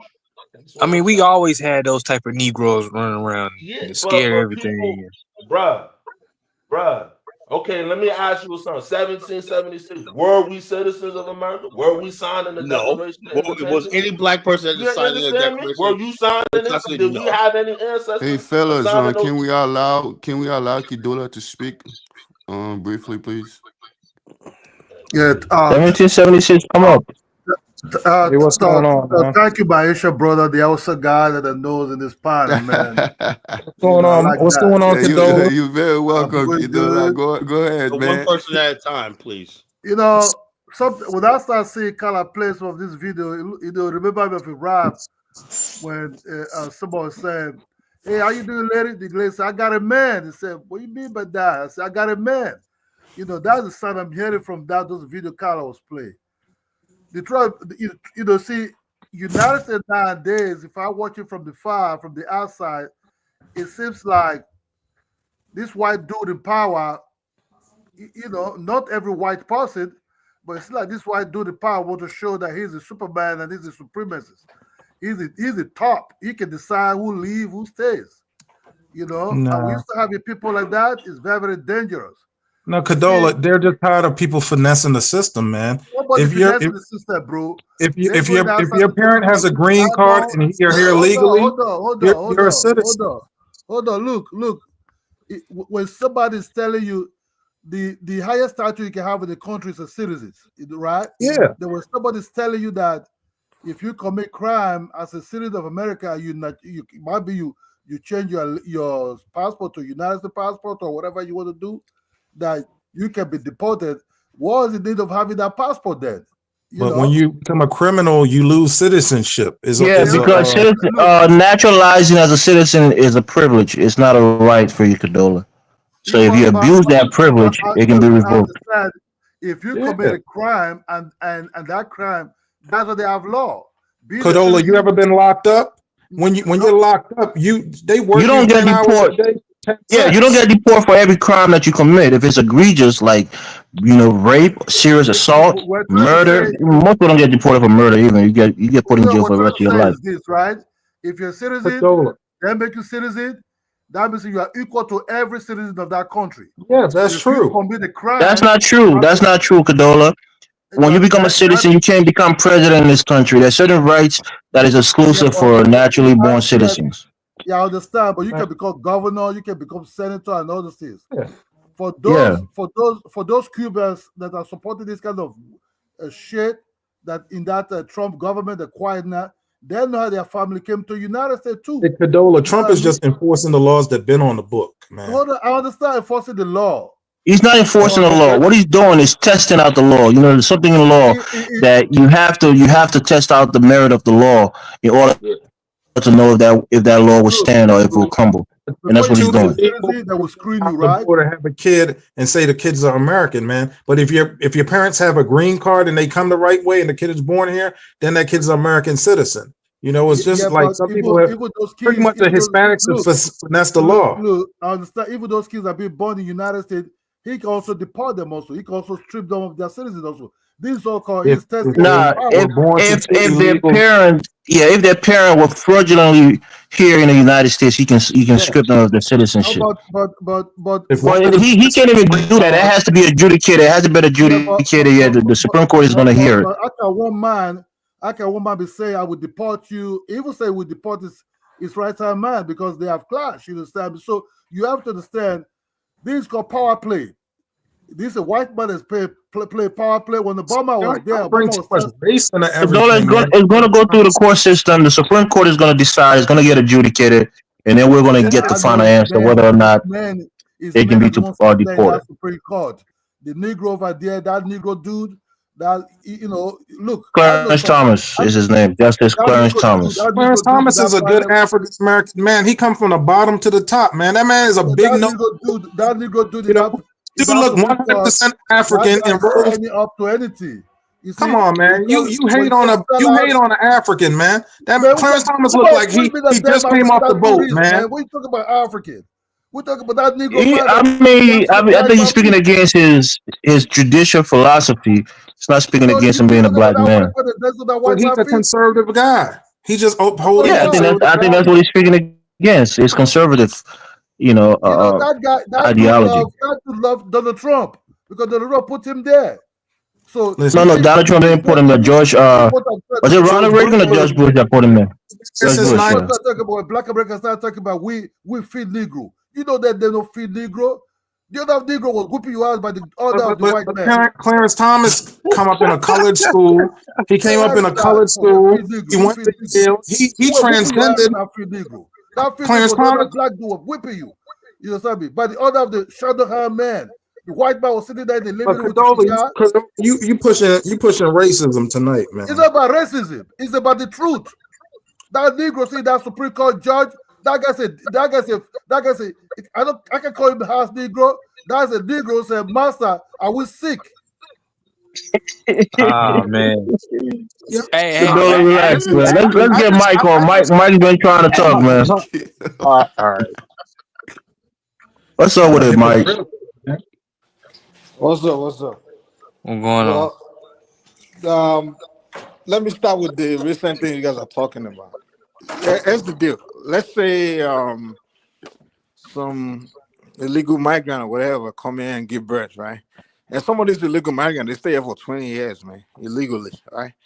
Now they give birth to a child when they come here, and the child born in the hospital. They gotta go.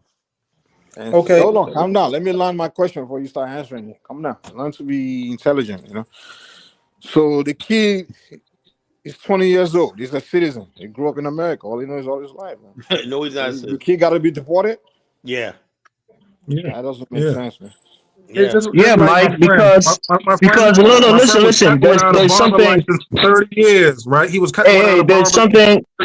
Hey, 17 said there's something in the law called but for, right? But for the fact that his parent came into this country illegally, he wouldn't have the privilege of being born in this country. So that's a legal argument that could be made. No, that's the deal. When you go to an hospital in America, right? The law is when the child is going to get the birth certificate, and And I understand the idea that if you're born here, maybe they change it. Currently, we know that the law is an American born in America. That's the law. That's what it's been from the jump. So now, this thing what we're trying to change, which I kind of agree that people should not just come in and doing this ankle baby bullshit. You know, it's kind of like people manipulating the system. But I also think that's the thing got to be balanced in a degree, to a degree, you know. Because some people, I know some people that come here and give birth, take the baby back to the homeland, to whatever homeland, and the kid never know America. They grew up 20 years old, and then they come back and they're a citizen. If they never lived in the United States, know nothing about the United States. But just because you were born in a hospital, automatically, oh, I'm an American. That part, I can agree that probably need to stop. But the other part where I want to disagree is the illegal person give birth, the child is born in a hospital, with birth certificate, is an American, and he lived in America all his life. He doesn't know another country. He's 20 years old. He's been in America all his life.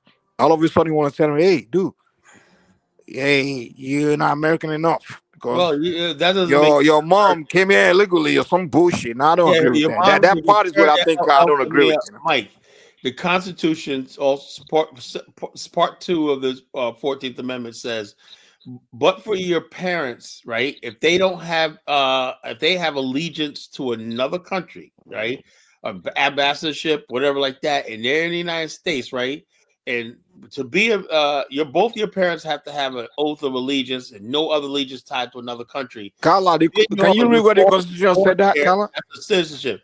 Hold up, let me say this. That was specifically designed to enfranchise millions of African Americans because we had no other country that we were my God. part of. You know? All you got to do is watch Dinah's show. Carla, this is what you do sometimes. If you want to have a conversation with me, come on, speak to facts. Don't put information out of your ass and feed it to me and think I would just accept it. All right, Can you read a part of the Constitution that said you have to take a oath of allegiance before your child can be a citizen? Can you read a part of the Constitution that say that? When you become a citizen, you have to swear allegiance to naturally born. Yeah, listen, Mike. What I'm trying to tell you is that it excludes children who are born on American soil to diplomat. Yeah, that's what he's saying. So if you're a diplomat, your child can be an American citizen, even if you're born in the United States. Yeah, that's the point he's trying to make. That when your child is born here, the parent has already sworn a oath of allegiance before your child can be a citizen. That's what the 14th Amendment. Every American. 14th Amendment said. And Carla, can you show me when the 14th Amendment said that? Tyler kind of mixed it up a little bit. If you're born to if you're a child born to a diplomat of a foreign nation in the United States, you cannot be a citizen. That's the thing that excludes people who are naturally born on the soil. If their parents were diplomats, they can't be citizens. It's just shit information and just fit it. Like we're dummies. Like everybody listening to us is a dummy. It's not that complicated, man. You know, one of your parents have to be an American citizen. That's not true. There's nowhere in the 14th Amendment say that. There's nowhere to say that. But where I can agree is that system. If you have two parents that are green card holders and a kid is born here, the kid is a citizen. At least that's the understanding of the law, Mike. That's the understanding of the law. Now you got to go to court. It has to be, it has to be scrutinized, and the Supreme Court has to, interpret that law. But that's our understanding of it. The law made it clear. Your mom is illegal and your dad is legal, then the kid is legal. You have to have one parent. No, the kid is not legal. Hold on, bro. Listen, you have to understand. When they made that law, first of all, there's no way. America, the New World, what they call the New World, which is the Western Hemisphere, it's a new world. The people that created the countries of the Western Hemisphere were all people that migrated from another place. They came there and established a new nation. So it's a different kind of. Tell me about my country, do you know what a Western Hemisphere is? He's also his country too. He's a citizen. I'm a citizen, exactly. So we're not here to do rules. We just trying to. I didn't know you was a citizen. I am a U.S. citizen. What we're trying to do here is trying to, bro. We're not here to fight or just aid on our different opinions. What we're here trying to educate each other. That's what we're doing here. So I'm not here to fight tonight or anything. I'm just trying to educate one another. So what I'm trying to explain to you is this: there's a difference between the Western Hemisphere and the other part of the world, which means the other part of the world will be continent of Europe, continent of Africa, continent of Asia. These people that exist there, those nations are nations created by indigenous or ruled by indigenous people. But the Western Hemisphere, which is the Americas, North and Central and South America, is the place where the indigenous people were conquered, and the people that migrated from another place of the world came here and established a new country. Now, those people that established a new country had to create new population. Now, the only way, if you have to use new population to create a new country, you have to figure a way to establish who will be a citizen or not. So, how do you do that? If you have to bring people from other places, how do you distinguish which one of them will be a citizen or not? The easiest way to do it is to say, hey, if you're born here, then you're a citizen. If you're not born here, you're not. Or if you're not born here, you walk away to become citizen. So the Western Hemisphere, when the people that created the United States, there were only a few of them. Listen, the people that created America. Hold on, there's two ways. But the law wasn't for popping squat. Hold on. I don't disagree with you that the law that was created back then needs to be changed. I don't disagree because at this stage, Mike, there's three ways that somebody can get American citizenship, right? You can naturalize yourself. That's one way, meaning you came here as an immigrant and you naturalized and became an American citizen. You can be a natural born citizen, meaning you're born on the state, or you can inherit a citizenship. Like my little sister, she inherited her citizenship from my mother. Because she was under the age of 18 when my mother naturalized, so she inherited her citizenship. She didn't have to naturalize. Do you know how to become citizen of America? You inherited it my yourself? Dad was living here. My dad became a citizen. Hold on, calm down. My dad became a citizen. I was in African and I was automatically a citizen. So that's how I was a citizen. So that's the three ways, exactly. So what I'm saying is, wait. That's confusing to me. 1 second. I need to see your paperwork, Mike. That don't sound right. Yeah, that's a bit confusing to me because I think in order to, because we came here on a diversity visa, right? So after 4 years, you can file for your citizenship. My mother waited a little longer than that, but my sister was underage when she filed for it. I think my sister was like 15 or 16, and she got her citizenship because my mom had her citizenship, and she got it automatically.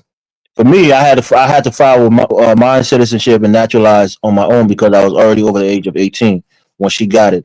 But my understanding is, no, I wasn't over the age of 18 when I came in.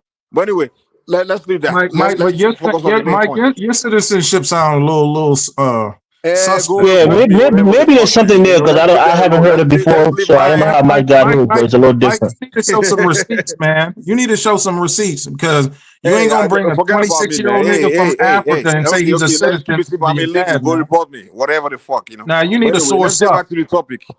I don't think you was a citizen. I think your dad had to file for you, Mike. He had to file paperwork for you. You didn't just get it automatically. I think you had to do some paperwork and stuff for you to get it. I'm about to call ICE, Mike.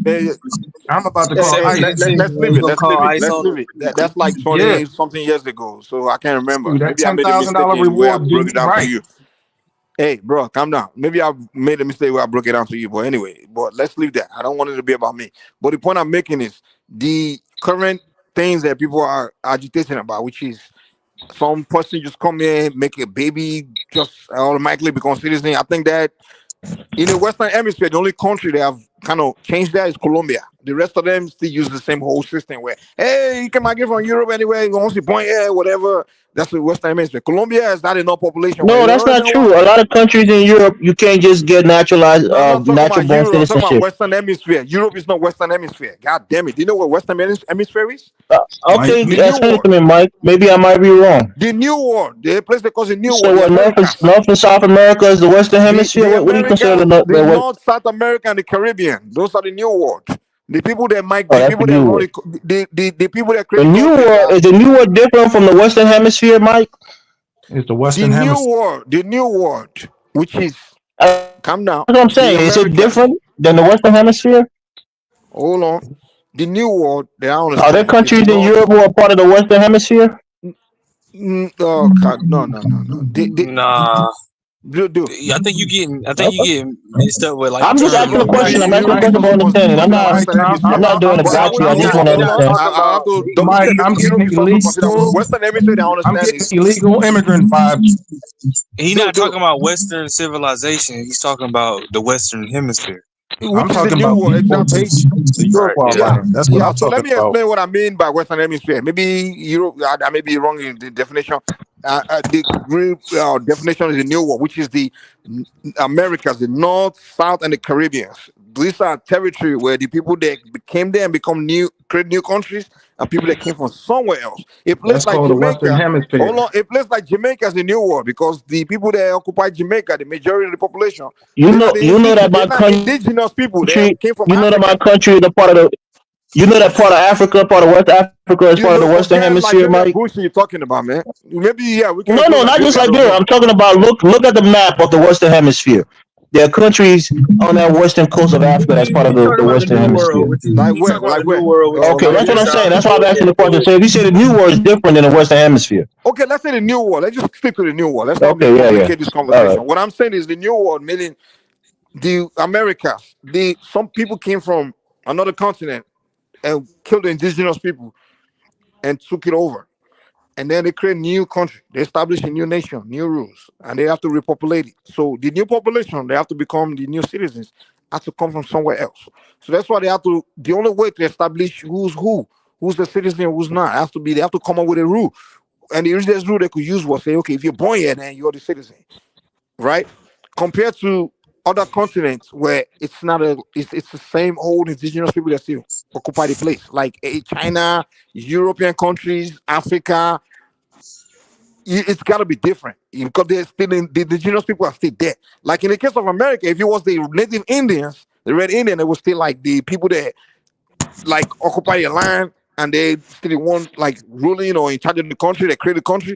They're not gonna tell you from Africa or Europe that hey, if you're born here, you're just a citizen. They're gonna be like, nah, this is the indigenous, we have the indigenous culture. You can't just come here and become a citizen. So it'll be a different ball game. But however, when by the time the laws were created was the time where it was just a new country. But by now, 2025, it's no longer people that are here been so here so long where they can easily just say, okay, we're now indigenous. You understand? And they can say we don't have to continue with the same rule because now we know we have Americans of 10, 20 generate or 10, 15 generations. They've pretty That much wouldn't become make them indigenous to the indigenous, land. though. They Like wouldn't make someone them like a indigenous. black American, for example, we feel more indigenous to America than an African just or Caribbean just being like two generation, So I can understand where some people are coming from. So maybe at one point the rules got to change, which I cannot agree. But however, where I don't agree is we have to meet in the middle somehow. You understand what I'm saying? What I'm saying is that maybe a minute in the middle for now until maybe some time until if they hand it today, they still have to wait for some time to really make it fully like okay, whether you born in 20 years, whatever. You have to establish the indigenous identity, make it constitutional before you can now start declaring this idea of your parent came here legally, you were born here, and you've been a citizen for 20 years, and all of a sudden you have to go to somewhere you don't know. We have to deport you to somewhere. First of all, would the country you're deporting the child to, would they even accept the child? You get what I'm saying? Like some countries, if you're born in another country and raised there and you're a citizen of that country, and you come as an adult, they probably won't, they don't recognize you as a citizen of that country.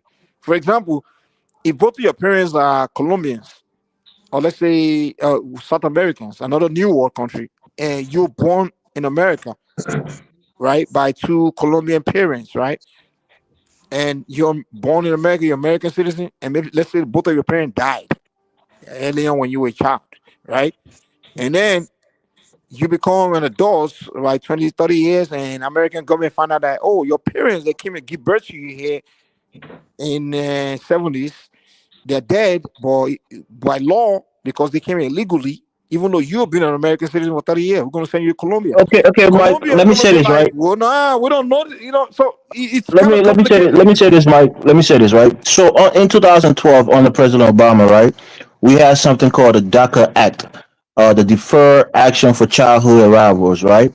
Kids who came here as kids with their parents and they didn't have citizenship. Obama did an act that allows them to have work permit and to defer their deportation action.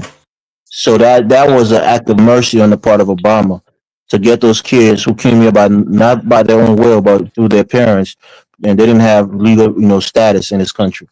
He was showing mercy. He was being magnanimous, as a president to those immigrants, kids. But The kids again, are Donald already Trump. adults or children, still children. No, these are kids who came here as kids, but now most Have of they them become became adults? adults. Yeah, most of them have become adults, and like you were saying, they didn't know their homelands. They had no, familiarity with their homelands. So Obama was showing mercy doing that, but Trump, he's the opposite of that. He doesn't care, and that's why a lot of people were saying, "Don't vote Trump because it's going to send a lot of people back. Some people you might know, some people in your family, some friends." Were those kids criminals? No, it's not. They're not criminals. They're just kids who normally, under the law, by the letter of the law, should have been deported. But Obama showed mercy and showed Honestly, I magnanimity. don't have a ball in this. In that I'm neither here or there on that one. I think a president should do whatever he feels he wants to Yeah, do on that that's what he did. because And the most of kids those are never kids, documented. They will never. My argument is someone born here is a citizen and everything, and he's been a citizen all his life. He only knows. At least those kids that came here young, they always know. Their parents always telling like, "Hey, you're not here legally, man. You're not here." They so always let them whose know, fault? and Whose fault they're is it? Is aware it the of it. kid's So fault or is it the parents' fault?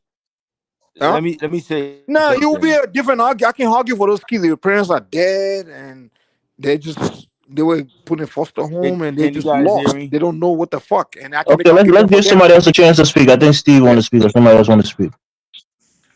So I wanted to say something here. So Mike is right that in the New World, right, the North America, South America, Central America, the Caribbean, right, birthright citizenship is really common. That means if you're born in the country, you're a citizen of that country. If you read the 14th Amendment, that's what it states, essentially, right? The only time I know it says something kind of like what Carla was saying, it did not deal in that amendment with citizenship. It's dealing with if you're going to be a senator or officer of the government, like a senator, president, vice president, and you like swore an oath to a different government, right? Like to insurrect against the government, because that amendment was put in after the Civil War, right? And so they didn't want the people that had gone against the United States government to be able to hold certain positions after they've already sworn an allegiance to a separate government or something to that effect, right? But in terms of if you're born in the United States, you're a citizen. Now, even if you're born and however, once you're born here, essentially you're a citizen. You know what I mean? And not because someone's born here and grew up here means that they know a lot about this country. Because you see videos where people in Iran and stuff in other countries, they're asking them about American government. And they know more about American government than American citizens that were born and grew up here, right? And so to change that law, ideally you'd want to debate and see what's the negative effect of that law, of that continuing to be the case, where if you're born here, you have citizenship. And I don't know if that can be proven in any meaningful way, because I don't know if anybody that is I'm a really little like confused, causing man. harm Can to the you country that way. No, summarize it? the thing is, And what it's going to go, jurisdiction thereof it's going means. to go to the court system, right? And you can use something in Latin called jus sule, which is like right of land, right? Meaning that since you're born at land, you have citizenship. They're going to make all the legal arguments. These are smart guys, smart lawyers. They're going to make the legal arguments. Some Democrats are taking this case to go and fight in favor of birthright citizenship as we understand it. Now, the Supreme Court are going to hear the arguments and they're going to rule, and whatever they rule is going to become the law. Hey, Right. They're going to And set before you precedents on it. let me just say But this before you you go can't on. have two parents jurisdiction thereof. You can't have two parents that's illegal. Somebody has to be under the jurisdiction of America to bestow citizenship on a child. You can't have somebody just That's your squatting understanding of it, out. right? My understanding might be different, but the Supreme Court is going to be the final arbiter of that law, and they're going to interpret it.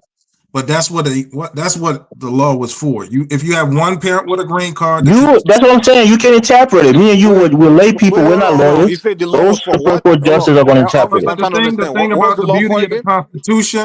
Constitution, it was written in a way that a fifth grader could understand it. Not It's true. not that complex. If that was the case, you wouldn't need Supreme Court justices to interpret the law or the Constitution. Elvis, let him man. We have Let's understand what the professionals man is trying now. to say.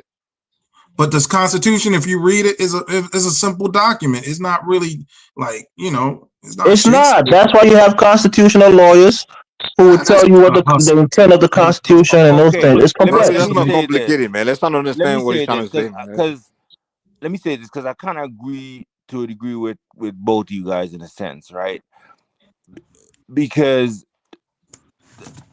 the Supreme Court, yeah, they're going to decide, right? But throughout the history of the court itself, they've had laws that they decided on, Plessy v. Ferguson, even things like Brown v. Board of Education, all that stuff. There were prior precedents that particular court went against and said that was wrong, right? A lot of things dealing with civil rights, black rights, all that type of stuff, right? And now we live in our modern times. We said, hey, that they were wrong. That court was wrong to decide those cases the way they did for sometimes hundreds of years, right? And so the Supreme Court could come now and decide this case in a certain way. That doesn't necessarily mean they're right? But yes, it will become the law of the land in that, unless Congress changes it, right? And so that part of it I agree with, that the Supreme Court is going to decide it. People that if you listen to people that talk about when they debated the 14th Amendment, right? They debated they debated some of these same things we're talking about. What if someone comes here and is born, and what about the Indians, and what about people from Italy? They had these debates. So you got to get into the But the Indians didn't get citizenship till the Indians didn't get citizenship till 1924. Exactly.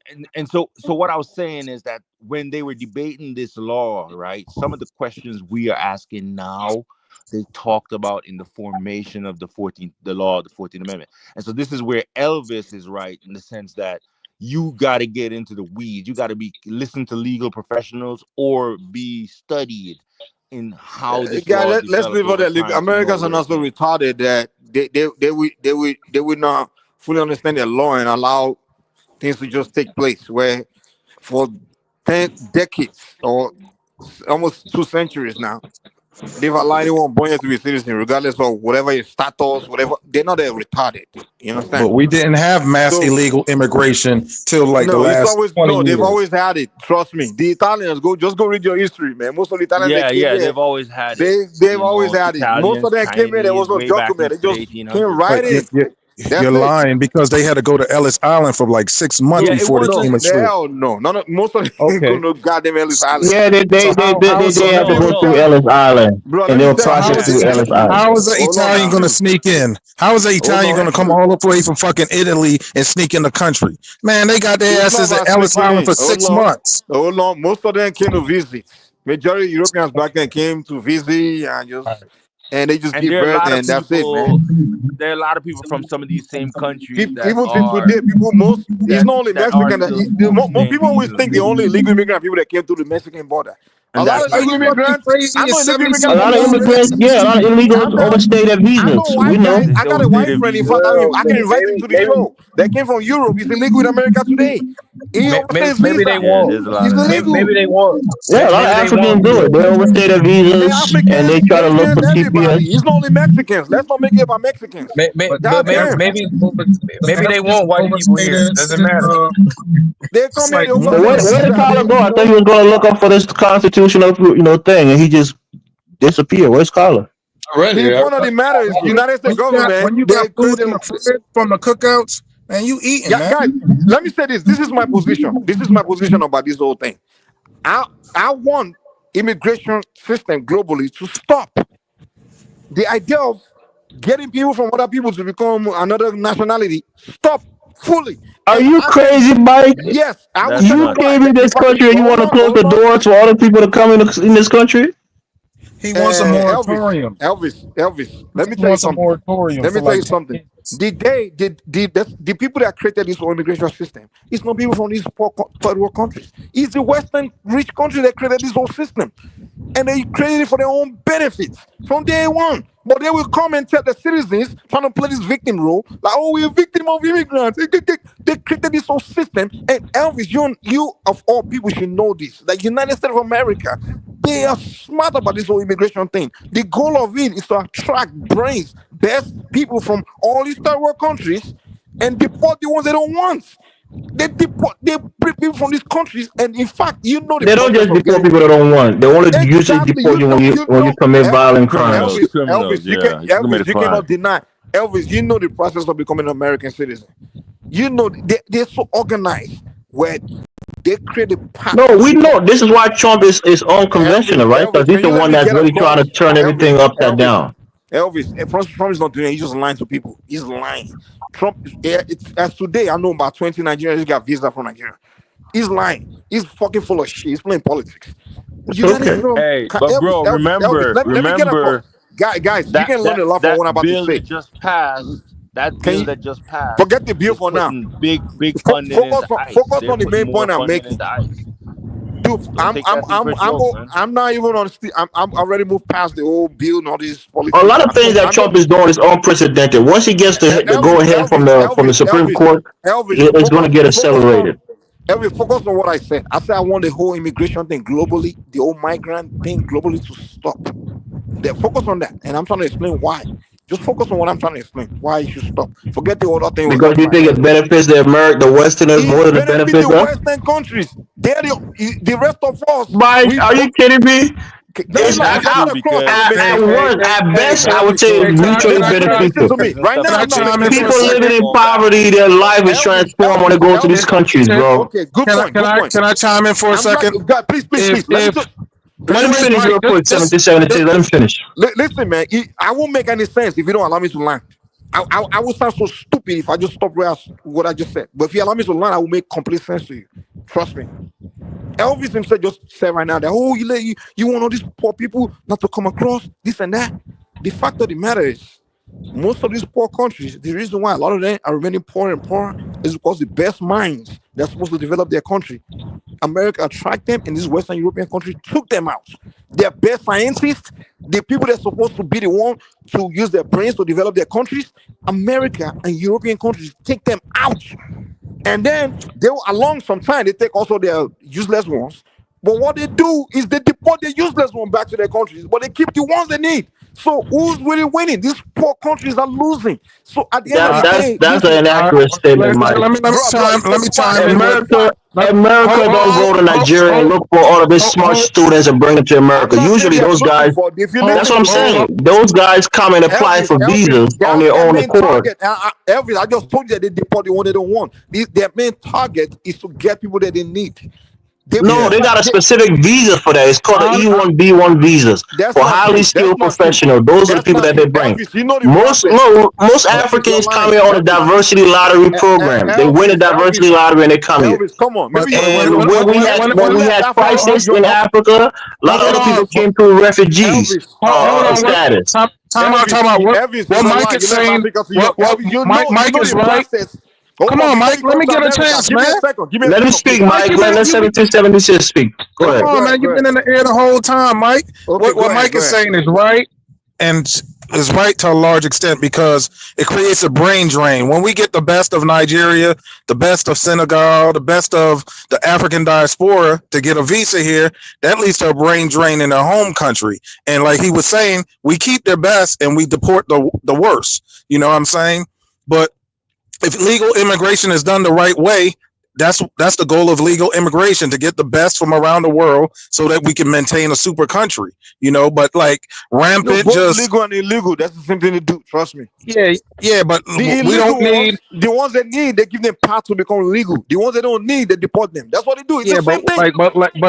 With the 77 million Hispanic, we don't need a lot of unskilled labor as we move in the 21st century because we're moving towards robotics. You think those Mexicans that's coming from Mexico are the best and brightest in Mexico? Time out, Mike. The Hispanics are the dumbest and the dense. But the ones we get from Africa, like I don't really see stupid Africans in America. A lot of them are doctors, lawyers, professionals. And we get your point, right? I want to ask Mike a question. Mike, you think those Hispanics that come across this country and they're allowed to get a pathway to citizenship, or even the ones that come here legally, you think they're the best and brightest from Mexico that comes here? All of them that come here illegally, the only one that give the party citizenship are the ones that are behaving well and working hard. Those ones that are criminals and unproductive. So it has nothing to do with their brain. never get a green card. They will never become citizens. No. I hear what you're saying. What I'm saying, you're talking about brain drain. Is it just only you only talking about Africa, or is it all immigrants? Anybody else? They deport them every day. That's what I'm saying. How do you think, Mike? How do you think the smartest Nigerians come into this country? Say it again. How do you think the smartest Nigerian leave Nigeria and immigrate into the United States? There are many ways. Okay, first of all, I don't think the smartest Nigerians come to America. First of all, let me correct you on that. The smartest Nigerians are not interested in living in Nigeria. They're not interested. The most Nigerians that leave are usually the ones that are like in the middle, meaning the average and then the worst. And then the worst usually don't get the visa because to get the visa the same way, and which is what I was trying to explain to you earlier, the visa to come to America, as I understand from Nigerians, they do a background check on you. Yeah, you need a police clearance. It's like that in most countries. But I'm saying, what process you think they use? That's what I'm asking. They do a STD test on you, HIV test. They do all kinds of tests on you. They check your. I get that, Mike. But the point you made, you was harping on the point that the smartest Nigerians don't leave Nigeria. The Europeans are taking the smartest Nigerians or the smartest Africans out of the continent. That's not true. So why did you make that point earlier that they're draining the brains of our countries? Why do you make that point? No. What I'm saying is, their target is to get quality people. Now, place like Nigeria, these smart Nigerians, right? The smartest usually come on top. In any society, the smartest people usually rise to become people like the Dangotes, the Petrolas, all those, they become very successful. Right now, the other smart ones that, like for example, Nigerian university, we have over like 500, about maybe 1,000. I can't remember how many universities we have. We have a lot of universities. Hold on, can you calm down, please? Let me land. Nigerian universities aren't accredited though. Oh, Kyle, you just got to come in and take that jab. We're talking completely something else. And you want to come in and take that jab. You just always jealous of Nigeria. That's all. So you will never let me. Whenever I want to talk about my country in a positive light, you got to jump in and come here. Okay, he's the envious motherfucker. All right, I'll look it up. Right here. Okay, go. Kyle, you don't got to bring that Nigeria. That's not our conversation right now, Kyle. Damn. He just hate anything positive on Nigeria. Kyle just keep eating a big plate, and now he's ready to rumble. Yeah, he ready to rumble. The moment he said anything good, if I was to say, I just fucked up. Oh yeah, you keep quiet. You know. Just let me talk. The point I'm making is different from what you're trying to cut in. What I'm saying is this: Nigeria, for example, to get into the university over there, you got to score certain amount of score. Yeah, certain score, right? Even if you score it, it doesn't mean you're gonna get in. It's the same thing here, Mike. Your ACT, your FFT scores. No, that's not true. In America, if you may not get into Ivy League, but you can get into community college without taking any test. All you need is a high school diploma. But you got to take an interest, Mike. Hey, Mike. No, that's not true. That's not true. All you need is a high school diploma to get into community college. Mike. When is Nigeria, with all the education, when does it become a first world country? What year? When what? We'll only become a first world country. Oh my gosh, Kyle. Yeah, actually, we're taking a step to get there. You don't get. You don't become world country overnight, Kyle. Mike, say it again. Mike, come on. We're on our way. We're taking the right path, Kala. What else? Which other way are we gonna take? Mike. Nigeria. Kala, we're producing more fucking professionals than your people, Kala. Nigerians are producing more. Nigeria is improving, Kala. Nigeria has a lot of development. Nigerians are producing more engineers, doctors, lawyers, everything than Black Americans. Which other way are we gonna get there, Kala? Okay, tell me which other way we're gonna get there. Man, just throw sand on that place and bury it, man. Come on. Oh no! Explain to me. I don't know what's your hate for Nigeria. Nigeria's doing pretty well, man. Jealous motherfucker. You just said they do it. They do it among themselves. Once I live in Black American neighborhood, once another Black man start to progress, start buying a Mercedes, they're gonna murder him. Oh, Mike, you don't gotta go that extreme, man. Let's not go there. They're gonna shoot him in the head. That's a spirit Kala has. He hates to see another black people doing good. Kala hates his Nigerian neighbor. They look better than him. That's what it is, man. That's why I come online. He's bitter every fucking day. Oh, these fucking Nigerians. Oh, they're becoming doctors and shit. They think they're better than me. That's the spirit of typical NBA. I had to move away from Black neighborhood because when I was poor, nobody wanted to kill me. Until I started making money, they wanted to kill me. Man, shut the fuck up, man. I dreamed about the fact that Kala, you hate Nigeria because you seen them doing better than most African countries. That's your hatred. That's your only hatred. You don't hate Somalia. I never see you talk about Somalia. You know what? Hold up. You know why? because you guys made a fool out of me. Back in the 90s, I never see you come here every day complain about Somalia being so poor. You complain about Nigeria being so poor. I don't care about Somalia, you know? Exactly, because Nigeria is one of the top countries in Africa. That's why you hate Nigeria so much. Kala is hurt. Kala is hurt by the country that he loved the most let him down. That's why. He hates the fact that his Nigerian neighbor is doing better than his stupid ass. That's why. That's what it is. Telling me that Africa is inferior. You guys are monkeys. I said, no, Nigeria. Who gives a shit what someone else says, man? And the bottom line is this: I say, wait, Nigeria's gonna raise up one day. It's gonna surpass the rest of the world. Oh, bullshit, man! You didn't say shit like that. I don't believe it. 1990. Hold up, Nigeria had. Show me evidence you said it, Kala. You didn't say. Nigeria was on the cover of Ebony magazines twice in 1990. We thought Nigeria was gonna be this power. Ebony magazine doesn't say shit, man. Yo. And no, Nigeria is looking in a more better part than back in 1990 because back then we were fucked up. We were suffering from military rules. Everything was upside down. Relative to other countries, Colin, Nigeria is a lot more developed, especially in that region, Colin. You just don't know the country. You just see places like Maputo and you think that's Nigeria. We had it in the right direction. Nigeria's doing well. They could be doing better, but they're doing well relative to other African countries, man. No, I won't say we're doing well. I'm saying we taking. I said relative. Yeah. No, they know what matter to me. If I see a kid that's doing bad, or there's not any way to be. What I mean is in comparison with other African countries. My when I approach that kid, right, that's not doing having it in the right way to be. My focus is not where he is. My focus is where he's trying to the step he's taking to get to the right path, right?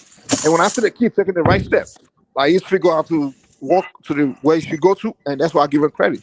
What I'm saying is, yeah, Nigeria is not where it should be, right? But the fact that they're taking the right step, I would say, hey, you know what? You're taking the right step. However, I'm not going to give you no credit until you get there. But I'm not going to, the fact that they're taking the right step, I ain't going to kick you in the face. I'm like, hey, you know, he's taking the right move. And I explained it to you. The Nigerian government is spending millions of dollars, you know, even billions, into the scientific programs, into the university doing researches. And just a few years they started doing that. We see technology. The Nigerian banking, they created banking apps, the banking infrastructure. We see the military technology. They started producing. They're doing things. They're taking a step forward. It's exporting their people, sponsoring them to go to top university all over the world. Not only in the West, even in Russia, China, Ukraine, everywhere. So they're taking the right step. So, hey, let's look at that and say, hey, you know what? These guys are making the right moves. You know, maybe in the next one, that's the same move everybody else did. But Kala over here, Kala can see that the reason why Kala is mad is because he found out about that. That's why he's pissed off. No. I thought, Nigeria would have a. Kala found out that these Nigerians are beginning to take the right step to become great. I just thought that. Oh, they can't become great until I do my Afristan. Until Afristan becomes great, Nigeria can never become great. And go to the Nigerian food section and say, you know something, man, let me get some Nigerian food right here. I'll be showing up in front of white people. Look what's come from the motherland, man. That's what I thought I'd have right now. But, I thought I'd have movies, Nigerian movies playing in theaters in America right now. And so I'm like, man, it's a disappointment, I'll be honest with you. They got potential. So Nigeria is the only one that disappoints you. What about the other African countries? Why did they disappoint you? But that is, I don't think, the bottom line, you don't think about that. Tyler, you got to get your boy DK, man. DK say he's going to put ice on Mike, man. I had put Nigeria such a pedestal, especially when Abacha was president. Well, we shouldn't have done that. I don't know why you did. Why do you have to pick Nigeria? Why do you pick Nigeria's the giant of Africa, man. It's the biggest black country on the planet. The biggest country in Africa. It's a giant of Africa, the biggest black nation in the world, man. Tell DK to chill, man. The fact of the matter and leave his Yoruba brother alone, man. Kala is the typical FBA guy that when another black man started maybe pick himself up and do something, they'll kill him. Like, this nigga has to become good. They start calling him a coon.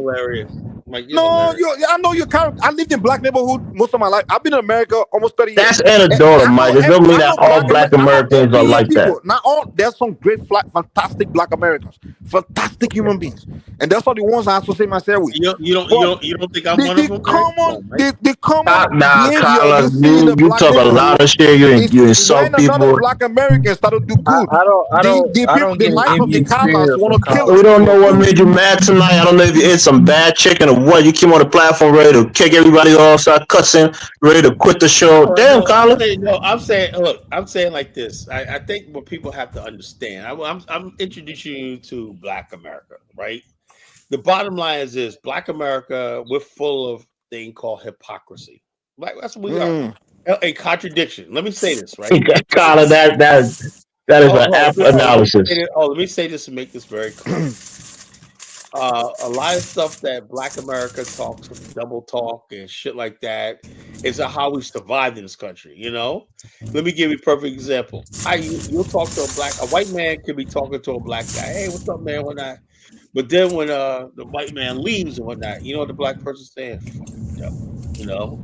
I mean, whoever eating diarrhea and sugar, put that diarrhea and sugar away, man. Why is it that? Can I ask you a question real quick? Black people in America, on one hand, we'll celebrate the 4th of July, but on the other hand, they'll be like, man, fuck America. What are their diocese? At the same time, they have the same strong feeling. Yeah, they'll be like, go USA in the Olympics, go USA, go USA, go USA. At the same time, they sound like their Nation of Islam, blackmail, down with America shit. You know?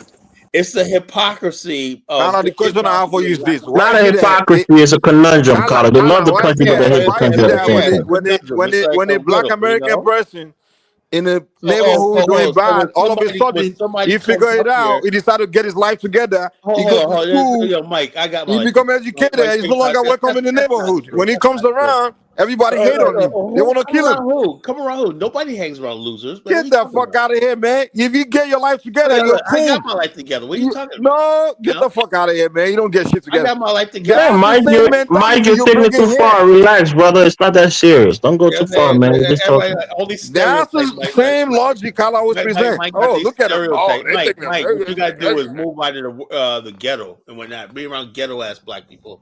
And you would think like that. You know? It's not Kyla, you're not ghetto ass. What you're saying. You have the same mentality. I'm not ghetto, so I don't give a fuck. You have the same mentality, Kyla. I ain't got the same mentality. That's what you're displaying right here. That's what you're displaying. I call people. Nah, Kyla doesn't have that mentality. When you complain about these Nigerians, they coming over here. They think they're going to school. They going to school. Yeah, what's that motherfucker? Information man was telling me, why y'all coming out of schools? Why y'all going to schools? I'm like, you mad at people going to school? That nigga, he does sound like that, Mike. You're right. I gotta go to school. You want me to come Information man talk like he reading the news, man. Mike, I'm saying like this. You hang around a lot of ghetto ass people, man. I'm like, information man is ghetto ass. Yeah, if you say you around people talk about you go to school, we're not, that's information man is a smart dude, man. I've been listening to you for years, man. You sound like I encourage education. You complain about Nigerians coming here, becoming doctors, and all of a sudden you accuse them of. I complain about Nigerians, but they're not doing it in their own country. I don't give a fuck about what they're doing in okay, exactly. So before they started doing, why don't you ask Somalians or all these other people from Burundi why they don't do something good in their country? Why do you have to attack the Nigerians? Mike, something has to be said with the fact that you guys, $400 billion worth of oil revenue. Exactly, that's the only place you're gonna pick on. Why they $400 billion oil? You only pick on people that are trying to do good. That's what the problem is. Why you don't talk about Mike, I mean, Mike, we all can speak against Nigeria because really Nigeria should be the hope for all of us. I know when someone like Diners or a genuine Black American is speaking against Nigeria, I can understand that. But Kyla, I can understand where Diners coming from. He's the guy that shows, we talk about the positive. But someone like Kyla, I know where it's coming from. It's coming from jealousy. No. That's what it is. Initially, he came from a place of disappointment, right? Like he said, that's true. That's not he true. had high hopes for Nigeria, seeing Ebony Mike, Macazan, and all of that. Someone is coming from a place of disappointment. Then I hear, look, you know what did it for me, right? Years ago, this was before, I would say about 9 years ago, right? That's when basically I had never had anything, the dashboard, before the dashboard started, I basically used to talk to Nigerians in America, right? They're born here and whatnot, this, that, and the other thing. And I was really excited, right? Because one kid I met, he went to an HBCU. I told this on the last show. And he spoke He went to Grambling. He pledged. He was a Q. He pledged, right? He said, "Yeah, I'm going." Like, he was about the girls one night down there. One night he said, "Yeah, I'm going to Nigeria." So, what are you going to Nigeria for? Who you know over there? So one person's influence is all define everybody. And he was born here, but he said, "I grew up here." When I grew up in Maryland, he goes to Grambling, down in Louisiana. He goes, "Yeah, I'm going to Nigeria." I said, "Oh, you got?" He said, and I said, "Man, you know something? You got the best of the both worlds." I said, "I know." He goes, "I'm black." He goes, "I consider myself African American, but my family, I got land and property in Nigeria. I go back to." When I said, "Man, you are so friggin' lucky." And I said, "You know how lucky is? I'm envious of you are because you have a connection with a homeland." He says, "Yeah, man, you should make a connection over there too." That's when I started thinking, something I got to make a connection to a country in Africa. That's what led me to Liberia, So therefore, hold on. But originally, you wanted to make that connection with Nigeria? Years later, right? Maybe this is social media. Online, I started hearing comments like, "You guys are not African. You're not this. You're not that." But Tyler, Black Americans told Africans they want black. Yeah, they told us that we were monkeys, we're backwards, we're primitive. It goes both ways. First of all, individuals online type stupid comments, and that's what Carla's beef is. Mike, shut up for a second. First of all, you can't put that on the same level because a black person who says that, they talk about. Let's talk about intelligent conversation versus ignorant conversation. That's ignorant conversation. Both of it is ignorant, though. The crux of the problem is African Americans want an African homeland. America is our homeland. Hold up. One thing, the difference is this: when an African, like a Nigerian or somebody say you're not African because that's a legitimate, legal, real point of view. Because we're Americanized in this country, right? And but Carla, but your name say you're African, Carla. Hold up. Even though I call myself African American, that does not mean any of these current countries in Africa, right? I have a connection to because they transformed into something. That's why FBA said drop the African, just call yourself American. Elvis, we didn't become African Americans till Jesse Jackson. So most of these FBAs like Chantel and them are saying drop the African, just call yourself American. The term African American was first used in 1887. Carla, that's the deal. Carla, is the deal. I can't believe that. Who's that fraudulent Steve in the comments? Carla, let me say this. Carla, since I've been in the United States as a teenager, I've had individual. Hold on. I've had individual Black American, countless of them. They've come up to me to say stupid shit about where I come from or who I am, an African. Hold on, calm down. One thing I never do. Hold on. One thing I never do. You grew up in New York. We're around a different. Carla. No. I live all over the United States. Carla, calm down. Hold up. Calm down, Carla. Allow me to talk. One thing I never do is took that as the view of Black Americans. And it's like go create it. Hold on. And it's like go create it. Hold on. Wait. And it's like go create a YouTube channel and create a movement. Hold up, nigga. Hold up. You know what I'm saying? I didn't take that as, oh wow, a Black American hurt my feelings or did something to me. Now it's a beef between me and the entire Black American. Go create a YouTube and a movement like Tariq Nasheed, a movement, and start recruiting other Nigerians to join me to hate on Black Americans. I don't never do that. The only thing I can do, the only thing I do is I engage the individual and insult him back. Like I do. I only come on your show when you insult my people, insult you. But what I would never do is create a YouTube channel. Hold on. I'm not. What I would never do is create a YouTube channel and start recruiting other Nigerians and say, look, this Black, because Carla insult Nigerians, all Black Americans are insulting Nigerians. Let's go to war against all Black Americans. Let Carla speak. Let Carla speak, Mike. Let Carla speak, Mike. Let him speak, Mike. You gotta let me for a reply. First of all, when you say where you live at in Houston, Texas, the deep South? I don't live there. Forget. No, that's where you got. If you want my address, I'll give it to you. Had you grown up in someplace like New York or someplace like where Black people are naturally cultured more, But Carla, I heard. Are you saying they're all culture in Houston, Texas, Carla? Is that what you're saying? I'm saying you're talking to the deep South. Carla, you the one that told us that somebody online said something to you. Mike, let him speak. Mike, let him speak. Show, man. My point I'm trying to make is, I had when I first came down here to Virginia, right? Do you know how many black people told me, you listen to that reggae stuff? I didn't think anything of it. Yeah, it's black music, whatever that. No, I don't stand. That's from the islands. So why do you take it off from African? That's cat, man. Can I speak afterwards? What's the difference between the individual African that says something to you? When you say that, right? That just reminds me of this type of black people you came across that you didn't deal with, right? You're missing the whole point. You're missing the whole point. I said to respond to what you said. You said talking the whole night. Hold up, Mike. Made a comment to you, and that's where your beef with Nigeria come from. Mike, when I came from New York, can I speak, Colin? I was discriminated against from people. Mike, we need a time limit. You missed my point. You missed my point totally. I was responding to what you said. You said where you started our beef with Africans and Nigerians because some Africans made a comment to you. No, and then I'm responding to you. Hold on. And I'm responding to you by saying that. How you respond? As an African, I've had black Americans that make comment to me all my life. Mike, you only listen to I never saw it as all black Americans issue. Man, y'all been talking. Can I say something? Listen to part of what I said. Up, man. Can I say something? Yeah, let 1776 speak. Go ahead. Man.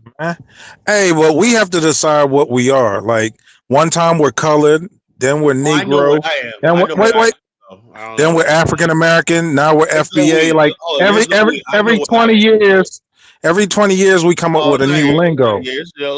Look, you know, I know what I am. You know, but like what are you, Colin? What are you, Colin? I am an African that basically has an American story. You know. But how could you be African when the first time you went to Africa was like 10 years ago? My blood, my heritage, and my race. I'm a race. I believe in race. My race, I'm the African race, right? With an American experience and story. That's all. That's all I am. So therefore, living in America, I have a certain mind, you know? But African American mind is different from the Nigerian mind, the Liberian mind, the Ghanaian mind, when our mind is different, you know? Okay, mindset is big, but I'm from the free state of Maryland, you know? So like that is the spirit. So kind of like your beef with Africans, they don't have the same mind as you. That's your beef, right? They don't have the same mind as you. That's your beef. And my point I'm trying to make to Mike was, although I saw this stuff online, right, I paid no attention to it. Really? But that's the goddamn people, right? But Tom, you can't take Nigerians seriously. They tend to be arrogant, you know. Hold up. I didn't pay it. I mean, black Americans are arrogant. What are you saying? Not like Nigeria. Hold up, fellas. The most arrogant people will call other people arrogant. I'm trying to make a point. The most racist people will call other people racist. Hold up, Mike. I'm trying to make a point. Give me a minute, and you guys can have the floor. I'll let you guys talk for like an hour and say nothing. You know, my point I'm trying to make is, although that was I heard, right, I didn't pay it no mind. You know, I was like, well, whatever. My feelings towards Africa, my heritage was strong, right? But I said like this.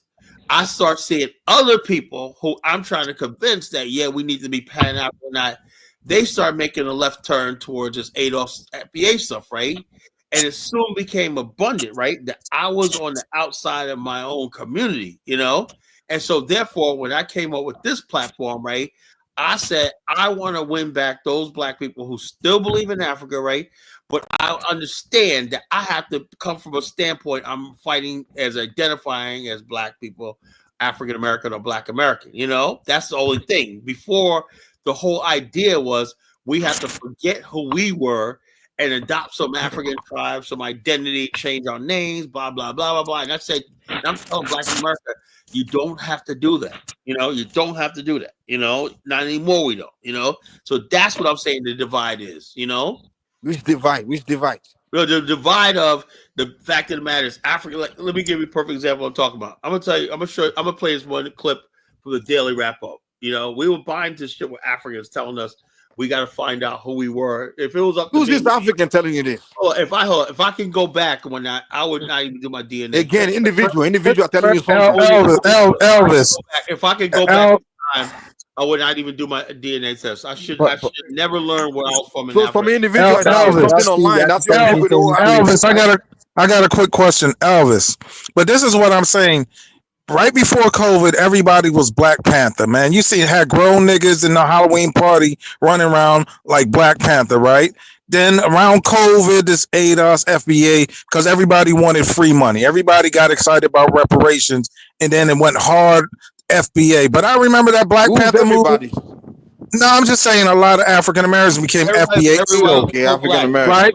But when that Black Panther movie came out, you had a pastor in Baltimore acting like the Black Panther. I said, what the fuck is going on, man? So like we go hard African to hard not. It's just confusing, man. I'm just man. People are apoplectic now because of Black Panther. Seriously, Black Panther is just a movie. You didn't mean anything. Look. Movie is an art form. Movies is an art form that people can galvanize around, especially when it comes to something that. Only foolish people, man. I don't want to take it as anything. Movies. You see football players from Brazil, from other places around the world, because it's a positive, it's a strong positive message for Black people all around the world, Mike. Message. It's just a freaking entertainment. It's a message. Entertainment can convey messages. Mike. Hold up, Mike. Mike, you ever seen The Birth of a Nation? It's only a moron that watch movie and take it as a message. No, there are messages in movies, Mike. We're not saying it's real life, but people can get inspired from movies. I can go watch a movie. If you take it as a message, I can brainwash you. Oh, shut the fuck up, man. I gotta be a second, you know. God damn. Have you ever seen The Birth of a Nation? Don't come on my platform thinking you're gonna overtalk me. You know, the movie Birth of a Nation rebirthed the Ku Klux Klan. You know, right. One fucking movie. You know, changed America forever. Entertainment is very powerful. Yeah, that's why they spend billions of dollars on it. Because it shapes the culture of people. Tyler, wasn't that movie shown in the White House? Primitive, you know. Yep, it was. In the White House? These Africans come up with that primitive mindset, you know. Tyler, wasn't that movie shown in the White House? Yeah, Woodrow Wilson looked at the White House, you know. Tyler. Come on, the dumbest thing I ever heard in my life, man. I don't even want to know. Tyler, John want to talk to you. John, Mike do need to learn a little social skills. You can't just talk. You gotta listen for a second. You know, damn. He thinks he knows everything. He's the dumbest motherfucker I've met in my life. God damn. Elvis is the second dumbest, right? The Birth of a Nation you guys are talking about is the one from the early 1900s. Yeah. But then there's the one that came out more recently. I watched. Oh, that was no. I don't know why they even named that movie. That was stupid. That was garbage. That was a black movie, right? The other one. I'm talking about. Well, hold up. Let's stop right here. I'm talking about The Birth of a Nation in 1917. That's what we're talking about. Right. Yeah. But there was the one about the Slave Rebellion that was called Birth of a Nation. I don't want to talk about that. We're talking about the Birth of a Nation. This Birth of a Nation. Nation. He made a mistake naming it The Birth of the Nation. He made a mistake doing it. I think he was just trying to counteract that movie. What he did, it was a freaking joke. He made a mockery of Nat Turner, man. It was a fucking joke. You know. I actually thought that movie was pretty good. No, you know, because you're not Black American. You know. No, Connor. I mean, if only Black Americans consume Black American media, Connor. The movie was too forgiving of white people. I can't stand when they make movies like that. You know. But this is the thing I wanted to mention, though. I hate movies that humanize white people in slavery times. You know, I want to mention what I want to ask you, Carla, is going back to the discussion we had a few days ago. You know, when we're talking about the Bible and stuff like that, because in the Bible you talk about forgiveness and the importance of forgiveness that's mentioned even in the Bible, right? Yeah. And movie and media is very important. I don't agree with Mike on that. And that's what I'm saying with even the Bible stories. It's like it's conveying a message. It's like, to me, the Bible is like a movie before cinema. You know, it's like a play. If you listen, it's like a superhero movie. You know, guy walking on water and all this stuff. Yo, back in the days, in every culture, Ja, whether it's China and everything like that, the rulers of these societies control theater, art, and stuff like that because they knew. Back in the days, they knew certain music, certain beats, and stuff like that could cause war. Hey, can I chime in? Yeah, like that movie 300 motivated white people, man. Like, remember that movie 300? A lot of white people got energized off that movie. Rebirth of white people start saying, "Yeah, we can't take on these terrorists and whatnot." You know, it's start turning really. What's going? Wait, what did he say? What I gotta do with the terrorists? They was about the Greeks and the Persians, man. Yeah, I know that. What I'm saying is this. This is what I'm saying. The people, white people in America said, Yeah, it was like at the time people were like mocking Western civilization and whatnot. You know, do we have a real world? When 300 came out, all these white boys were like, "Yeah, man, you know, it's on." You know, it's like, yeah, it I was gotta on. agree with I remember Tyler on that. that one, man. I remember that. 300 What about energized white Rocky, dude. Collar? You remember what Rocky did for the Italians in New York? Why are you bringing Right, I'm gonna right. tell you what Rocky did for me, Hey, man. When I watched Rocky, I hated Russians, man. Shit, I hated them. For the Italians, they made them feel invincible, like they were tough. They could fight black people. You know, they could beat Apollo Creed and shit like that. You know, But so 1776 though. But did you get the speech Rocky gave at the beat Drago? Move people, whatever like Yo, I that. hated hey, if he Drago. dies, he dies, bro. You can tell Mike speaks like that because the movies in his culture don't really move people. It's not. Oh, you still Mike? Leave Mike That's alone, not man. Why true. you That's like to not argue? true, Collar, because especially the older Nollywood movies, they had an Man, important I message listen to in the those things. movie. Yo, they have 2 scenes, right? 4 hours and two sets. You know? Nah, that's not true, Collar. You know, they Collar. The thing with Nollywood movies is that art imitates life in Nollywood movies, right? So people see real life playing out on the movie screen. Nollywood movies have no cinematography. I swear to God, it's horrible, man. Yeah, but I was like horrible. I was like, God damn. the reality of those scenes, people can really relate to it because it's like life imitating art imitating real life to them. I like the Nollywood comedies. Who's that the little guy? What's his name? The little Osata Henry, but they call him Papa Aki and Papa. Papa Aki. Okay, I like his movies. I was watching a few of them. They were cool. Carla, you ever watch a Nigerian movie, Carla? What? I don't watch. You ever watch a Nigerian movie? Look, I tried. Lord knows I tried, man. I can't. You know, I watch that shit. You know, I'm serious. You know, you guys look. I like good acting. I like cinematography. I know what like this. If I feel like somebody's walking around with a handheld camera and you hear So, Colin, like, you never watched any of them hood movies back in the day? I don't know. I don't watch cheap ass hood movies. No, you know. I watch cinematography. I like real. Hey, anyone ever watched The Repo Man with Michael Blackson and Master P? Yeah, that was a That shit was hilarious, bro. Before his career got sabotaged, Spike Lee had nothing but bangers, man. Nothing but bangers. That's what I was trying to say about movies. You gotta listen to this. That's the deal. Malcolm X. Movies, TV, all those things. The reason why they call it program is because it's designed to program a mind. You understand? Like me personally, that's right. If I have a means to control media or control entertainment, all those kind of things, I can decide like, okay, I want these people to see something this way, right? And then I can create a movie and design it to create that picture. Hold on, calm down. Let me learn. And I can design a movie, a fiction, and design it to demonize a group of people or just paint something some way or tell a story, the real story, and twist it in another way and feed it to people. And the reason why I'm telling you is it can also be positive, Mike. It can be opposite of negative. It can be positive. They go watch a movie and take it as something real and consume it as a source. Black Panther was positive. It was uplifting for black people. Can you calm down? I'm not talking about positive or negative. I'm just trying to explain what I mean by saying it's only a fool that take movies or anything as a real thing. Michael, let me chime in.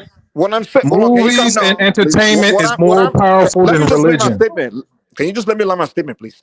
What I'm saying is, when I go watch a movie, even though when I'm watching something new to me, I don't take it as a real thing. I take it as just entertainment. If I want them, I'm curious about what they're showing Mike, me. You silly what I do is I go do a research about whatever that subject is. A research. Come on, Mike. There are levels of impact with movies.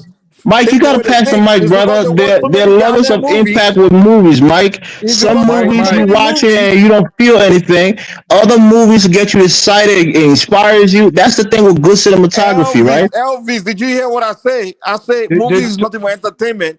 The entertainment. If you study World War II, the Nazis. You know how many people. 1 second, 17 seconds. I'll pass it back to you, right? And again, it's trivia, right? But you know how many women, and again, cry on during the Titanic on that scene when Jack was dying. African women. My mother, I saw my mother watching that movie in Liberia crying on that shit. Movie can convey a powerful emotional message. Titanic has everybody crying in the movie. Everybody was crying in that movie, bro. I'm not telling you that, man, a little tear came out movie my can eye, but impact your it was emotions, raining. whether you want to agree with it or not. It does, you're not negative listening or to positive. me. I don't know how you reason, man. You're not listening to me. I'm not making argument whether a movie doesn't touch your emotion. What I'm telling you is it shouldn't shape your reality. That's the point I'm making here.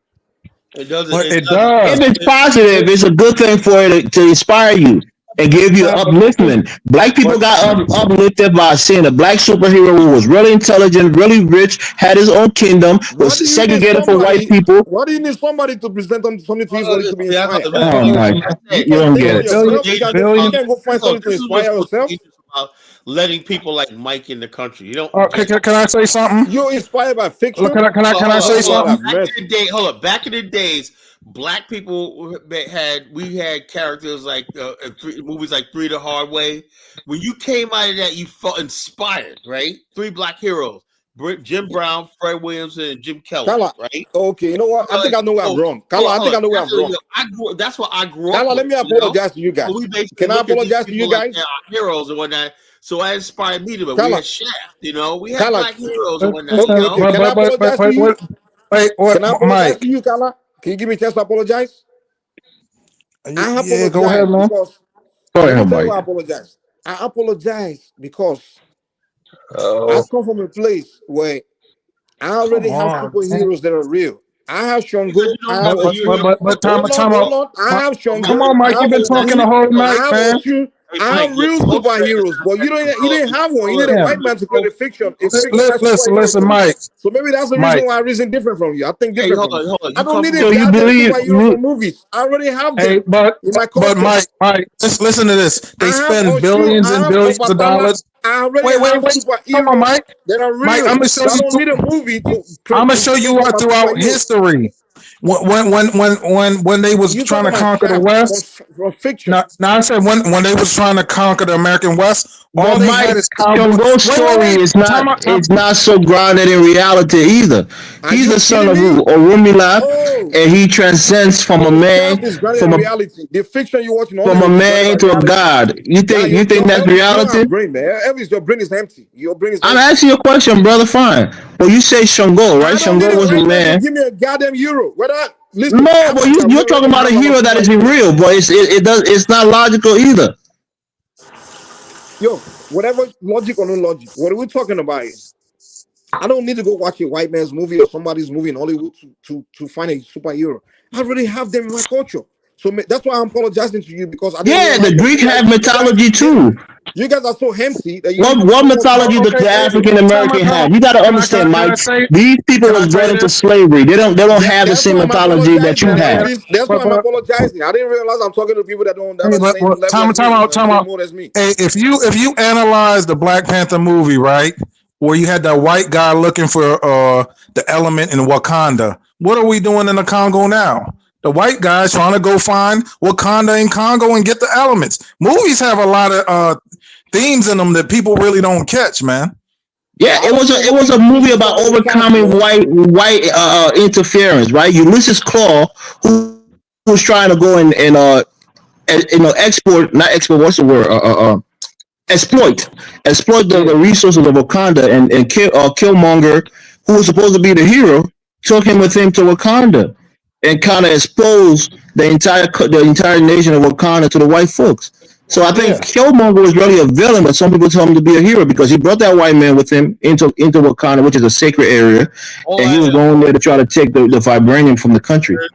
This movie Sinners was like it had a lot of good undertones of real life, Mike, and people who have the spirit of discernment to see what the message we're trying to convey.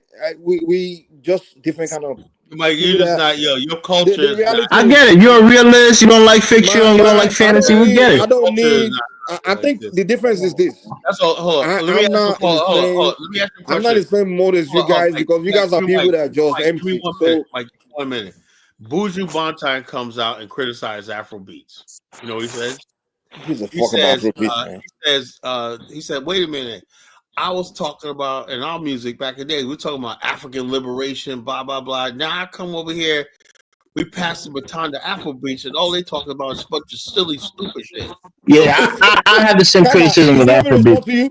Afrobeat is no longer inspiring. It's talking about sex and smoking and stupid shit. Also, yeah, you're right, Carl. Talking about revolution, black power, liberating Africa.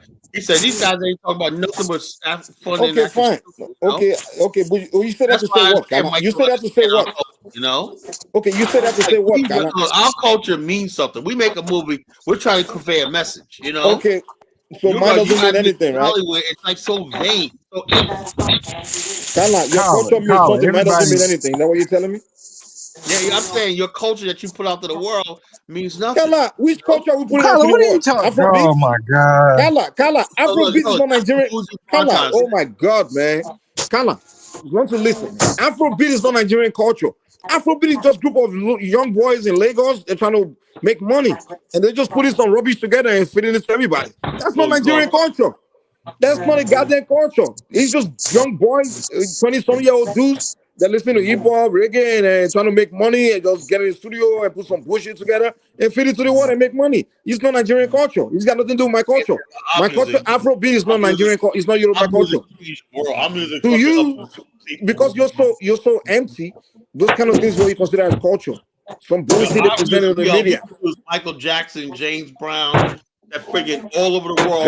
Why are we getting back into this conversation again? Trying to compare people. That's why I keep telling you, Carla. We're just not. We're way ahead of you, man. How you ahead? You guys haven't got to the next level. You guys haven't. Oh my God! You still looking for knowledge from entertainment. Oh yeah, well, you got entertainment is how people. You're looking for identity through entertainment, and you're telling me that I'm not way ahead of you. When I look for identity from my roots, Indian cinema, Bollywood, like that. That's how you get introduced to a culture. You guys haven't introduced yourself to the world yet. You know? I don't need a fucking word, man. I don't need a word in my culture. I keep my culture to myself.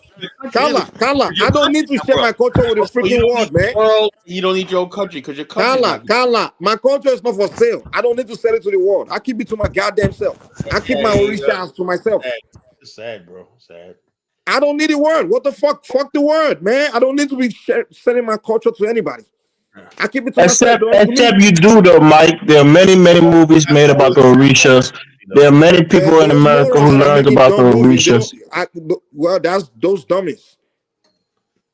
And those people, they get dealt with because we don't need I don't need to send my shit for my culture is not for sale. It's for me. It belongs to me. I keep it to myself. You know how many Babalawo take money for initiation, all this kind of all the things, Mike? Come on now. Well, that's your problem. That's between you and them. Kind of like telling me that my culture to be important to me, we have to be all over the world. I have to sell it to the world. Thank you. Frenchie is right. Nollywood is actually pretty popular.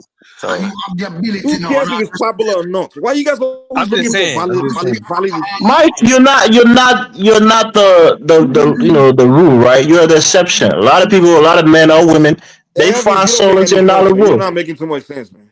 No, I'm telling you, a lot of women, a lot of men in Africa, they find escape, they find inspiration in Hollywood. What Carla is talking about, what me and Carla are talking about. No.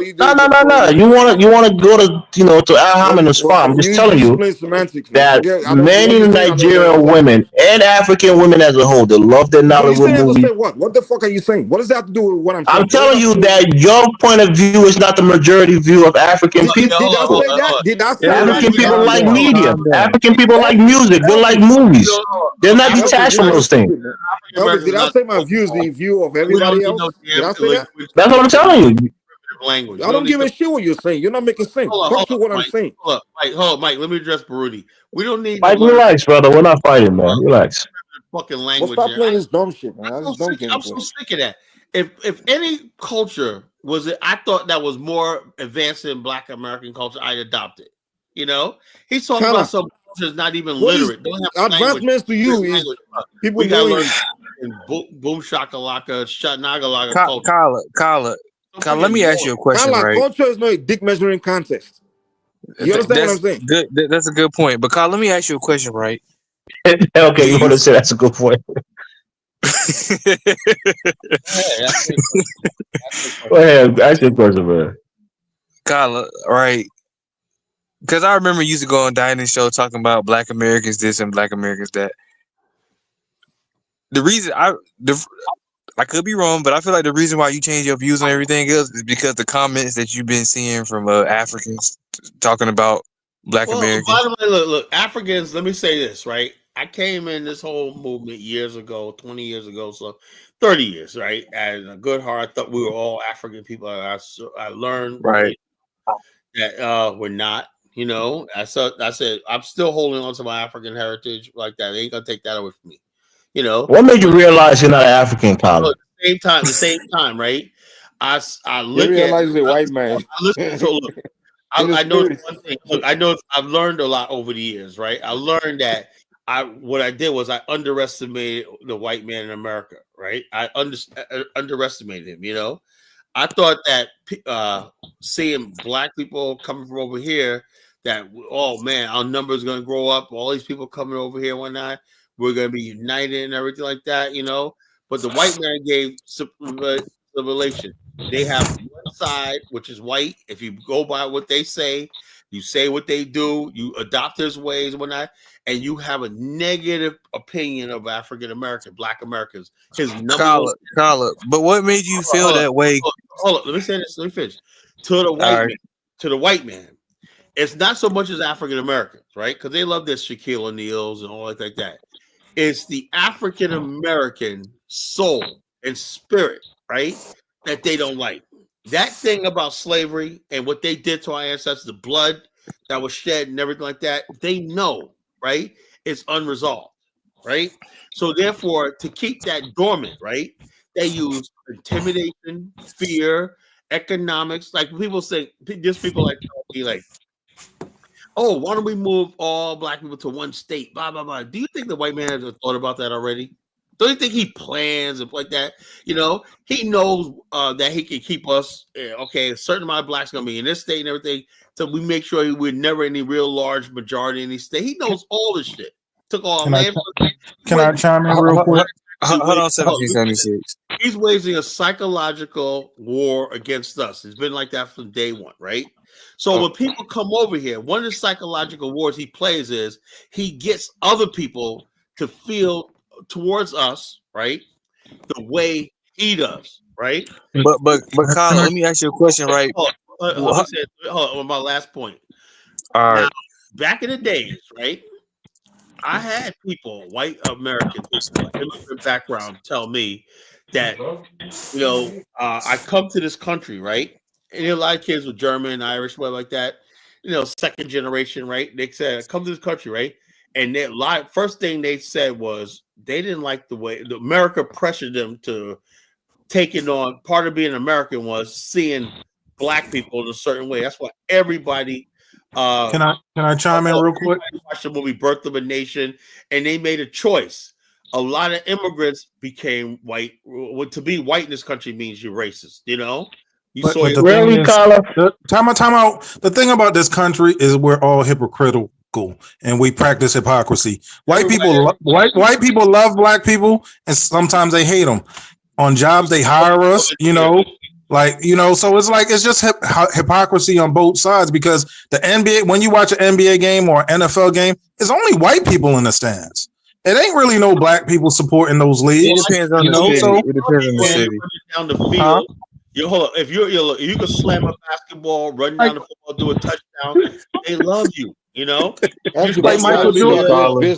Michael Jordan became a billionaire off of white folk, pretty much. You know. So by the way, hold on. Like Chris Rock said, white people, if you play your cards right, they reward you. You know. So that already contradicts everything you've been saying now. So if you play your cards right, so it's all about your behavior. It's not really about your skin color.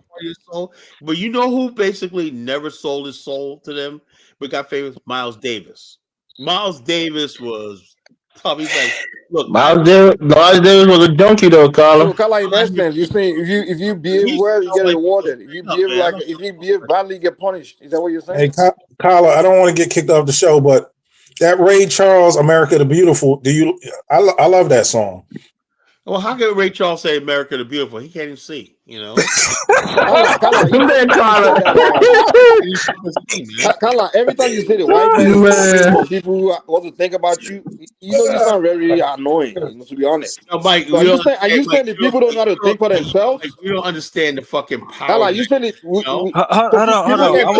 I'm still trying to address Carla. Carla, you got a new person in the comment section asking you an important question. Amina. Amina's asking you if you're still planning on settling on the continent. Look, hold on. Mike, you have no stake in this culture in this society. I do. I live here. I don't know. You live here, but you have no stake in it. You just want to make your little money. I cannot live in a place I don't have a stake. I care about how my community is portrayed. Why are we always arguing? Carla, you telling me that everybody, including me, white man is the one teaching me how to think about you, Carla? People's in Nigeria. Of course, you think Carla, like people in Nigeria Carla, think somebody about ask you. you a question in the comments. The only Nigeria think about you, or they want to live here. I don't worry about Carla. I do worry about the damn white man. You know how about Carla, is a white man that's teaching me how to think about you? No, I'm saying, look, the white man controls the media. He controls everything. And I keep telling you, someone like me don't go by media. Hold up. The white man controls 99% of everything we earn, we do. The white man is Thanos. People don't go by media. One race of people takes 99% of the wealth from our community. Well, Carla, stick to what I'm saying. You said that white man is the one teaching everybody, including me, how to think about you. Look, Mike, Black America is the richest colony in the world. We're nothing but a fucking Carla, stop shifting the goalposts, man. Stick to what you said. You said the white man is the one teaching us how to think about you. And the white man shapes the view of Black America, which is negative. The white man doesn't shape the Carla. think about you, Carla. Hey, Carla, listen, Carla. People think for themselves, Carla. Maybe you don't think for yourself. Right. People think for themselves. How did Nigerians get to hate Black America? They got it from the white. Carla. Don't hate Black Americans. I don't know where you get that fact. Carla. Hold on. Can I talk to Carla? Like Carla. Well, not Black Americans. Maybe you don't like Carla and I. All right. I'm gonna play something. Okay. No, Carla. Don't play nothing. Make your point, Steve. I want to hear your point. Make your point, Steve. Right. Listen, Carla. Okay, I get what you're trying to say, that maybe some, white people do say stuff about us, right? But most people get their opinions on people based off their interactions. And that's what a lot of us. That's a lie. I'm interacting with Carla. From my interaction with Carla, somebody in Iowa. I don't like Carla. He's telling me he's a white man. That's the reason why I don't like him. So explain the races in Iowa, Wyoming, and North Dakota. Can you explain that, Steve? What do you mean by like? Hold up. What I'm saying, Negro, is there's no Black people there. So how do they get the negative opinion about Black people? They get they get it through the. There are Black people there, Carla. I have friends who live in Iowa and North Dakota. People that live. There's a lot of Africans in North Dakota. Black immigrants, like you got Nigeria, you got Liberians that live in North Dakota now. There ain't no African Americans in those areas. You think there's no African Americans there, Carla? Tell me, Steve. They're African American that leave in Chicago and go to Iowa, Carla. Get away from the gang, find a stable job, quiet place. Hold up. Recently, a podcaster was on a podcast live show, right? He was one of the Unite the Right people. He's older now. And he basically was like, they'll do a live podcast one out on TV. He said, how's Boise to it? You know what he said? Oh, it's great. There's no Black people. Okay. So how do you rate people that? Carla, you look for these racist people and you listen to these racist people to make you feel bad about yourself, man. Right. But Carla, let me finish saying what I'm saying. Right. Interacting Black people. That's a lie. I know it's a lie. But Carla, let me talk about Boise. We talk about Iowa and North Dakota. There's Black people there. Look, take out Idaho. There's no Black people up there. African Americans. Carla, I get what you're saying. Like I said, both sides are making a point, right? Carla, by the way, that's not true, right? North Dakota. I've been to some of these. But Ja, you just heard the brother Steve talking and you just jumped over him. Let him finish talking, man. It's fine. Go, he can go. It's fine. Go, man. Sorry. No, you go ahead, Ja. You good? No, I was just gonna say that in North Dakota, Boise, Salt Lake City, all these places, there are Black people in these places. Yeah, those are Black immigrants. Most of those are African Americans. Y'all are being disadvantaged. African American communities up there, bro. Those Carla, they're African American in every major city in this country, Carla. Why would you say that? Yo, there's no African Americans only concentrate in like 10 states. As a matter of fact, I went to North Dakota once, man. As a matter of fact, right now Utah has a black representative, right? And That person is an immigrant. I know that. No, I don't think that guy's an immigrant. It's yes, he is. That person's an immigrant. That person. Where's you from, Colin? I have to look it up. I'm not sure. Then they had another lady. African Americans. I don't know for sure. I'm just asking. Then they had another lady that just passed away. Black Americans. I'm getting tired of it. They had another lady that came in during Obama. Yeah, they're all Mia Love. I think her name was Mia something, but I think she was Haitian. She was Haitian. Mia Lovegood. I think her name was Mia Lovegood or something like that. She was Haitian. Yeah, she's Haitian. She just passed away. She was married to a white man.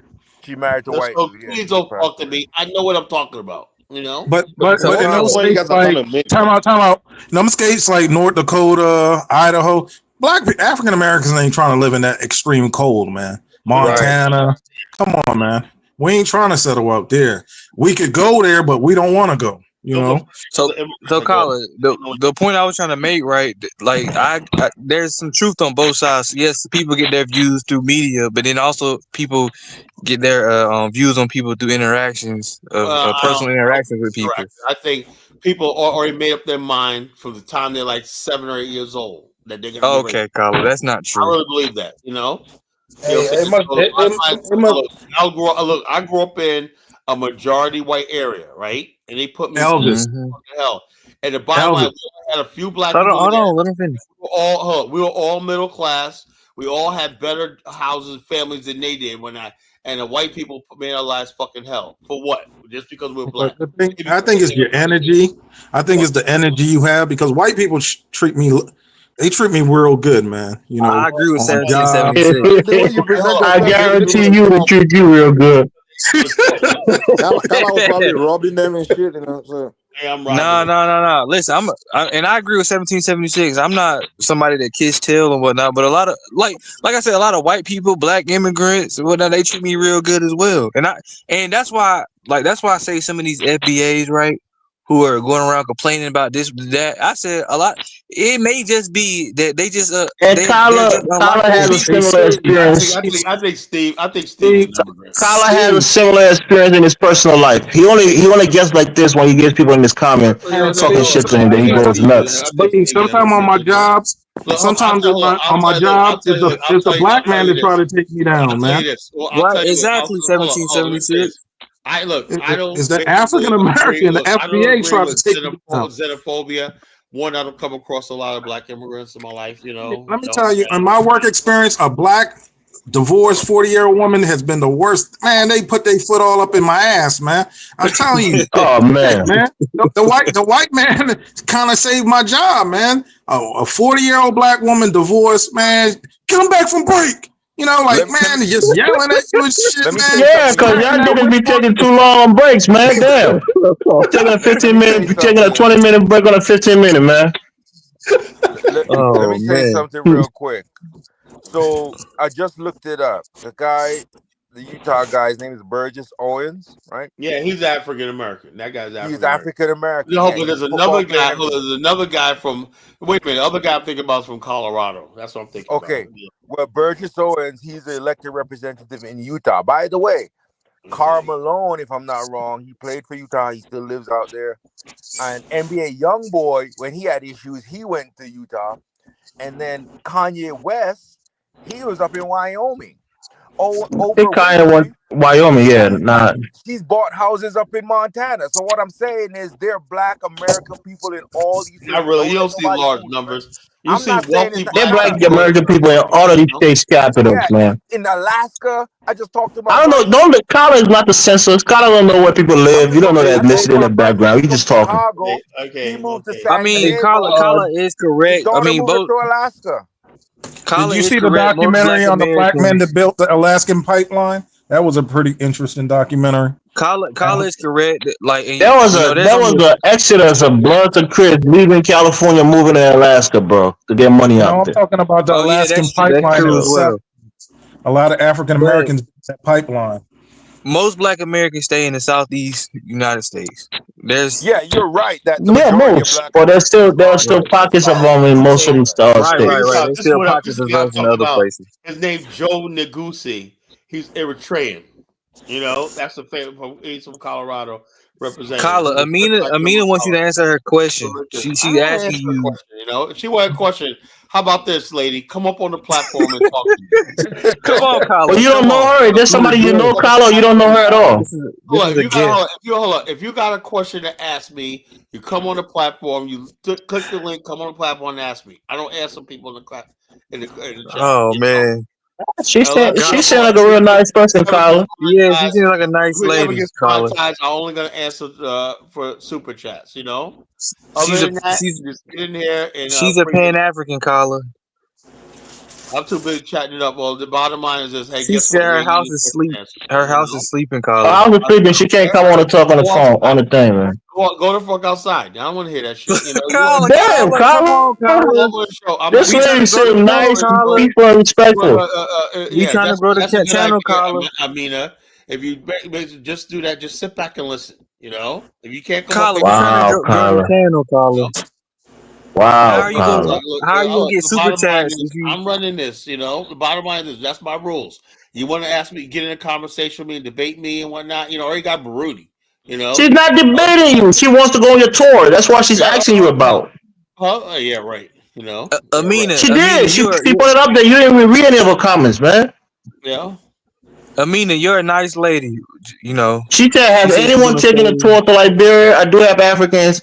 You know, I do love the African for African tour company." She's talking about what is his name? Oh, you contact Bomani, myself, or whatever. Yeah. So why are you being so mean?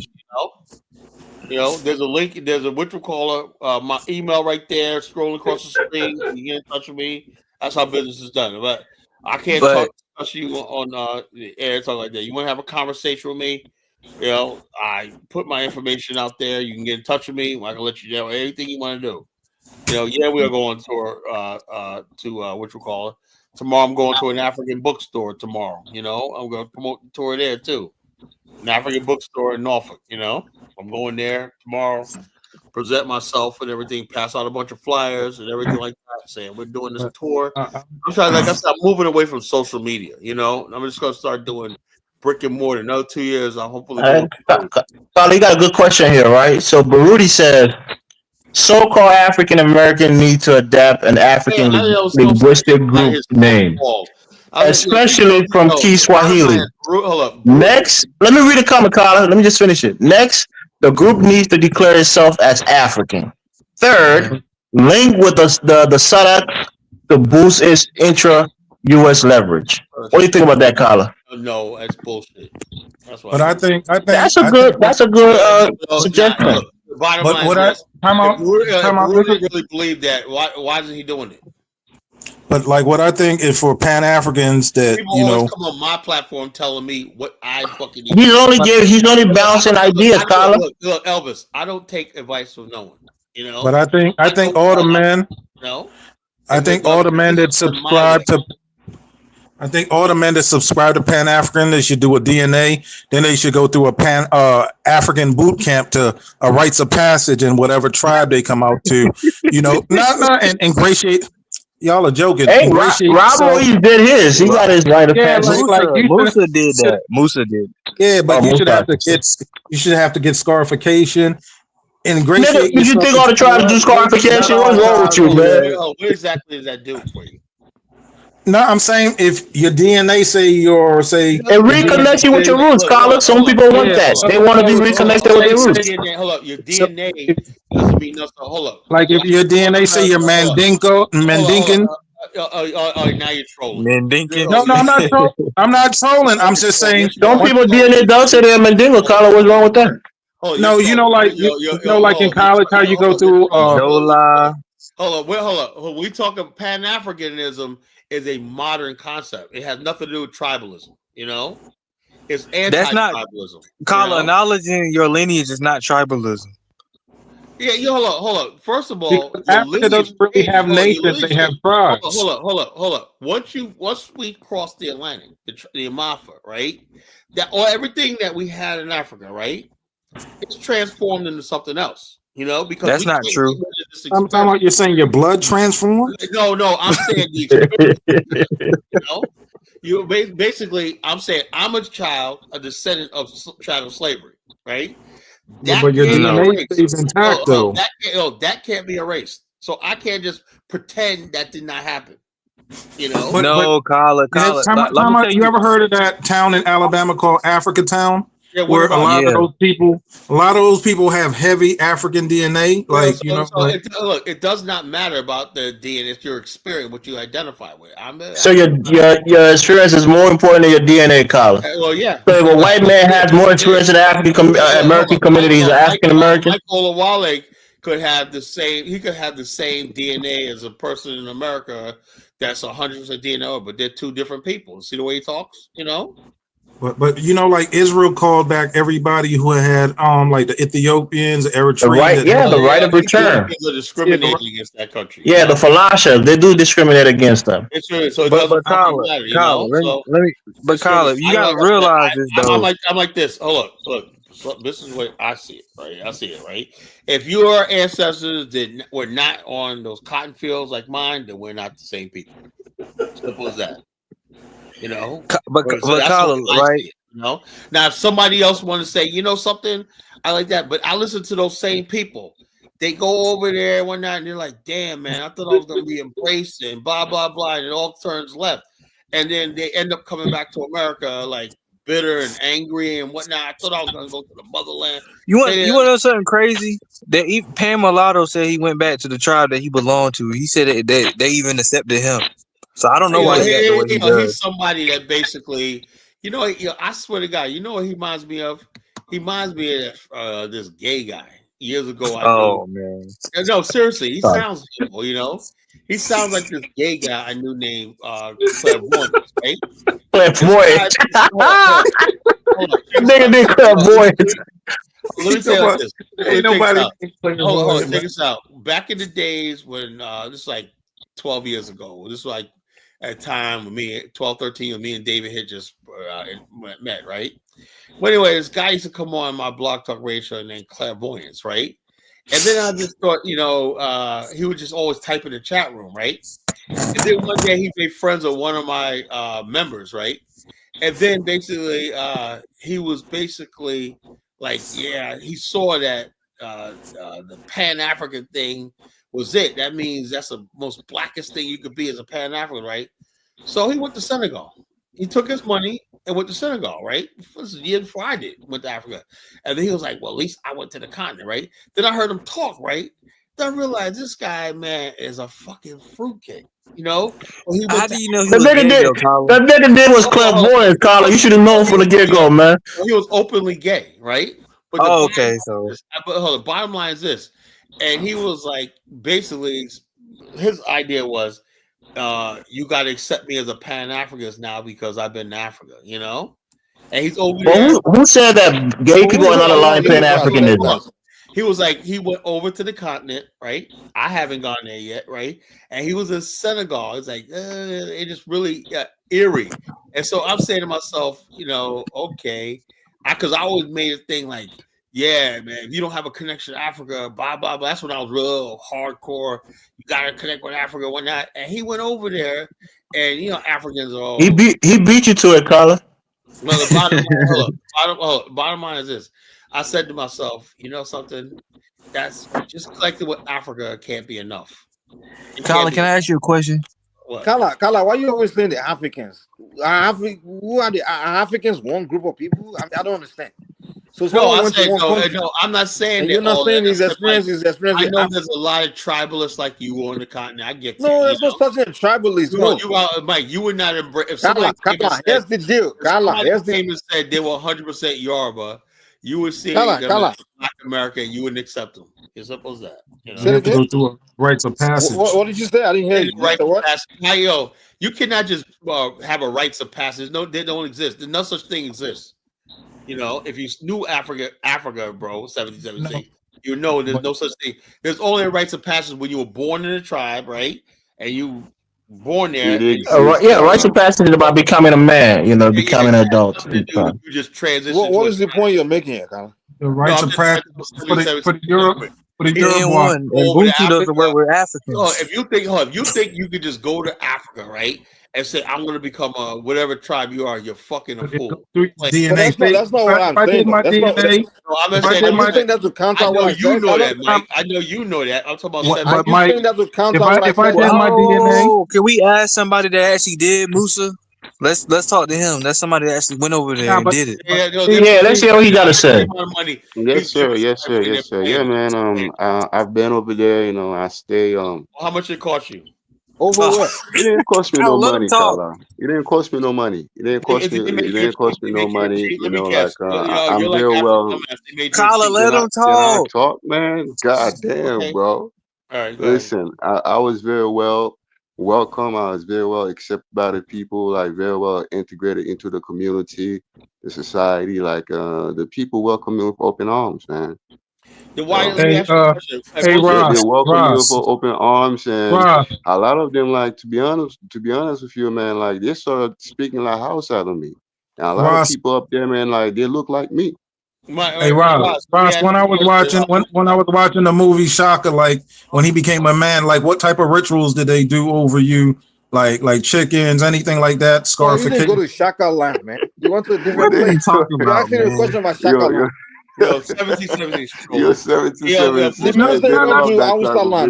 him about Shaka. He's been dead serious, guys. He's been dead serious. I'm asking Ross, like what type of rituals did they do to bring you into the tribe? Like any scarf? They don't have it. They don't have that type of ritual in the north, like my no, you ain't no Ross.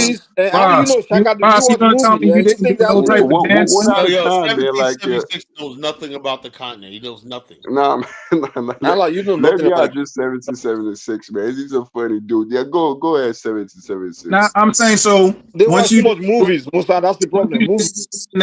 You came before the 6 or 7 tribal elders, right? They examine you.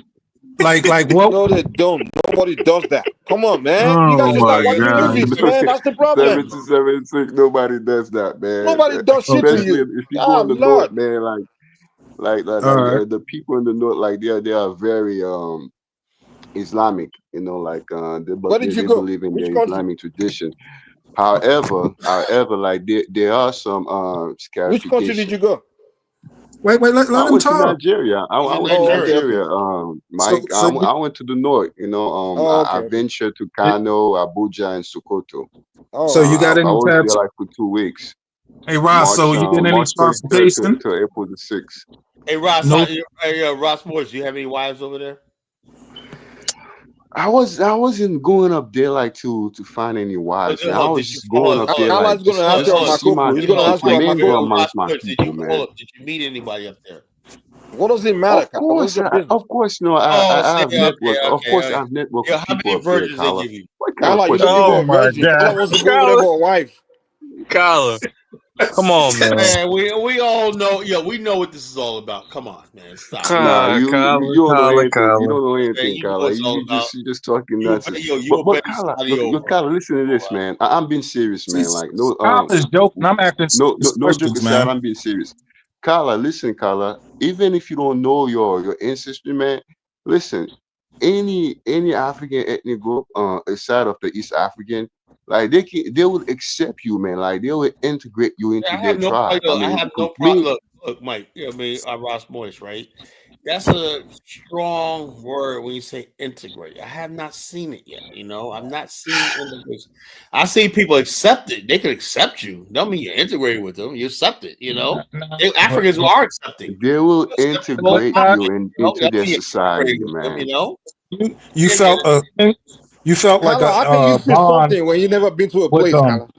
So you, I mean, look, Kala, how can you say something when you never? It's like somebody like that in Liberia, right?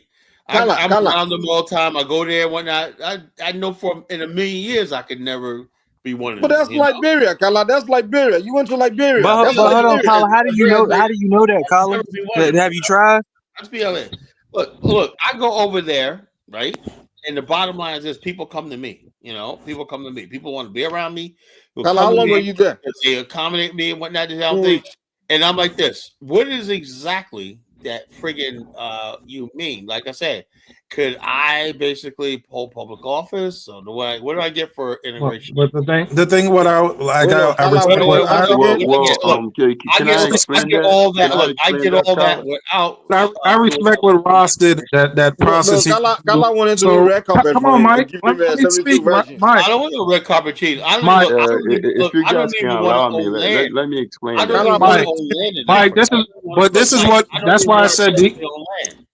That's why I said DNA. That's why I say DNA testing is so important, because if you did your DNA and you're 75% something, you should integrate and assimilate in tribe. Like Ross did, go through the rites of passage. Hold on. What exactly am I gonna get? Because you're reintegrating into that 400 years. Let the person that integrated explain what he gets out of it. I'm saying West Africa. Order. Modern society. Order on the panel. Okay, hold up. Like, see if your DNA is over 75% something. Hold up. 77. You do. You get well, guess what? 77. I'm like, I'm 99.1% African. Hold up. I am a modern person, a modern man, right? I have a business, everything like that, right?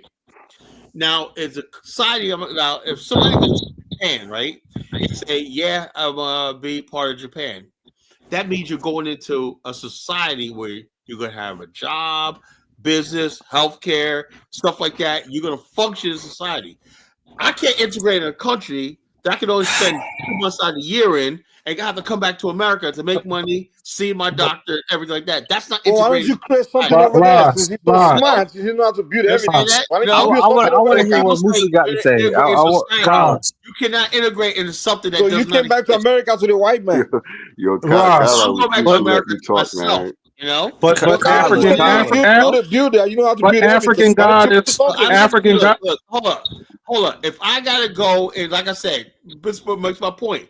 If I gotta go and build something, right? What the fuck do I need to try for? What the hell? Why don't you go build for yourself? You don't have to go build for people. So you don't want to build anything for yourself. Does not have. If that tribe does not have healthcare, that tribe does not have. Why don't you build this? Since you always tell us how you know how to build everything. 75% something like that. Electricity. You always tell us how you build everything. You build the railroad and everything.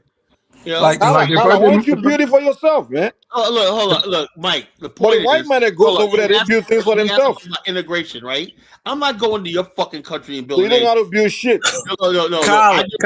Hey, y'all start arguing, man. You can't build anything for yourself, Kala. Oh my god! Every time you guys see African Americans, right? You know how many African Americans are building shit in Ghana? I'm like, no, we're talking about you, Kala. No, stop talking about another black Americans. Talk about yourself. You went to Liberia, and you claim you love Liberia more than America. Well, you don't build anything over there. Country I'm involved in, Mike. Yo, Kala, stop getting triggered about Mike, man. But this is what I would do, Ross. If I did my DNA, I'm talking. When I say I talk, shut the fuck up. My point I'm trying to make is this: you cannot integrate into society that's not ready to take you. You understand? African countries, most of them, you got to look at, like, a lot of African Americans go to South Africa, even though we don't have no heritage. I understand that, because South Africa got an infrastructure, stuff that we can do, our way of life and everything can be duplicated.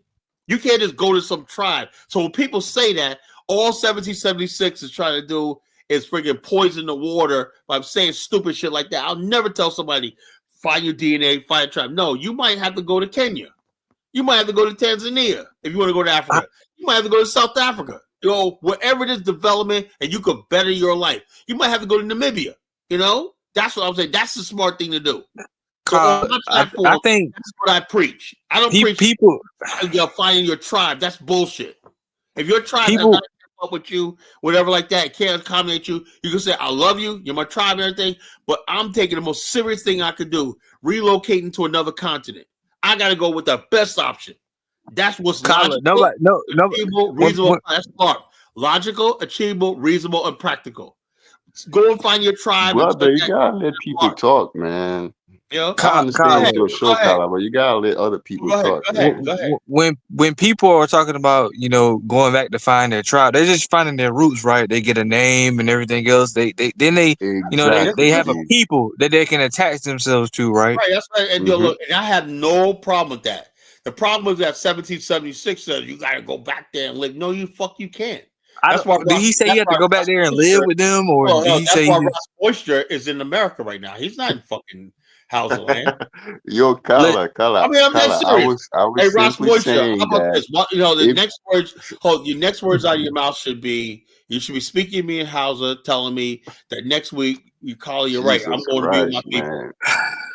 Are you going to see that? Are you going to tell me the next few words that I'm going to? Can you allow me to express myself, talk brother? A bunch of bullshit, man. I'm sick of bullshit. Okay. You know, I was simply knows what I'm talking saying. about. Oh my God. Okay, can I go now? I was simply saying, even if you don't know, even if you choose not to take your DNA test, like even if you want to go to Africa and you want to know.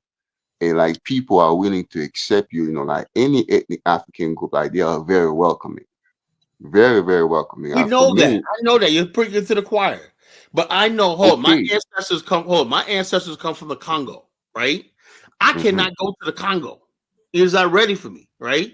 So I go to a country that I know and I love, Liberia. You know, I don't have any ancestry in Liberia, but that's the country I feel comfortable in. You know, that's what I'm talking about. I can't go to the Congo. But you could basically integrate with a tribe in Liberia if you wanted to. I don't want to integrate with a tribe in Liberia. What am I going to do with a tribe in Liberia? With most of the tribes in Liberia, they haven't developed their areas. They're like that. They're all in. Everybody in Liberia, for the most part, adopted. Most Liberians are basically bootleg African Americans. The culture in Liberia. Okay, Colin. No, what I'm saying, like, you can help build. You can tell you the truth. Liberians are the most Americanized people on the on the continent. That's the truth. Colin, there was this white woman, right? You seem very triggered, man. Like when I mentioned that. I'm just sick and tired of people talking bullshit.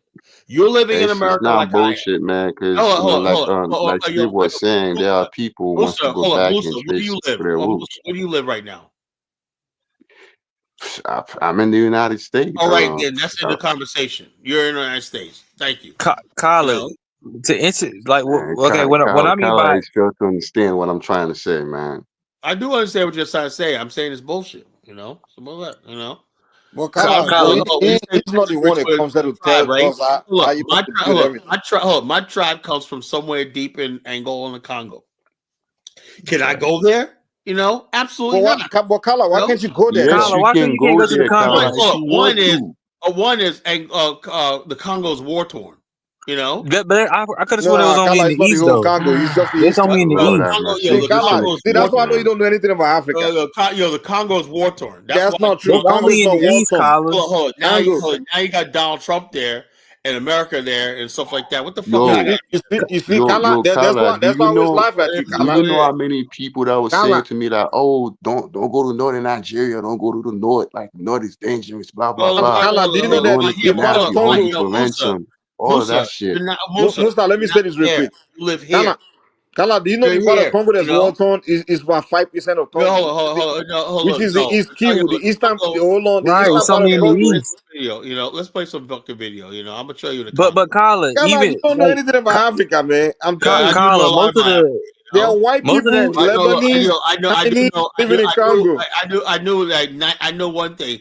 90% shit comes out of your fucking mouth is bullshit. That's what I do know. But Colin, most of the conflict in Congo. I don't think anybody here will agree with you. You know what I'm saying? Well, I think I do. People do listen to me though, right? Kala, if white man, Chinese man can be living in the Congo, you're hold. The white man, Chinese there. That says a lot about you. White man and the Chinese there are milking, enslaving. And you couldn't do the same thing. Let me show you. Let me show you what the white man and the Chinese man. So you couldn't do the same thing. Let me say this. Let me say this, Colin. Most of the conflict is going on in the east, right? And more than likely, you come from an ethnic group from the western part of Congo. Kala, do you know there are Nigerians living in Congo? You know, even Nigerians go to Congo. This is what you gotta look at. This is what you. There you go. Movies, programs. Okay, Kyle, yeah. this is not a representation of all of Congo. This is how Kyle get brainwashed. Hold on. This is what I'm saying right here. I bet you it's a white man's documentary. Several million children are at risk in parts of the Democratic Republic of Congo, which have been destabilized. I bet you it's a white man's documentary. A white man's program. Yo, Kala, Congo is a massive country. Congo is a massive country, man. While the world is looking the other way. You know, it's like I said, I'm gonna show you some poverty in Nigeria. Kala, you're mentally stuck in the 70s, man. When you watch all these commercials, overcrowded settlements which lack safe water, healthcare, and other. Kyle, we know there's problems all across the whole world. We get that. Especially it is what it is. This is Africa.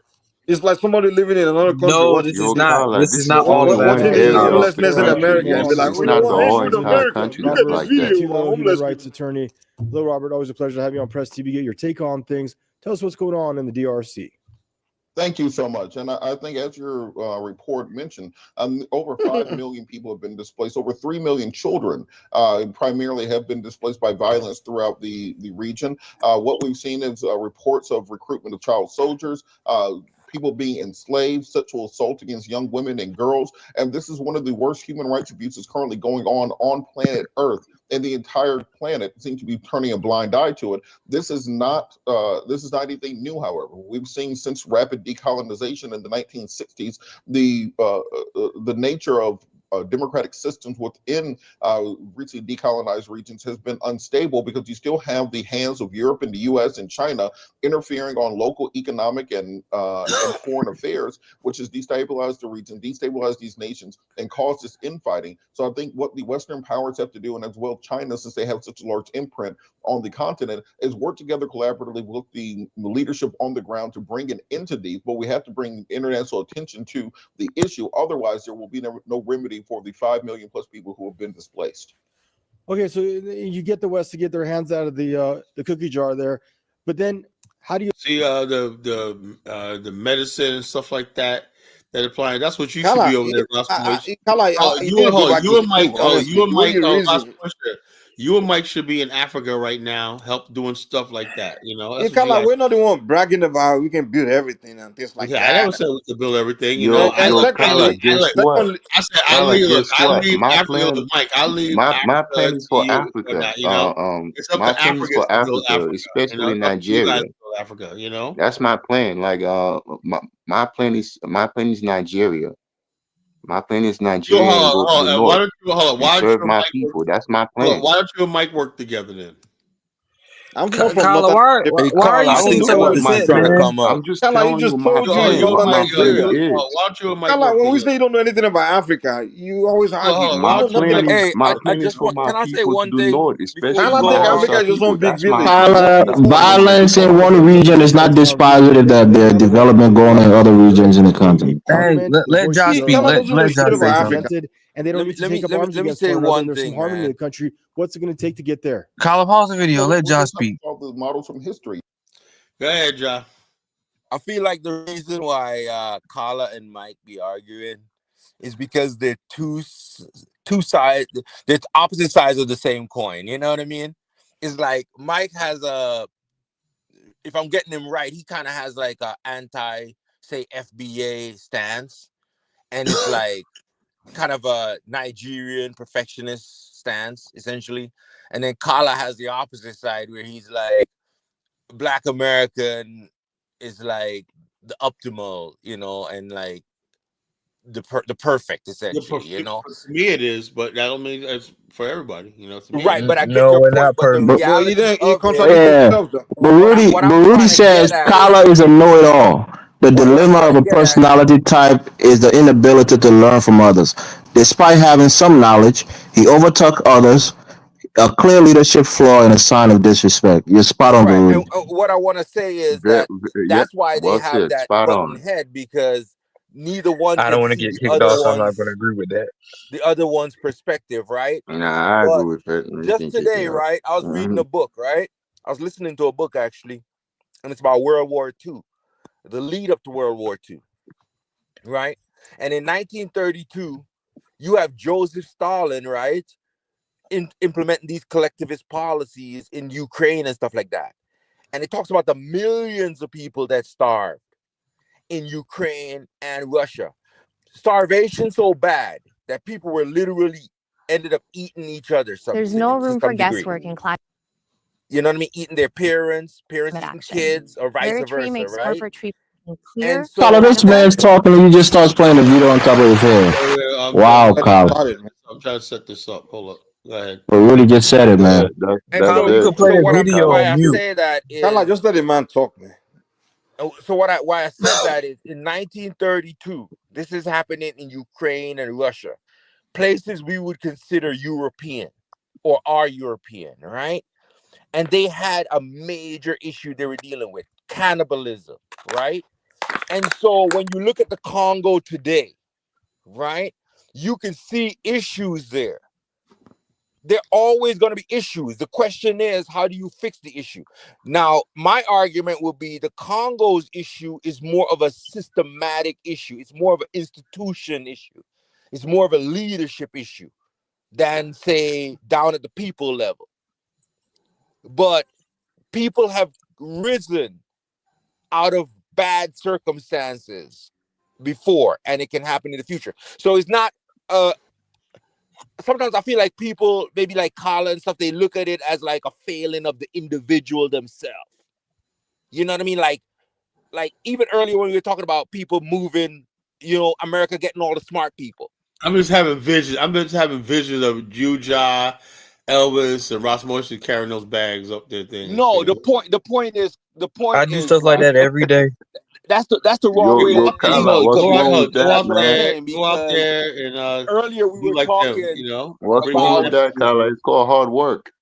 Exactly. I would do that every day, Kyle. You're being paid People make a living out of that, Kyle. What's wrong with that, man? What's the point Kyle is trying to make it? Kyle, what is don't defend this nonsense. Those are babies being abused, man. Don't defend this nonsense, man. Right? It's hard work. It's slavery. West, right? Slavery. Are using immigration. Right? So you have babies, man, being abused in fucking Congo for minerals, man. Come on. You guys hearing it? I don't. Tyler, you like to just find shit like this to piss people off. This is child abuse, man. What my values are. Here's what I'm saying. Here's what I'm saying. Let me finish putting this together a little bit, Carla. Mike was saying earlier that America is getting the best of the best out of these different countries, right? Come to America, right? The reality of is that I didn't say the best of the best. I'm sorry. Later on, he said it. He said that Nigeria, the smartest people are still in Nigeria. But the reality is the people that come here and the people that are there, they're smart people on either side. It doesn't really matter. You know what I mean? The only difference is the system that they live on. I mean, look at this dude walking down a damn mine. One little step and he falls down and breaks his neck in that place, man. And Ross Musa says this is okay, you know? No, it's not okay. I mean, we know college is full of shit, bro. We can't condone this kind of shit, man. You don't know their background, man. Like this is never okay, Musa. Why you keep saying that, bro? This is abuse. These are babies, man. They had kids working in the damn mine. White daddies condition was so long. I cannot listen. And you don't believe like reality exists in the world. Because they're nothing but a bunch yeah, of but Carla, guys, remember though what we're missing. What we're missing is that kids were working in mines in the United States of America. Yeah. Kids were working in coal mines, Colin, and getting black loans and dying young. That's what I'm saying. But that was a long time ago, brother. That was a long time ago. You gotta realize some places are behind. No. They're gonna catch up eventually. I'm not making a case to say that it's right that they're working in the mines currently like that in Congo. What I'm saying, everybody starts somewhere. Most human populations. I'm vindicated now. I can't listen to none of you people because you sound like a bunch of fucking savages. You know. Carla, what's the point you're making? Let him hear him out. Hear him out, Carla. So everybody that. Carla, is anybody else from the Congo? Nobody else from the Congo. Look at a dude got a tumor in his neck, man. No. What I'm saying is, I'm not saying that I agree. By the way. Ain't no by the way, there's no but. No. Hear him out, Colin. Hear him out. What's the point of this conversation? Is anybody else from the Congo to speak for Congo? I mean, Mike, we're African. We're looking at this shit. It's obviously I'm not from abuse Congo, going so on I here, really man. don't have the context to start Recently, speaking for. You think 80-year-old kids should be doing mining, Mike? Shit Is that happens what in you life. think? Life hold tragedy on. happens in life. Let Okay. me speak for a minute. You wonder why Africa doesn't have a chance, you know? That's got nothing to do with Africa. That's Congo, dummy. Yes, what I God say. damn it. This is what they want us to fucking send our kids to, you know, back to. Carla, that is one Kala, country in the continent. Kala, who's telling you to send your kids That's anyway? not every country in Africa. Kala, who's telling you to send? Kala, who's telling you to send your kids anyway? People say you gotta go back and integrate into it. No, the fuck I don't. You know. No, I don't have to go. You have to be a dummy to go to a country and only go to the worst of the situation. No, I do not want to see this shit. You know, if I see this shit, I went to the Congo to see this well, shit. Well, go do something about it then. I'm not gonna do nothing about it. Carla, maybe God trying to call you to do something about it, That's Carla. not happening That's why I everywhere in said the I can't Congo. do nothing about the Congo. It's gone. You know. It's not Well, go talk to the everywhere in the Congolese, man. Congo, bro. None of us here are from the Congo, so why are you telling me about this? Carla, I'm gonna look it up. I'm gonna look it up, right? But there's a movement in the United States right now to lower the age at which people can go to work in certain jobs. They're trying to bring it down to 14. There's no point of this whole argument. I hear all of that, but two things can be true at the same time. We can see all of that and say these kids are being exploited, they're being abused. Elvis, it's not hard to say. Elvis, who is from the Congo? I agree with you 100% on that. I'm from Africa, Mike. No, there's no such thing. We're not all the same people, man. All I'm saying is that I don't agree. I'm not going to be speaking for Liberia. I don't know. I see these kids. They look like people from my country, Mike. They're not that different. They don't look that much different than other West Africans. I don't know. Maybe Liberians and Congolese are the same people. I don't know. No, these are sub-Saharan African like you and I. You don't know Nigerian boys that look like that. Sub-Saharan. So are you saying Kala is also related to this? Stop playing with words. I'm telling you that these kids look like people that can come from my village, man. So why are we trying to say like they're so different than us? And as such, we shouldn't care about their humanity, man. Hold on, calm down. What I'm telling you is, we may be all human. Okay, all human beings can make the same argument. Like, we all humans, or we all exactly. When I see humans struggling anywhere, I don't make excuses whatever for they it. get it wrong in one society. If I'm not from there, you don't hold me. You're not from there, so you don't care about it. You don't care about kids, African kids being exploited. You don't care about it because you're not from that country. Hold on, Africans are not one group of people. So I don't speak for no goddamn Liberians or Congolese. Okay, Mike. All right, Mike. I'm not here to be defending Congolese or be speaking for their issues. I'm not from there. If that's the case, then everybody should be speaking for them. Maybe Kala is also from Africa. Yeah, if it's not his tribe, if it's not his tribe, he don't care. No, it's not about tribe. It's not. No, Kala. First of all, that's not my country. That's not my. So I have no connection with Congo. Even the fact they're not Congo, don't you think? I don't have connection with Congo. They're Africans, Mike. No. Forget about that. I feel for them because they're my fellow Africans, man. There's nothing where it suggests that we are the same people. We're not the same people. Are you human or not? Yeah, you can say we're human, but no, you're acting as if you are separated from that. But me and Elvis here, we are part of that, but you are not part of it. And then you're trying to hold us. I'm from America. You're trying to put us in that situation as if that's our situation, but it's not yours. If you want to be that we are human, hold on. If you want to say we are human, we are black, whatever, then we are responsible for that. Then you also part of it. Not angry at me about this shit, you know. Nigeria has now overtaken India in the less than envious top spot. Is this Nigeria now? Here we go. Second largest economy. Come on, all right, Carla. All right, here we go. So for a land so hear the truth, man, blessed, you know? why yeah, you call it the truth. Whatever a white man presents, that's the truth. Can you pause it? Like, I really want to ask you a real question, Carla. Extreme poverty means people surviving on could less you than pause $1.90. Like, what's the point of this? But point I'm trying to make here. He's trying to rule. I don't think I got an alternative motive. I ain't got an alternative motive. But Mike is telling me how great. Maybe Mike will feel some. Maybe Mike will feel some sympathy and empathy for these kids because they're Nigerian. Yo, look. I'm saying he's talking down on the Congolese children. I didn't say I never talked down Congo. So don't make up bullshit. You guys were saying it's all right. That's all. No one said anything is all right. What you're doing is this is what you do, Kala. Kala, this is what you do. Hold on. Okay, let me put it this way, Elvis. If I bring up something about blacks in Honduras, right? And I start saying, Kala, look at your people. Look at your look. He's gonna say I'm not from Honduras. I'm not But you're all saying black that. on the No, I'm Western saying, Hemisphere. Hold on. like You're this, all Mike. black on the Western. Hold Hold on, calm down, you know calm about down. me, Mike. Look, hold up. Kala, let me land. Hold on. Look. If you say to me about kids in Cambodia, right? And I say I see human beings. Just like you haven't read to a level where you Kala, see. that's a different You argument. only see. Hold up. You only see your tribe. Kala, that's not true. That's not what you represented. I basically care about. For one, I care about African Americans. Kala, that's not what you represented. Kala, you represented. Care about suffering of other people Kala, around stop the world. it. Don't do this, man. Don't do this, Kala. Human suffering around the world. You know, You creating narrative. Hold up. What I saw in Afghanistan, that pullout broke my heart. People trying to climb on the planes to get out of there and they was ready to be slaughtered. That broke my heart when I see it. I don't even know Afghanis. Kala, let me respond. No? You don't have a heart. All you care about your tribe and making money. That's all you care about. Kala, this is what you're doing. This is what you're trying to do earlier, Kala. Stop trying to shift things. You were presenting in Congo and trying to tell me and Elvis and Africans, they're like, look at you big guys, look at you guys. That's what you were trying to do. So somebody has to do it, man. Somebody has to do it. Somebody, you presenting Congo, trying to tell us to explain. Kala, stop it. Stop it.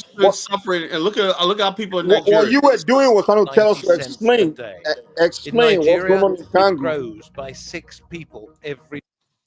Yo, so I'm saying like this: while people suffer, 87 million people in poverty. Okay, so what?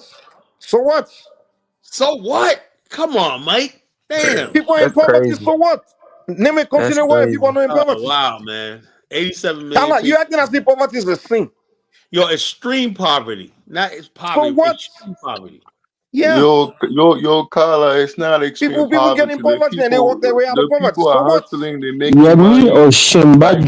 They do anything they can like to make money in Nigeria, man. Like Nigerians Kala is a spoiled brat. He's the son of a white daddy, man. White daddy is giving everything on his life. He believes everyone's supposed to have everything. In life, people. African guys said, check this out. Africa said, Mike, you are so ignorant. Kala, poverty is part of life. There's always going to be poor people. The only reason why your ass is not poor and dusty is because white daddy gives you welfare. That's it. I'm on welfare now. Okay. You know. Yeah, that's the reason why you don't have people back there. People in America don't have jobs. They don't have jobs for years. If white daddy is not handing out welfare, they'll be begging just like the Africans. So thanks to white daddy. So don't come here and be trying to shame people for being poor. Before they created the welfare system, the only reason why daddy, the only reason why daddy is able to afford to give you all this welfare is because they go around the world bombing people and stealing their resources. 1954, they came up with a movie called How to Sell to the Negro, and they said Black America, the American Negro was one of the biggest, richest colonies in the world. The only reason you don't have black people in America begging on the street like Africans is because white daddy goes around the world looting resources, bombing countries, and taking their money and giving you welfare. Because other than that, most of you millions of black Americans don't have jobs. They don't create jobs. It's only like a 4% unemployment rate, but how you said millions of us, 4%. 90% of black Americans employed by white men. No, what are you talking about? We only got a 4%. If a white man separates from you, you're going to be begging like that. So don't come here and trying to shame people, homie. Kala Baruti says the Ubuntu mindset creates a macro empathy for Africa. How about Baruti? A basic. Let me finish reading, Kala. A basic construct for Pan African. Hold up. Why don't we basically direct this Ubuntu to Ross Moisture and he's actually. I think he's actually saying this to Mike, that a basic construct for Pan African development. Individual prosperity can come from empathy concerning the African in general. So he's saying that we have to have a macro empathy, a wider empathy, a greater empathy for Africa, and not just be individualistic about success.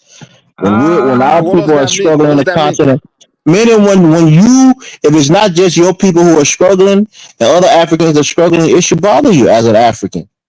You can't just detach yourself from it and say, well, it's not my country, or it's not my tribal man, so I don't care. First of all, there always going to be poor people in life. That's a fact. So why it bothers me? Yeah, poverty is one thing. Exploitation and abuse is another thing, Mike. This question. He said, Mike is a for black Americans are on welfare. Are all Africans on freaking in poverty? It's a stupid. You just reason like color. Are all Africans in abject poverty? No, all Africans are in abject poverty. But Exactly. your Same lack of thing. empathy or sympathy, Mike, is concerning, man. You're like a Hold on, sociopath, man. Elvis. In life, there's gonna be poor people. There's always gonna, no matter how rich a country becomes, it's still gonna have poor people. The only thing is, some countries may be lucky enough where they have enough wealth where they cannot give welfare, which is called netting system, to assist the poor. From like United States, for example, United States go around the world looting other countries and become to be able to have enough wealth where they are poor people, they can give them assistance. If we take away that, their poor people just be just like the Africans here.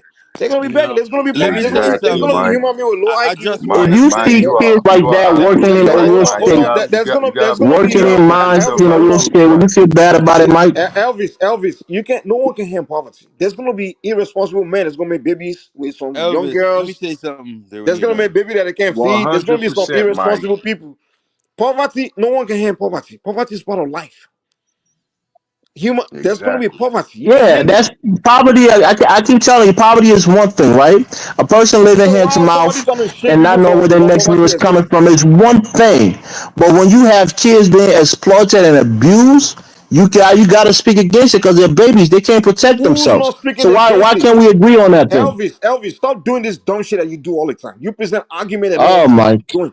You arguing against You're nothing. making You the arguing argument. against You're what? saying that those little kids who could be your son, it's okay for them to work and be abused Elvis, because when did I they're in say it's poverty. okay? Elvis, you are Elvis, stupid. maybe You these always little put kids what you want to always work. do strawman It's argument. not always, When did You I said, show what did it's you say, okay for they anyone want to Musa? work. You They said want to what? provide for their Maya family. Musa, you say Musa don't You this is think a you stupid think argument. you think Everyone 10 years old agrees. and 9-year-old kid want to work doing that kind of work, that kind of laborious work? Elvis, when did hold anybody on. say it Yeah, was Yo, okay? so Elvis, yo, listen, I this just is want what to listen, hold on. say, This is listen. what it In means to Haiti, be an Elvis, African. You people got young I little as kids nine, working child nine and labor and 8 and stuff like 7 years that. old, they are No, holding I don't think guns. so, man. No, I don't think my people are too good for this shit. I just want to say, Yeah, because you got white daddy. That's why you feel No, good, I just I think just want to no. say, that I do not agree with Mike's position that this is okay. When did I'm I not say it was okay, you dummy? Why you guys always do this, man? okay. Mike, So we what do heard you you, say Mike. We then? heard what What you do you I said, say never brother. said then, it was Mike? okay. I'm just Mike, saying, When like, did I What say is it's it, Mike. okay Mike? for someone little to be kids poor? right I now, said maybe, poverty is they gonna are happen. willing It's to gonna be work. there. It doesn't mean it's Mike wants okay. You Mike wants morons. us all to be impoverished. You know. So Mike, Mike, I don't think You that's guys are should I stay in you don't school, think man. that's saying what Stop I'm dropping that? out of saying. school, man. You guys drop out of schools too much. So That's the problem. Mike, we understand there's always going to be poverty, right? And my argument was that these circumstances exist throughout the world at various periods of time. In 1938 is when the United States changed some of these child labor laws and it changed the United States. Currently, Congo is going through that circumstance. Now, you're saying you agree that it's not okay for kids that age to be working in mines. He Is that says your position? absolutely okay. Is that your position, Mike? That's not Of okay? course, everybody knows it's not okay. Okay, good. Well, once you think it's not okay, then we're good then. You know what I No, mean? Exactly. let the butt come out, Mike. But what? All I'm But what? saying is that Oh, you want me to let the board for come this out? to You want me to let the change. board come out? You say, of course it's not okay, but Okay, let me let the Hey, board Pause. come can out. I say Carla, if you something, promise to please? allow me to I've been express to Pause. waiting. say, then if you promise to allow me to say it without you interrupting me, go ahead. then Go I'll ahead, go ahead. Mike. Say Do you it. promise, Carla? I 2 promise. minutes, Mike. 2 I Okay, minutes. promise. thank you very much. 2 minutes. Okay, I said their condition is not okay, but that's the Oh, deal. but okay, here we go. It's a crime. It is a crime. Globally, it's unacceptable. However, you need people to police this situation from not happening. However, for you to effectively police it from stopping it, you need resources and technology to be able to enforce it. There are people in the Congo that want to stop that. They know it's not okay. They're willing to stop the criminals that are using those keys to do it, but they don't have the resources. However, in some other society, they may have enough resources to be able to stop it. They're able to stop those things. They enforce it. In the United States, every day, people are arrested for human trafficking, for all kinds of crimes, because they have the resources to go after those people. Now, the point I'm making is there a difference between that society and this society? No. In every society, you're going to have wicked people. They're willing to use kids or women or whatever to commit crimes. Now, the only difference, some society are rich enough to have enough resources to effectively police against those things and prosecute who's doing that. Now, if you have a country like Congo where it's not enough resources to effectively police it to the level of where you get enough prosecution or stop it, hey, let's not shame the people. Let's accept that that's just the reality that's there. That's the reality. That's the point I'm making. There's no point of you coming here and be like, I'm like, dude, that's life. Just like in America, some communities, you do if you go to certain neighborhoods, certain communities, you go to certain crime, they have enough resources to prosecute you quick, catch you, and stop you. You go to other communities where there's not enough funding to really put in program to stop certain behavior. The behaviors will persist. You know, so it's called resources to stop things. And in life, tragedy is part of life. These things are going to exist. These things are going to And happen. I agree with most of what Mike. I agree with a lot of what Mike just said. I mean, I don't agree with this situation being the way it is with kids working and all that. I don't agree with that. It's currently happening in the Congo, and I would say Mike saying it's the resources. I think it's the weakness of the institutions in the country, the central government in the country. Because, So like, let me ask one you day a I was on question. That being Dynasty said- show. That being said, can you see a sane, decent African American just integrating a society that allows that? You know where I don't agree with you. That Now, is the one second. Let weakness me of- answer that question, Mike. Okay. I would not think that an African American, if they were going to go to that area, would go there necessarily to integrate into poverty, right? That would be a bad move. But if they went there to 76 off, most Africa is impoverished. What the fuck are we gonna integrate into? Fucking misery, poverty. Let's see what no having food is like. Let's see what no electricity and plumbing and Kyle, but no, but what I'm saying is if they went there, that tribe No. right there picking in the Congo right there, that's where my ancestors come from, right? You think I'm gonna go back to that shit? Get the fuck out of here. No, but Kala, what I'm saying is, if African American went there, I would hope that they would go there on a business tip or on a humanitarian tip, or something like that, to try and. Hey, let me say this to you real quick. Let me say this. Hey, hold on. Kala, let me say something to this brother real quick. What Boss Moisture is saying, just come in there, let them. I don't give a fuck about being embraced. I don't be embraced as a. Hey, Kala, we get it, man. You don't. Okay, it's fine. That's your point. We don't need to share with us. Being embraced is important, Hey, Kala, though, man. if you don't important. enjoy the place, you don't want to be okay, embraced. fine. No, Don't you don't have to get embraced by poverty, but you have to be embraced by the people in the area. Yeah, the people impoverished to have success in that area. Look, I love the people in Congo. Those are my people down there, but I can't live with them. No, I can't do it. You know, Hey, let me say Can you help them out? They are people where you help them out. Get there to some degree, you know. That's what they got. Look, the only way You I have to can live like that, but you gotta. Like I said, my idea is if I built an Afghanistan, I would be. You can't even go freaking build a neighborhood in Congo. You want to bring Afghanistan? Come on, get the fuck out of here, man. And we built this successful nation. Nobody would live like that. Mike is always unnecessarily disrespectful. You calm down, Mike. Hold on, let me say this. Hold on, sorry. Elvis. Let me say something to what this brother said earlier. I said the institution there is weak. I don't think so. I think it's more of the resources, because that thing you see in that part of Congo, in Kinshasa, where the resources are, right?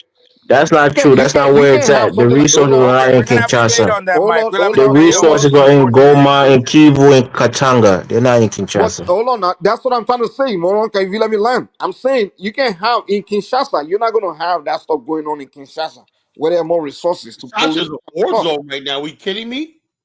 Only the eastern, some portions. Are you saying that's what's going on in that place? It sure can happen in Kinshasa, which is the capital of Congo. Congolese, a few months ago, the Congo government arrested a whole bunch of young kids, like 18, 19. Those are bandits, gang members, Kala. That's not mining in Kinshasa, Kala. Mining in the middle of Kinshasa. They said we were only poor, we're hungry.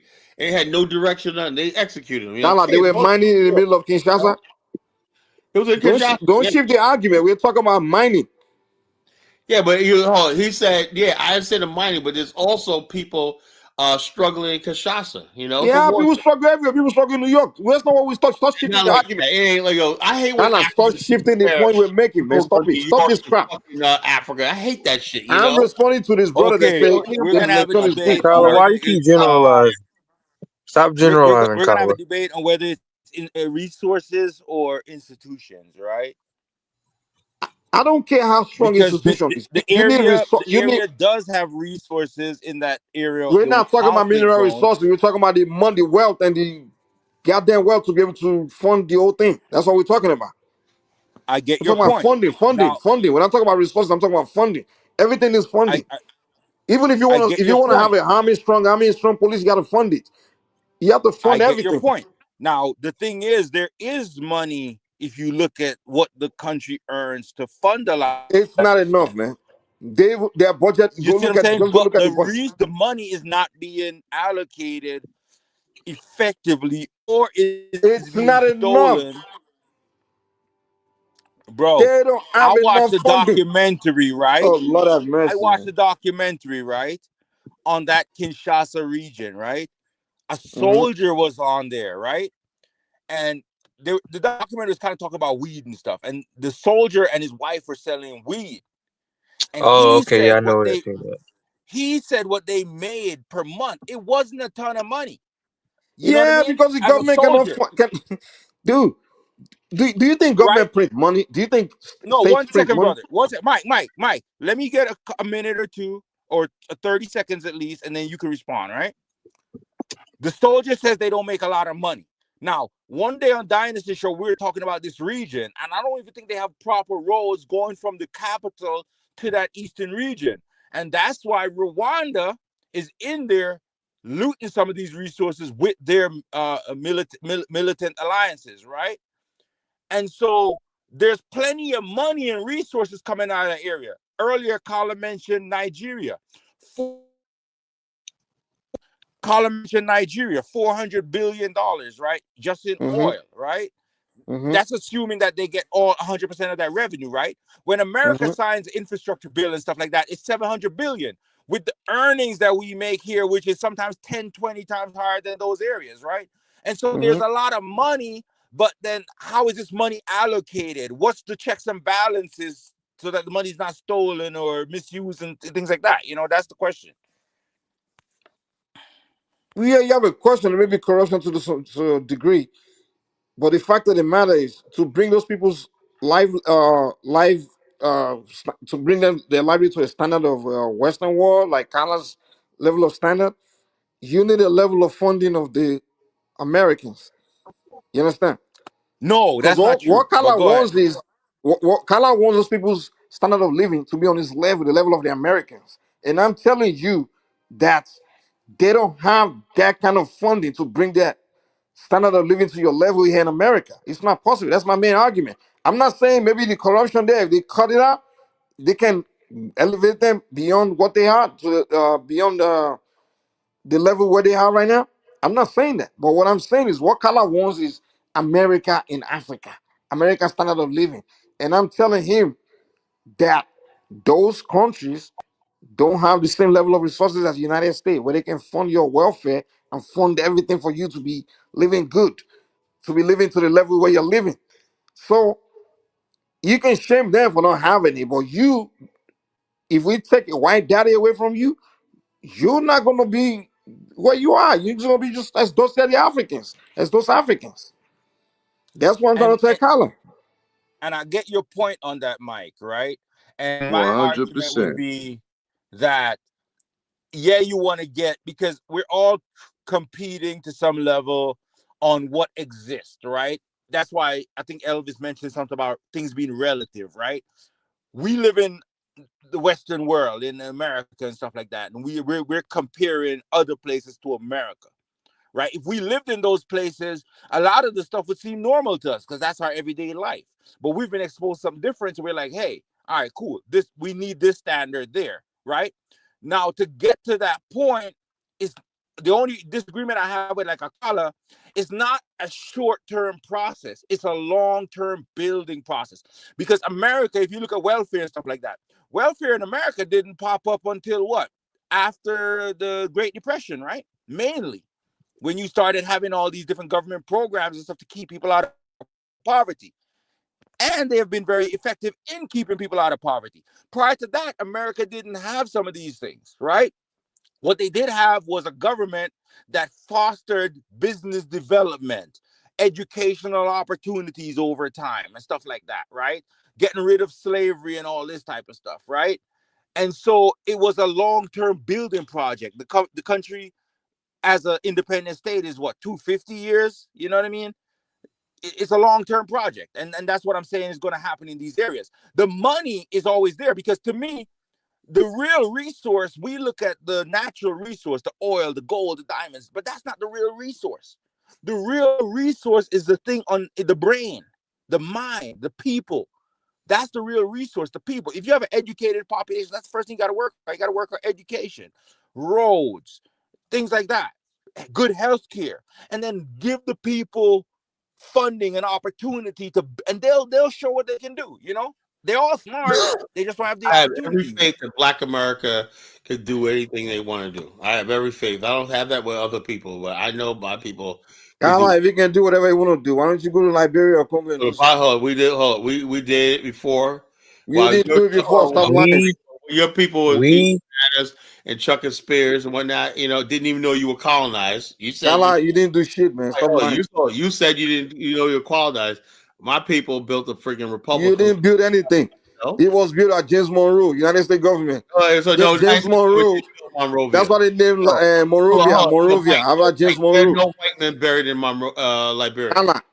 Liberia to today is still being funded. The budget is still being funded by nobody. Liberia has always been independent. Liberia, bros, the engineers that came to build Liberia, all these they were all white Americans. African Americans that built Liberia. American colonization society. Fuck out of here, you know. I mean, this motherfucker is running his fucking mouth. He just says shit. He knows it's a lie. These people were primitive people. Carla, you can't be a tyrant, man. You gotta let other people talk, man. Carla, let me ask you a question, Carla. Carla, let me ask you a question. Don't you agree that the American Colonization Society, the American government, white folks and black folks had something to do with Liberian development over time? No. Like American Colonization Society was only there for like 20 years initially, right? That's still a long time. It was exceptional men, black men, right? Liberia had the most educated black men in the world, you know, that crafted a republic. These men were highly educated, you know. They had some of the best minds in the black world that settled there. It wasn't no white men. You see, you Caribbeans and you other people like you guys worship the white man too much. Hey, Carla, Carla. I'm not saying that to say that I worship a white dude. That's not what I'm saying. What I'm saying is, what is the fact of what happened?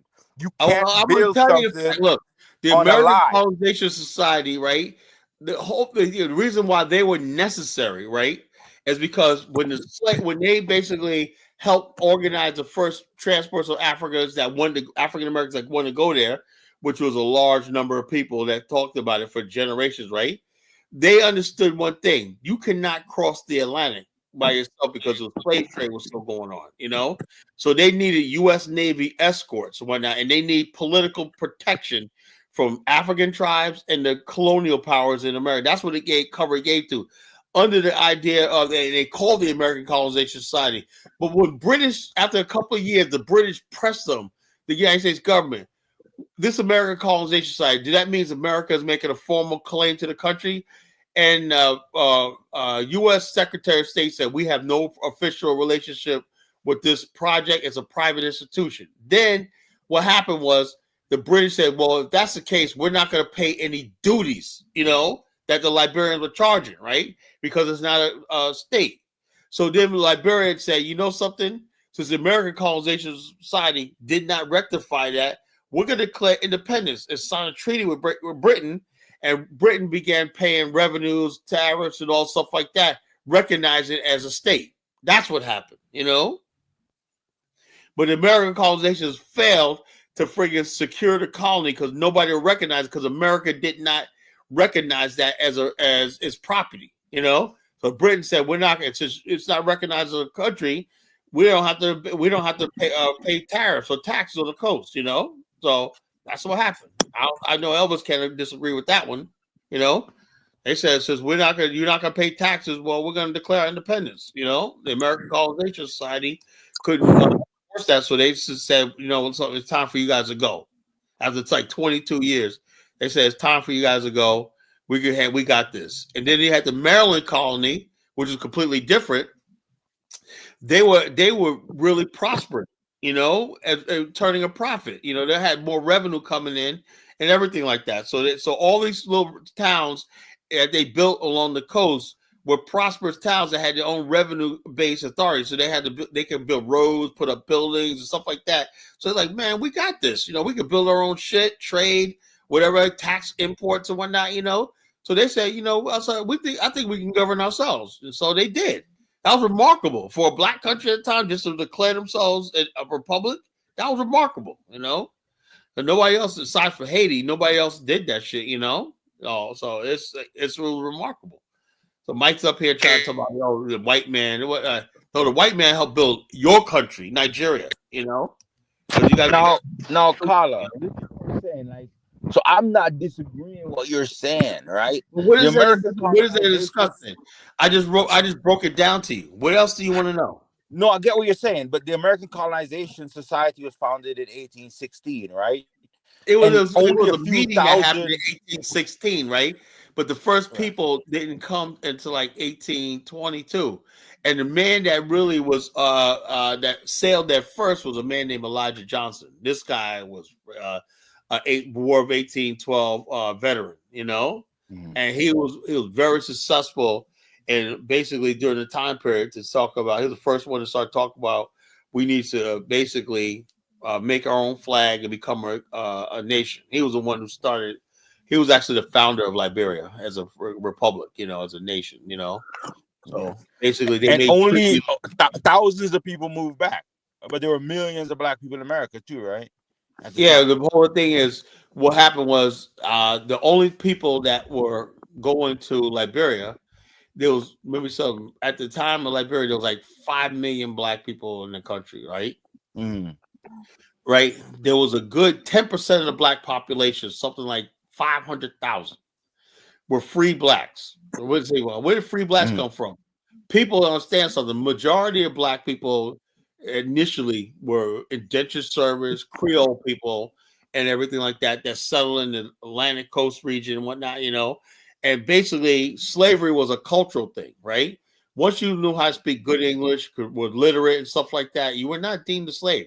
Slavery based on race happened when they started bringing large numbers of Africans over, you know, and people began associating slavery with being African, you know.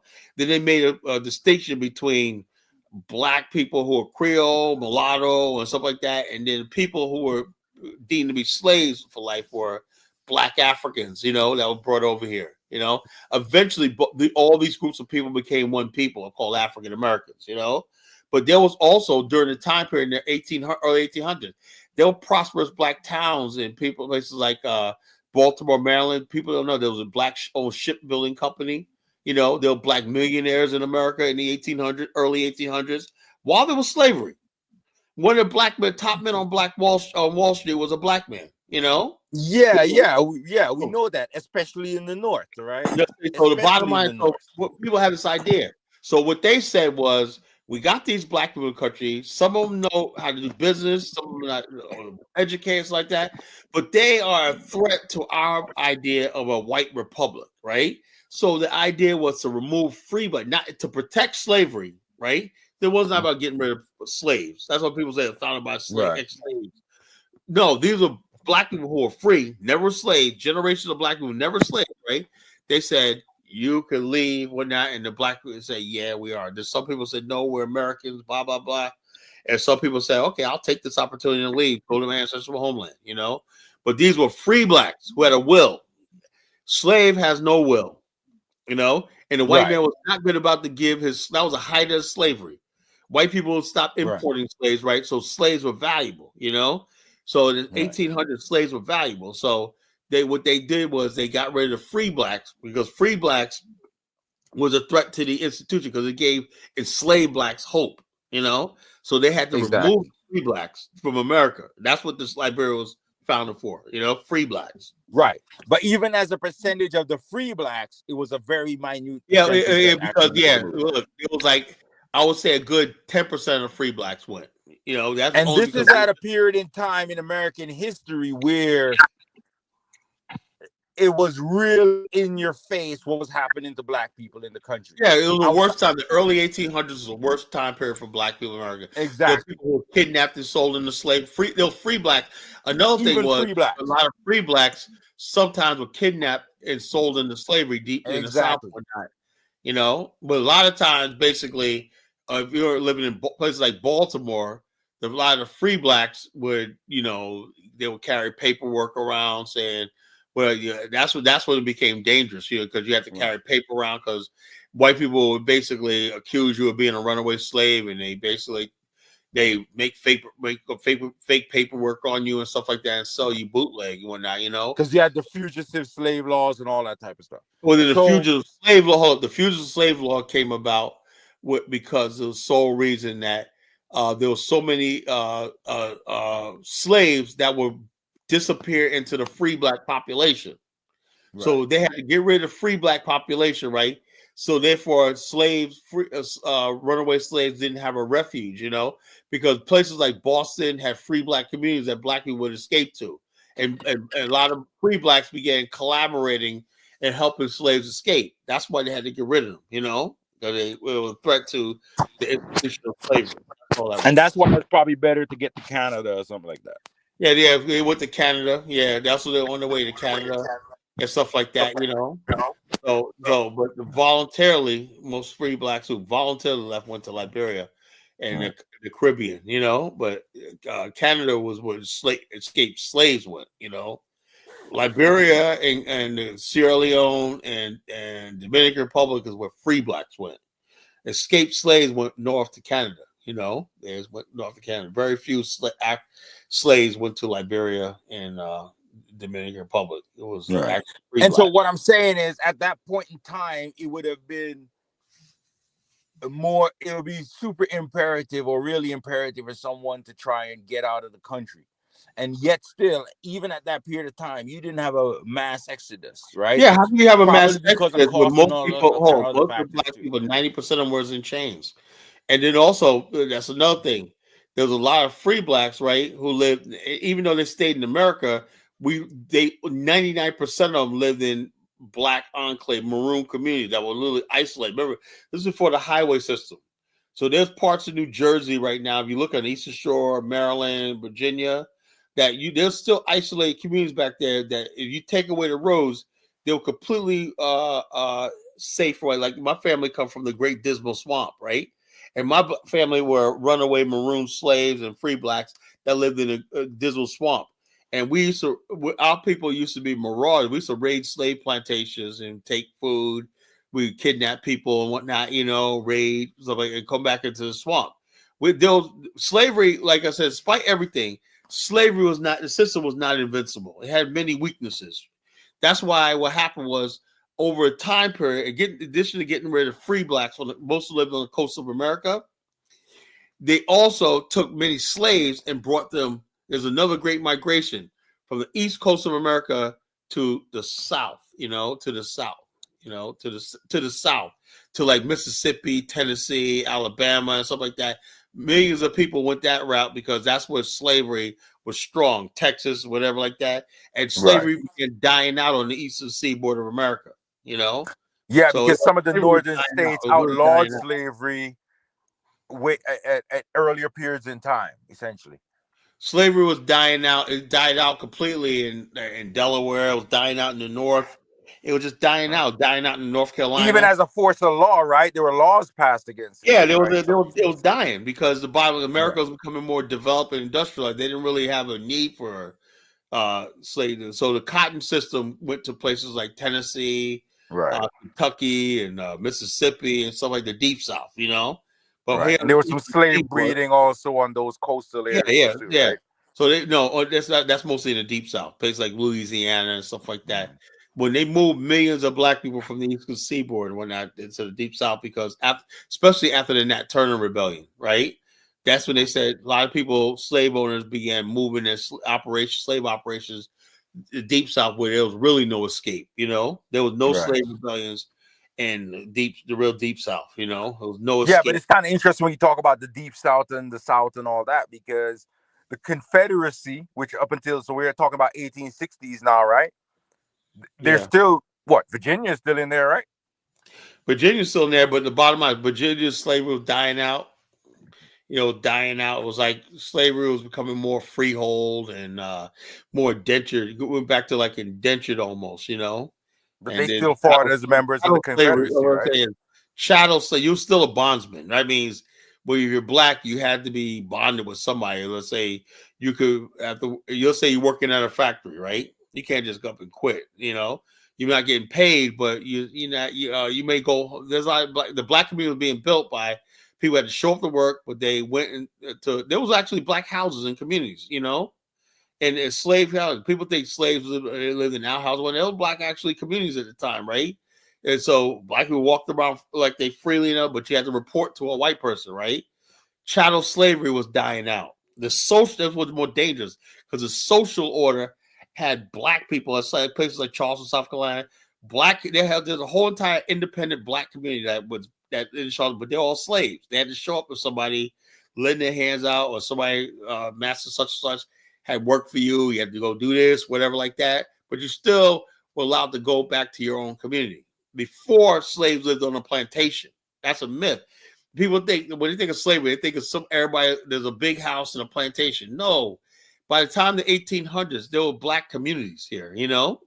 Really, there was black communities where people had their own houses and everything like that, but they were still slaves. That's what's so dangerous.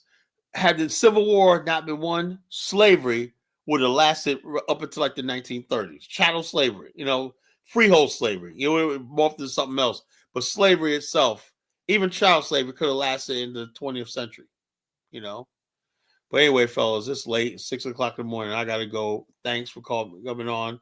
Appreciate it. Another show for the record, And y'all take care. Y'all have a good night. All right. Take care, everybody.